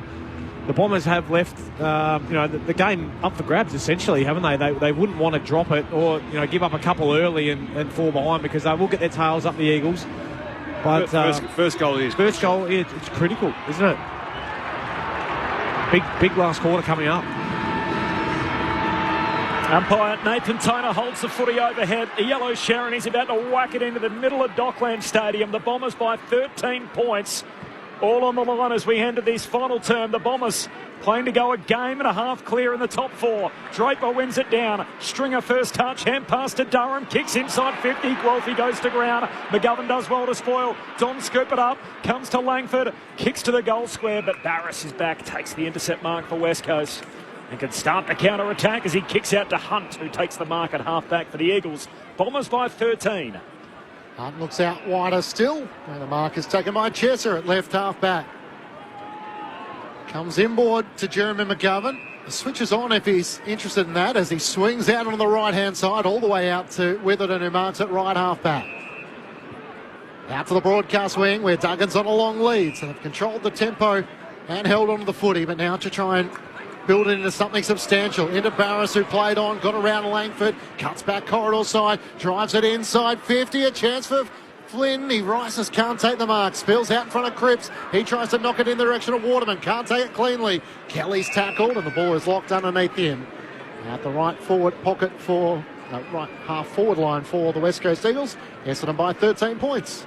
Get down to Jess Webster in a moment on the boundary to see if there's any movement down there on the two technical subs.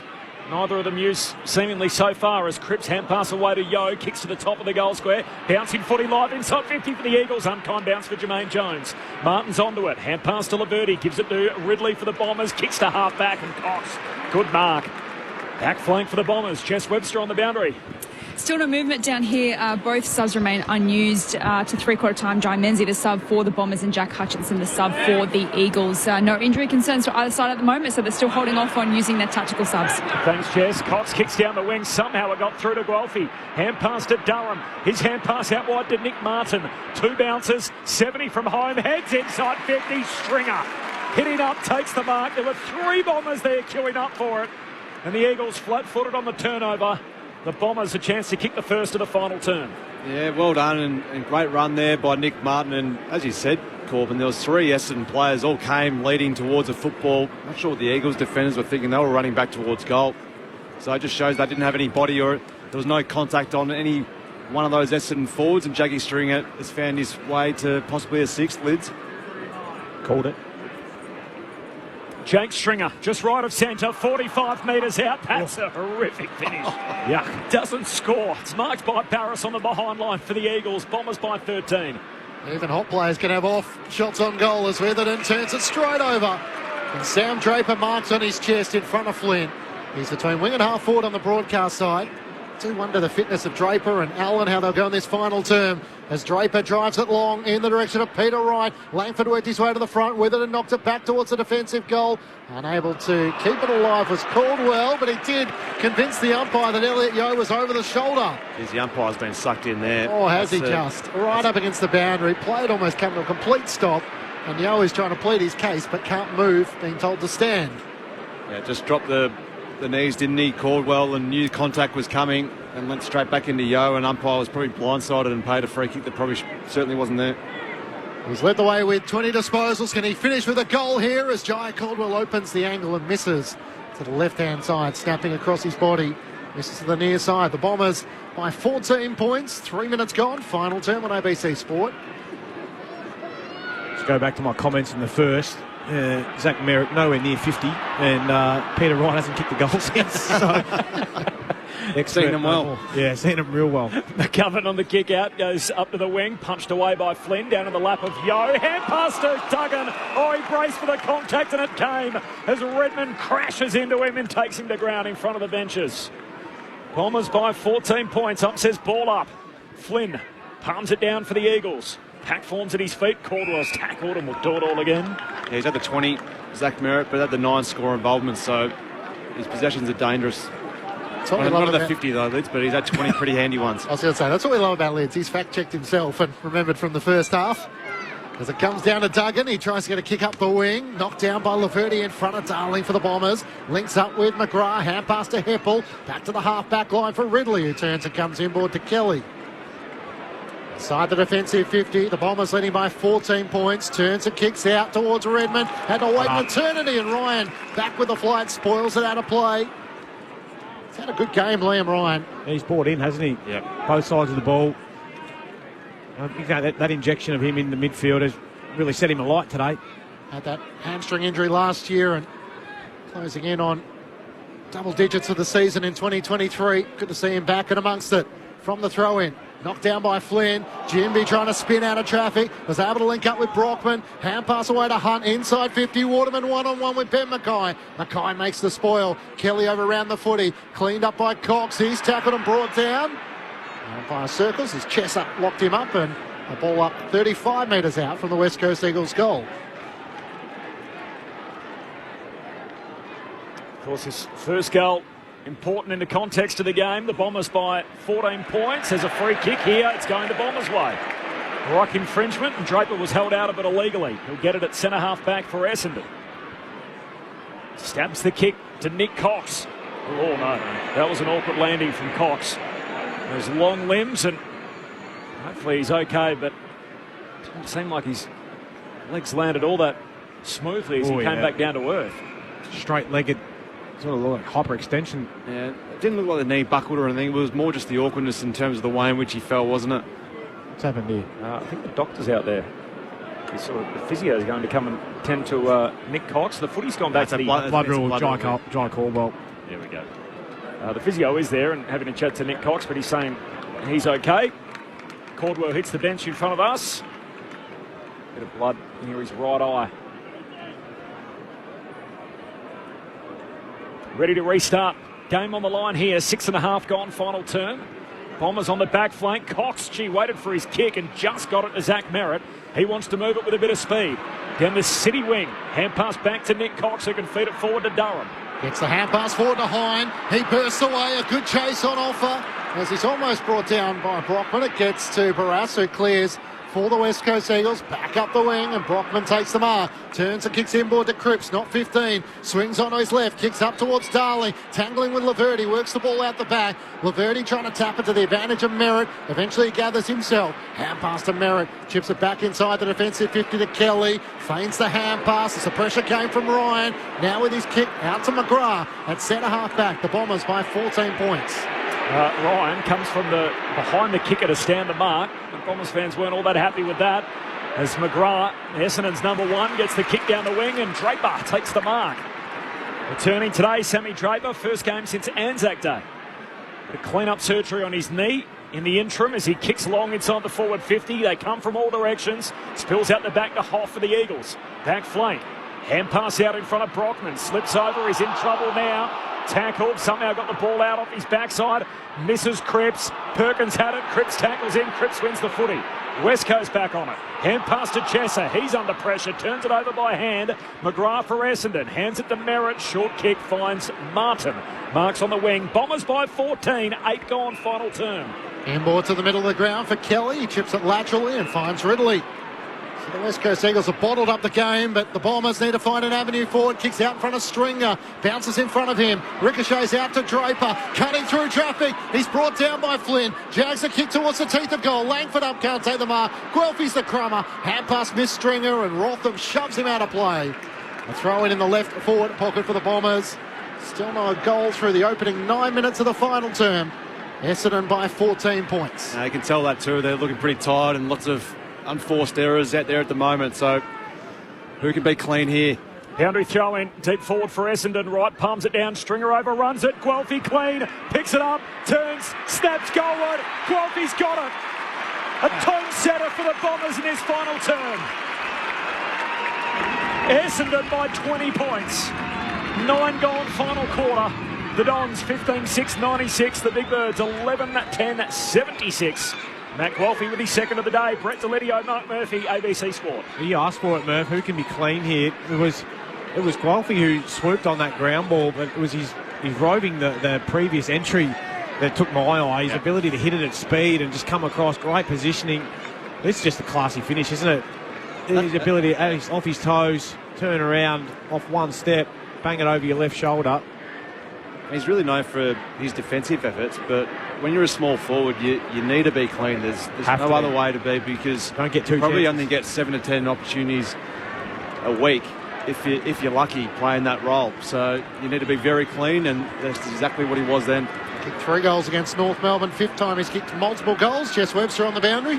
Nick Cox has been subbed out of the game, so Jai Menz is going to come on for the Bombers. He just came to the bench, did Nick Cox, and he appeared to be moving okay. He's not 100%, but it might be more precautionary than anything. The doctors aren't attending to him at the moment, so he's sitting in the back row and is out of the game.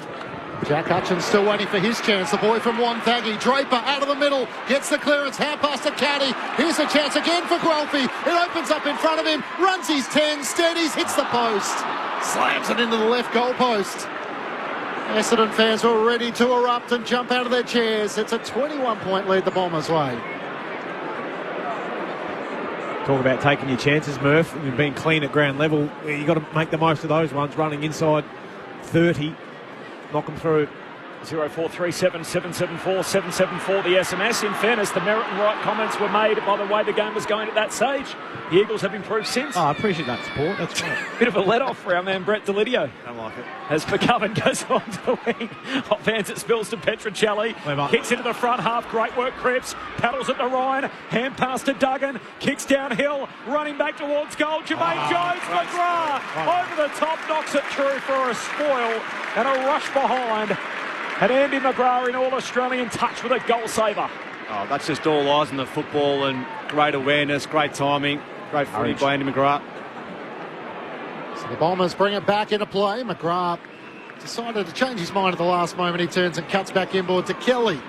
Takes the mark 40 metres out from his defensive goal. Short to Caldwell. His knee buckled as he was collected by Elliot Yeo. Yeo quickly takes a few strides back as he's a little worse for wear, but okay to take his kick. Caldwell possession, number 22 coming up, trailing Durham with 23, Merritt with 23. Liam Ryan leads the way for the West Coast Eagles with 18. Out to right half back. Dersma has it, hard against the boundary, kicks as long and as high as he can in the direction of Peter Wright. Bailey Williams has got back, gets a fist onto it, pinballs around. Durham could have been dragged down when he didn't have it. Petrocelli laid the tackle, and you can hear the response as the umpire blows his whistle. Return to Sam Durham on the full. Umpire is now going to make Durham come back over his mark, and this will make the Essendon fans irate. Just about every West Coast Eagles player, or in fact every Eagles player in front of him on the ground. He's on halfway Durham City side. Pokes the kick down to Perkins. Essendon by 20. They've kicked the only goal of this final term, which is a dozen minutes old. Perkins into a congested front half. Caddy a running start. In front, though, is Barris, and takes the intercept mark as he's done all day for the Eagles. Tom Barris. One of the 8 premiership Eagles out there from 2018 goes short to Duggan. Still inside the defensive 50. Hacksaw Liam Duggan goes long out towards that City wing, and there's Waterman takes the mark. Waterman can shift play down to half forward for the Eagles. As Cripps working hard, tries to put it in front of him and McGrath. It's knocked on by Yo. Kelly could have been taken high. He gets a hand pass away to Laverty, to Dersma at right half back. Works the hand pass back to Laverty on the paint of the defensive 50. Chips it back inside to the right back pocket, and Kelly takes the mark. So kick mark game for the Bombers now as he goes short to Redmond and now to Martin. Swings it out to left half back. Ridley takes the mark. He's got Jones working on the wing. He marks just inside the boundary line in front of the Bombers bench.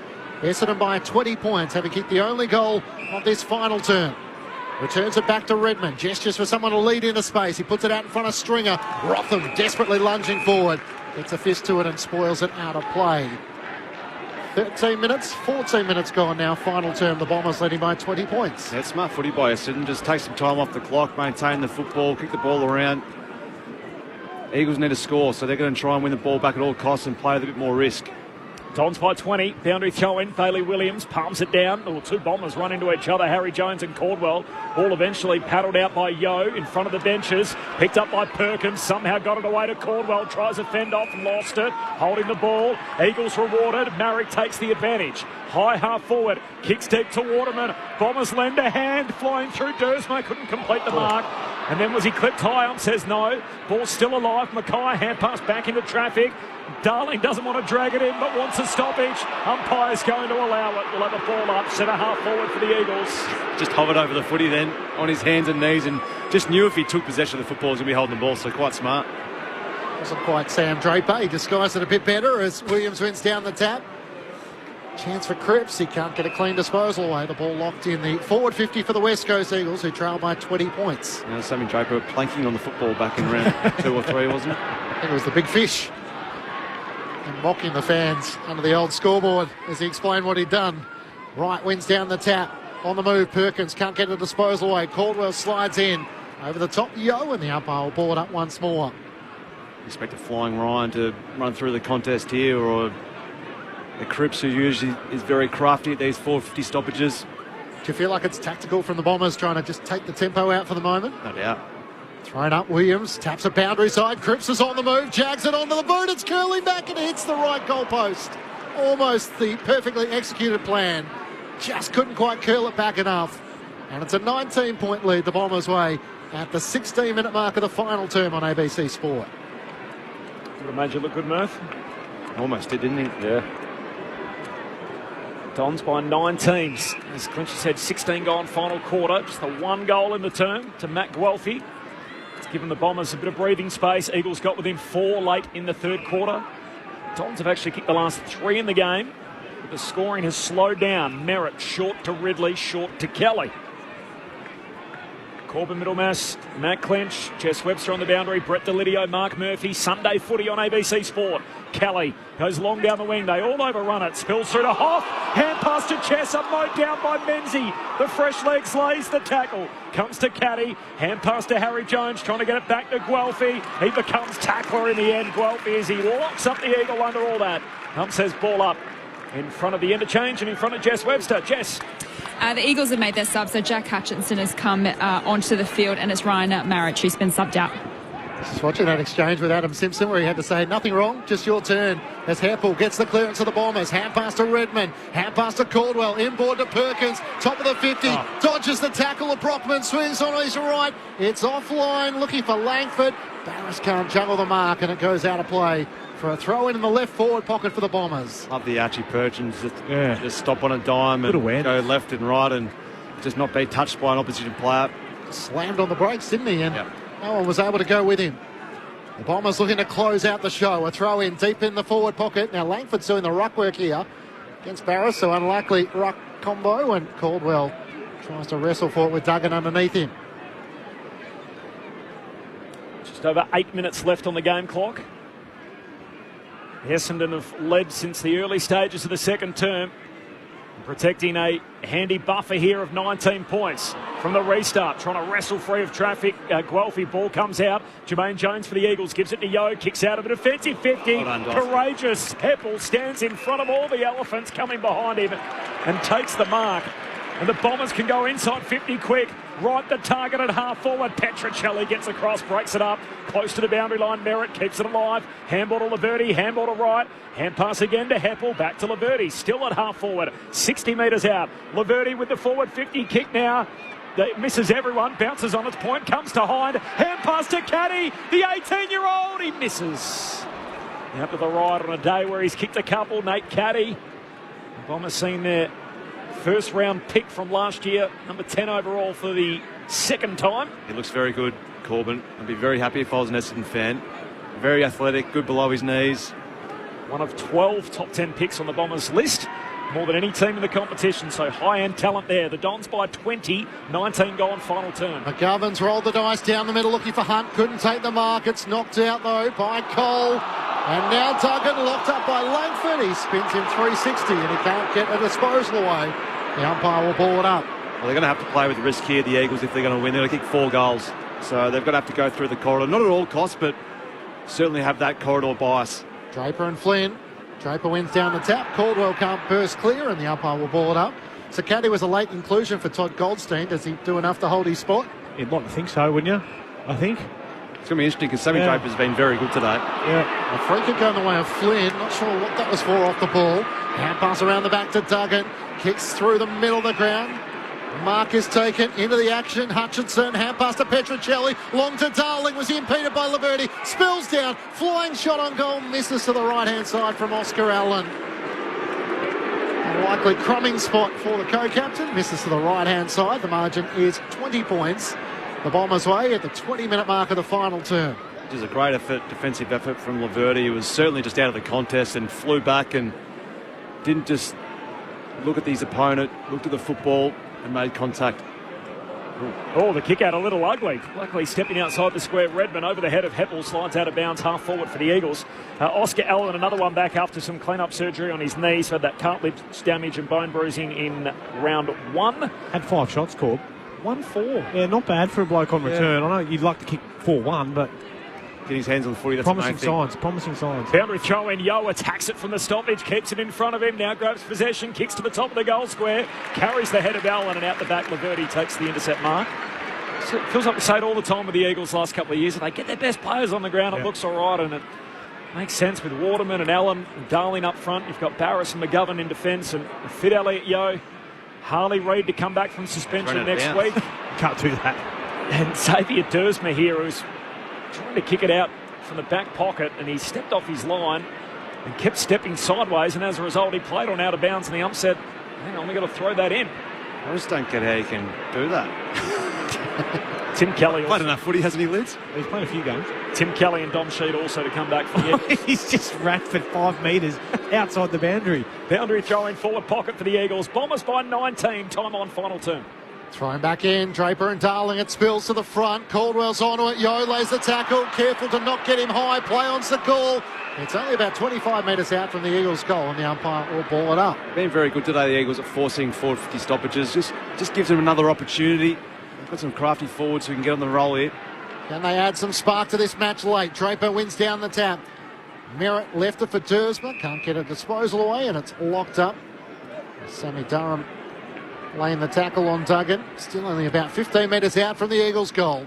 Toss in the air. Draper wins down the tap against Flynn. Yo can't gather. Gathered by Heppel. Hand pass back into the congestion, and Flynn over the top. The umpire will ball it up.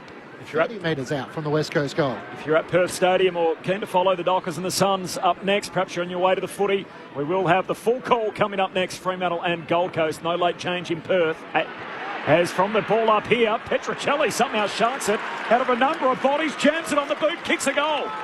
And the Eagles, as they've done all day, hanging around. A second for Petrocelli. Essendon's lead cut to 13. 22 gone final term. We're not done yet. The Bombers 15-8. The Eagles 12-13. Mark Murphy, Brett Delidio. Quick hand to foot. Yeah. Wasn't he? He just made the most of a ball that was spilt. Great forward pressure yet again by the Eagles, but only needed half a metre. You spoke about it, Murph, in taking your chances as a small forward. You've got to grab them, don't you? Be clean and be quick. And that's exactly what Petrocelli was there. Good little finish in traffic too, just to jack that over his left shoulder again. We've got to know that wherever you are inside that stoppage or inside 50, that if you get an opportunity, if it's to the left of you or the right of you, what you're going to do straight away. And that's exactly what he did then. Is this game still on? I think it is. With the 666, absolutely. So Adam Simpson will be pleased by his Chargers continuing to fight on. Jimby can't get a disposal away. Caldwell gathers, hand pass to Durham through the middle of the ground. Great hand pass from Merritt, back to Caldwell from 50. Misses, no, squeezes it in. Goal umpire had a good look at it and the all clear is given. The Bombers burst out of the centre square. All the key midfielders involved there to just snuff out the West Coast Eagles late fight. 16-8, 104 to the West Coast Eagles, 12-13, 85. 23 minutes gone, final term. Jai Caldwell with his first goal alongside his 25 disposals. One of the best on today for the Bombers. I reckon he's had 3 looks at him running inside 50. Hasn't nailed him yet. Obviously saw the fake pass to Dersma earlier, but he willed it through. He was down really scoping that one out. He got me. He didn't look all that confident. Yeah, he's saying come back, and it did. Great finish, great answer back from that goal from Petruccelli. Had the hand action too, didn't he? Yeah, waving it through. Waving it back in. And game probably off now, Corby. Big answer for the Bombers, back to 19 points. Time now a problem for the Eagles. 5 and a bit to go on the game clock. Free kick in the middle will help their cause. This is young Brockman, the former Hawk, alongside the centre circles. Drives it to full forward. Clean bowls a couple, still rolling. Getting back Mackay. Has to knock it through. Brockman nearly kicked one from the middle of Docklands. And it goes on the borders of behind. Essendon by 3 straight kicks. The Bombers by 18 points. 25 gone final term. 16-8 to 12-14. Sunday footy on ABC Sport. Essendon will just try and play the uncontested mark game here if they can, but they're going to have to bail out long. McGrath along with the kick in towards Draper. It clears him. McGovern couldn't take them up. Brockman through traffic. Hand pass to Jones. Might have got a poke in the eye as he kicks inside 50. Wide of Allen. McGrath can't clear it. Onto it Ben Mackay. Works it back to Laverty. Hand pass to Redmond. Floats a hand pass to Dersma. Sets him a challenge. Hunt tries to wrestle him in the air. It spills down. Hutchinson can't gather. And Dersma lunges back with the umpire to Rui Boyne. His whistle to bowl it up in the left forward pocket for the West Coast Eagles. Essendon by 18 points. Go through to 4 o'clock local time here at Docklands and then take you to Perth for the full call. The Dockers and the Suns next from the restart. Duggan, tackle, ball comes out, ump says keep going, and now Dersma locked up. Ball up forward pocket for the Bombers. Yeah, I don't know how if you take on 2 opponents and don't dispose of it by hand or foot, it's play on, but anyway. Darling arrives to do the ruck work against Draper. Draper knocks it down the throat of McGrath. Hind moves the body out of the way. Picked up by McGovern, just rides the bump. Eagles with it at half forward. Hand pass to Cole. Handball to Hunt. Kicks to the hot spot. Laverty jumps in front to take the intercept mark. Has it at fullback for the Bombers. Essendon by 18 points. 26 gone final term. And in the post-game, Clinchy will get the tip from Brett Delidio for the last game of the round. Word has it he's close to tipping the full slate this weekend. Oh, hello. Perfect 6. It's coming, yeah. I thought you were going to ask when he's playing his next game for Tongala. That's done. Is it? Yeah. Oh. Any no interest there. Any text messages to Harley Reid? Not in the last couple of days. No, not at all. Witherden takes the intercepting mark for the Eagles on the wing. Hand pass to McGovern around the back. He drives it inside 50 towards Darling, a centering kick off the hands of Mackay. Laverty at the back, controlled and composed. He kicks it out to Dersma. Spots Durham free at the back into the centre square, and they're away now. Links up with a hand pass to Redmond. Around the outer side, back to Dersma, to Sammy Durham. Lunging forward, gathers. Hand pass away to Perkins. Now to Merritt. They've worked this well. Langford on the lead. That was just control and ball movement as they worked it from the back pocket all the way the outer side of the ground, and it ends up in the corridor in the hands of Langford. Beautiful from the Bombers. Yeah, it was great. It all goes back to the D50 and Jaden Laverty. I know he's racked up a lot of possession today, but he's stood tall. He's won a lot of 1v1s and been a real pillar, real strong pillar in defence for the Bombers, and that's what he is. He's the pure bear tamer, I reckon, Lids, but undersized bear tamer. He is, but he's got the offensive end today really well. Only had the 7 disposals for the match. He kicked the first goal. Carl Langford looking to close out the show here. Langford from just inside 50 drives it straight through the middle. His second as the Bombers are heading towards a 9th win of the season. They haven't lost so far this season when they've been leading at 3/4 time. They've powered on 7 occasions. They're about to make that 8. A 24-point lead, 17-8, 110 to the Eagles, 12-14, 86. 28 minutes gone, final term on ABC Sport. Yeah, they've had a lot of good contributors today, Essendon, haven't they? Right across the board. They've talk about Mackay down back and Laverde have stood tall. Ridley's been pretty good. Their midfielders they've all had their turn. Yeah, they've all had their turn. Caldwell, Durham and Merritt in there. Jakey Stringer still kicked the 5 up front, but most of those come in the second quarter with a bang. You know, it's going to be hard to pick the votes today, Clinchy. Not sure. Giants, Cats, Power all losing this weekend, so the Bombers, they get their 4 premiership points here. They'll find themselves third on the ladder with 38 competition points, half a game behind the Blues. And that chasing pack, they'll be a game and a half clear with 9 to play. It's a nice looking top 4, Corbin. Cool. 3 big, powerful clubs there, and the Sydney Swans, of course, who claim they have more supporters than anyone in the whole league. On top of the tree, as Liam Ryan out of the middle, kicks into the forward pocket, and Oscar Allen marks 30 metres out, left half forward. It's pure football as it gets from Liam Ryan. And out the front Beautiful again. to watch. We've called it all day, Murph, the ability to get out the front. I think, Jack, this one might not result in a win, but boy, they're happy to have him back. Yep. Oscar Allen kicks his second of the day. 6 scoring shots for him. And the co-captain really straightens up this West Coast team. 13-14-92, the Big Birds. They've showed plenty this afternoon, even without Harley Reid and Tim Kelly. Essendon 17-8-1-10. Bombers by 18 points, 2 minutes to play at Dockland. Sunday footy on ABC Sport. Yeah, they've shown plenty today, the Eagles. I think they've played some really strong football. They've had the 27 scoring shots from 58 entries today, so it's a really good sign that they're playing more an offensive brand, Lids, and good to watch. They're looking pretty strong, but again, Essendon today just had a bit too much polish when it's been required, and certainly deserve that top 4 spot at the moment. 7-9 after half-time for the West Coast Eagles, so it could have been a little closer. What could have been? But Adam Simpson will take the improvement. They've got the Hawks back in Perth next week. All of a sudden that has a few interesting possibilities about it. Hawthorn are flying, but the challenge of doing it on the road. Very form side at the moment, the Hawks. Well, Sheed and Kelly were both listed as 1 week, so if they both come back, Harley Reid returns from suspension. They got the nucleus of what's out there today. It's going to be pretty hard to beat. Tossed up in the middle after the bounce was recalled. Draper wins down the tap. Stringer's in the centre square. Tackled by Yo. Gets a hand pass forward. Knocked on by Caldwell. Dersma can't break out of the tackle. And the umpire will ball it up just short of centre half forward for the Bombers. 17-8, 110 to the West Coast Eagles. 13-14, 92. As Draper gets it to Stringer. Tries to fend off Rotham. Hand pass to Durham. This would be a good way to finish. Sammy Durham drives it through. One of the key contributors in the middle of the ground. And he becomes the 9th individual goal kicker for the Bombers. Just a little cream on top. As Essendon push it back to 24 points.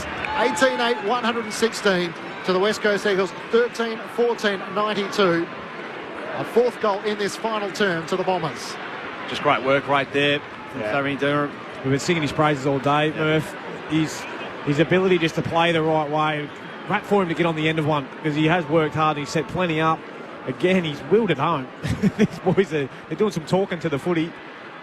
Well done. Great finish. Good reward for the game that he's had. 28, 12 contested, 9 great balance. Great balance between going hard and winning the football himself and then getting hard forward and getting the offensive end. Great work right from the stoppage. Bombers back out by 24 in the waning moments. Comes to Stringer. He's tackled. Trying to wrestle free. Held up. The ball up. So the Cats Saturday night for the Bombers. With or without Patrick Dangerfield. All that to unfold during the week. Huge game for both teams.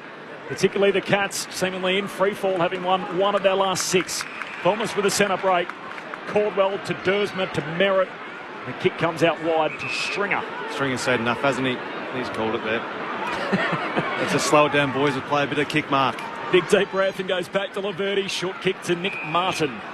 40,840, the majority of them in red and black. And the Bombers, they improved their record under the roof at Docklands. Brad Scott said he wanted to make this their fortress. They've now won 7 in a row at the venue and 15 of their last 18 here. So trying to get it back to the glory days. Starts with defending your home patch, and the Bombers today have done that again. They lead by 24. Laverde up the wing, right, and Draper in the pack. It spills to Hine. Out the back is Merritt. He runs inside the 50, takes a bounce, can hand pass over the top, unselfishly gives it off, and it's Dyson Heckle who puts it into the second tier. The former captain and the current captain combining, and both have a smile from ear to ear. Everyone's a winner as the Bombers turn 30 points clear. 19-8, 122 to the West Coast Eagles, 13-14, 92. And for Dyson Hempel, his first goal of the season, will have to go to the record books. The last time he kicked a goal, but able to push forward there. I was just thinking the same thing, Clinchy. I'm not sure where it's come from there. And where did Zach Merritt get out so far forward of the footy? I think Nick Hine liked it though, didn't he? Yeah, he loved it. He's been hearing the commentary about us, which players in pass like a celebration. He didn't even kick it, and he ran about 50 metres with both hands in the air doing the double fist bump. Big Dyson's run from the offside wing. And just that overlap run from Zach Merritt, who found some space forward. The veteran. Round one against Hawthorn last season. Long time ago. Bombers out of the middle again. Party time here for the Dons. Durham with the centre break. Kicks to full forward. Going down his right forward pocket. Zach Merritt down there. Tackles Cole as soon as he grabs the footy and a ball up. Up against the boundary line forward pocket for Essendon. So that goal for Dyson Heppel made it a game-high margin for the Bombers right at the end. 30 points their lead. Barris doing the ruck work. Swats it down, live footy, top of the goal square for the Dons. Hoff for West Coast. Hand pass away to Jermaine Jones. He kicks out to halfback. Petruccelli takes the mark for the Eagles. Dishes it off inboard to the run of Chesser. He'll have just about the last kick of the game. And on a weekend where all the top four contenders stumbled, the Bombers shore up their spot. They're 6 points clear in the top four. Essendon third with 9 to play. The Bombers by 30 points. Our boys who play this battle game are always striving for glory and fame. See the Bombers fly up, up. We are the teams they don't fear. They all try their best, but they can't get near as the Bombers fly up. The Giants, the Cats, the Power all losing this weekend. The Bombers didn't let their opportunity pass them by. Despite trailing at quarter time, Essendon took over thereafter. They led by 23 at half time. The Eagles drew within 4 late in the third quarter, but Essendon steadied up again when they needed to, protected that lead. They led by 13 at three-quarter time and run out victors by a game-high 30 points over a plucky West Coast. Win the premiership flag. Our boys who play this battle game are always striving for glory and fame. See the Bombers fly up, up. The other teams they don't fear. They all try their best, but they can't get near as the Bombers fly up. And it's looking up for the Bombers. A 30-point win over West Coast. Brad Scott pilots Essendon to their 9th win of the season. The Bombers 9.5 wins. They've lost only 4 times in a year, but it's their first win in 3 weeks after back-to-back narrow defeats against Carlton and Gold Coast. Still to come, Fremantle and Gold Coast to decide who will finish the weekend inside the top 8. The winner will be in. The Bombers, we know for sure, will be third at the end of the weekend. Essendon by 30 points. Jake Stringer kicked 5. 2 for Cole Langford, 2 for Peter Wright, 2 for Nate Caddy, the 18-year-old in his second game, including his first in AFL footy. 2 for Guelphy, and then singles Caldwell, Merritt, Hind, Heppel, Durham, Dersma. While for West Coast, 3 for Jake Waterman, 2 each for Allen, Cripps, Petruccelli, Darling, singles for Chesser and for Yo. The Bombers win it by 30 points. We got another 10 minutes. Mark Murphy, Brett Delidio on ABC Sport. What was your biggest takeout from all of that? Well, I don't think the Eagles are as far away as what everyone might have thought at the start of the year. They're building nicely. They're going to challenge teams. They've set up well. They've changed from that kick mark style of game to actually get up with what the common game is. They've got some good players to come back. I like what they've got up in their front half. You know, Oscar Allen coming back today is another big addition for them. 2 goals, 4 today. Good return for him. Waterman, we know what he's been able to do. Second in the Coleman, I think he might be still. You know, and Darling's just been that big target as he has done for years. But you know, their midfield is okay. Liam Ryan in there was really good today. But I think for me, it was a game that the Bombers had to win, and they looked a little bit shaky there, Corb, at times, but their class, I think, and their even spread right across the board from their midfielders in Merritt, Caldwell, Durham, and their wingers. I like that move of Harry Jones, Nick Cox, and Dursma rotating through the wings, gives them an out at times. Stringer was on fire up front, so it was a win they needed to have at the end of the day, Murph, and they solidified themselves up there in the top 4. Yeah, I think it was a really good even spread by the Bombers. I think they had a lot of contributors on the day. Give credit to the Eagles. I thought they played really well today. They had some opportunities to probably get those goals, those balls through the big sticks in that third quarter. And I think they kicked 5-5, didn't they? Third. In the third. And you kick a few more of those, you're right amongst that game, aren't you? And you're knocking on the door. 7-9 after half time to the Bombers 9-4. Yeah, so they missed some opportunities, but I think they've come a long way. I think this year we all thought there was going to be another hard year to watch as an Eagles supporter or a fan of football in general, but I think they'll have some big inclusions next week, which is really important. But the thing I like about Essendon is that they've got really great depth, and you talked about a few of the guys who are playing currently in the VFL, some really good names there that would be knocking on the door week to week, but they're getting such an even contribution from their guys who are getting the results week to week here by Essendon, and I think they play a brand that I think will certainly stack up in the back half of the year and in terms of September as well.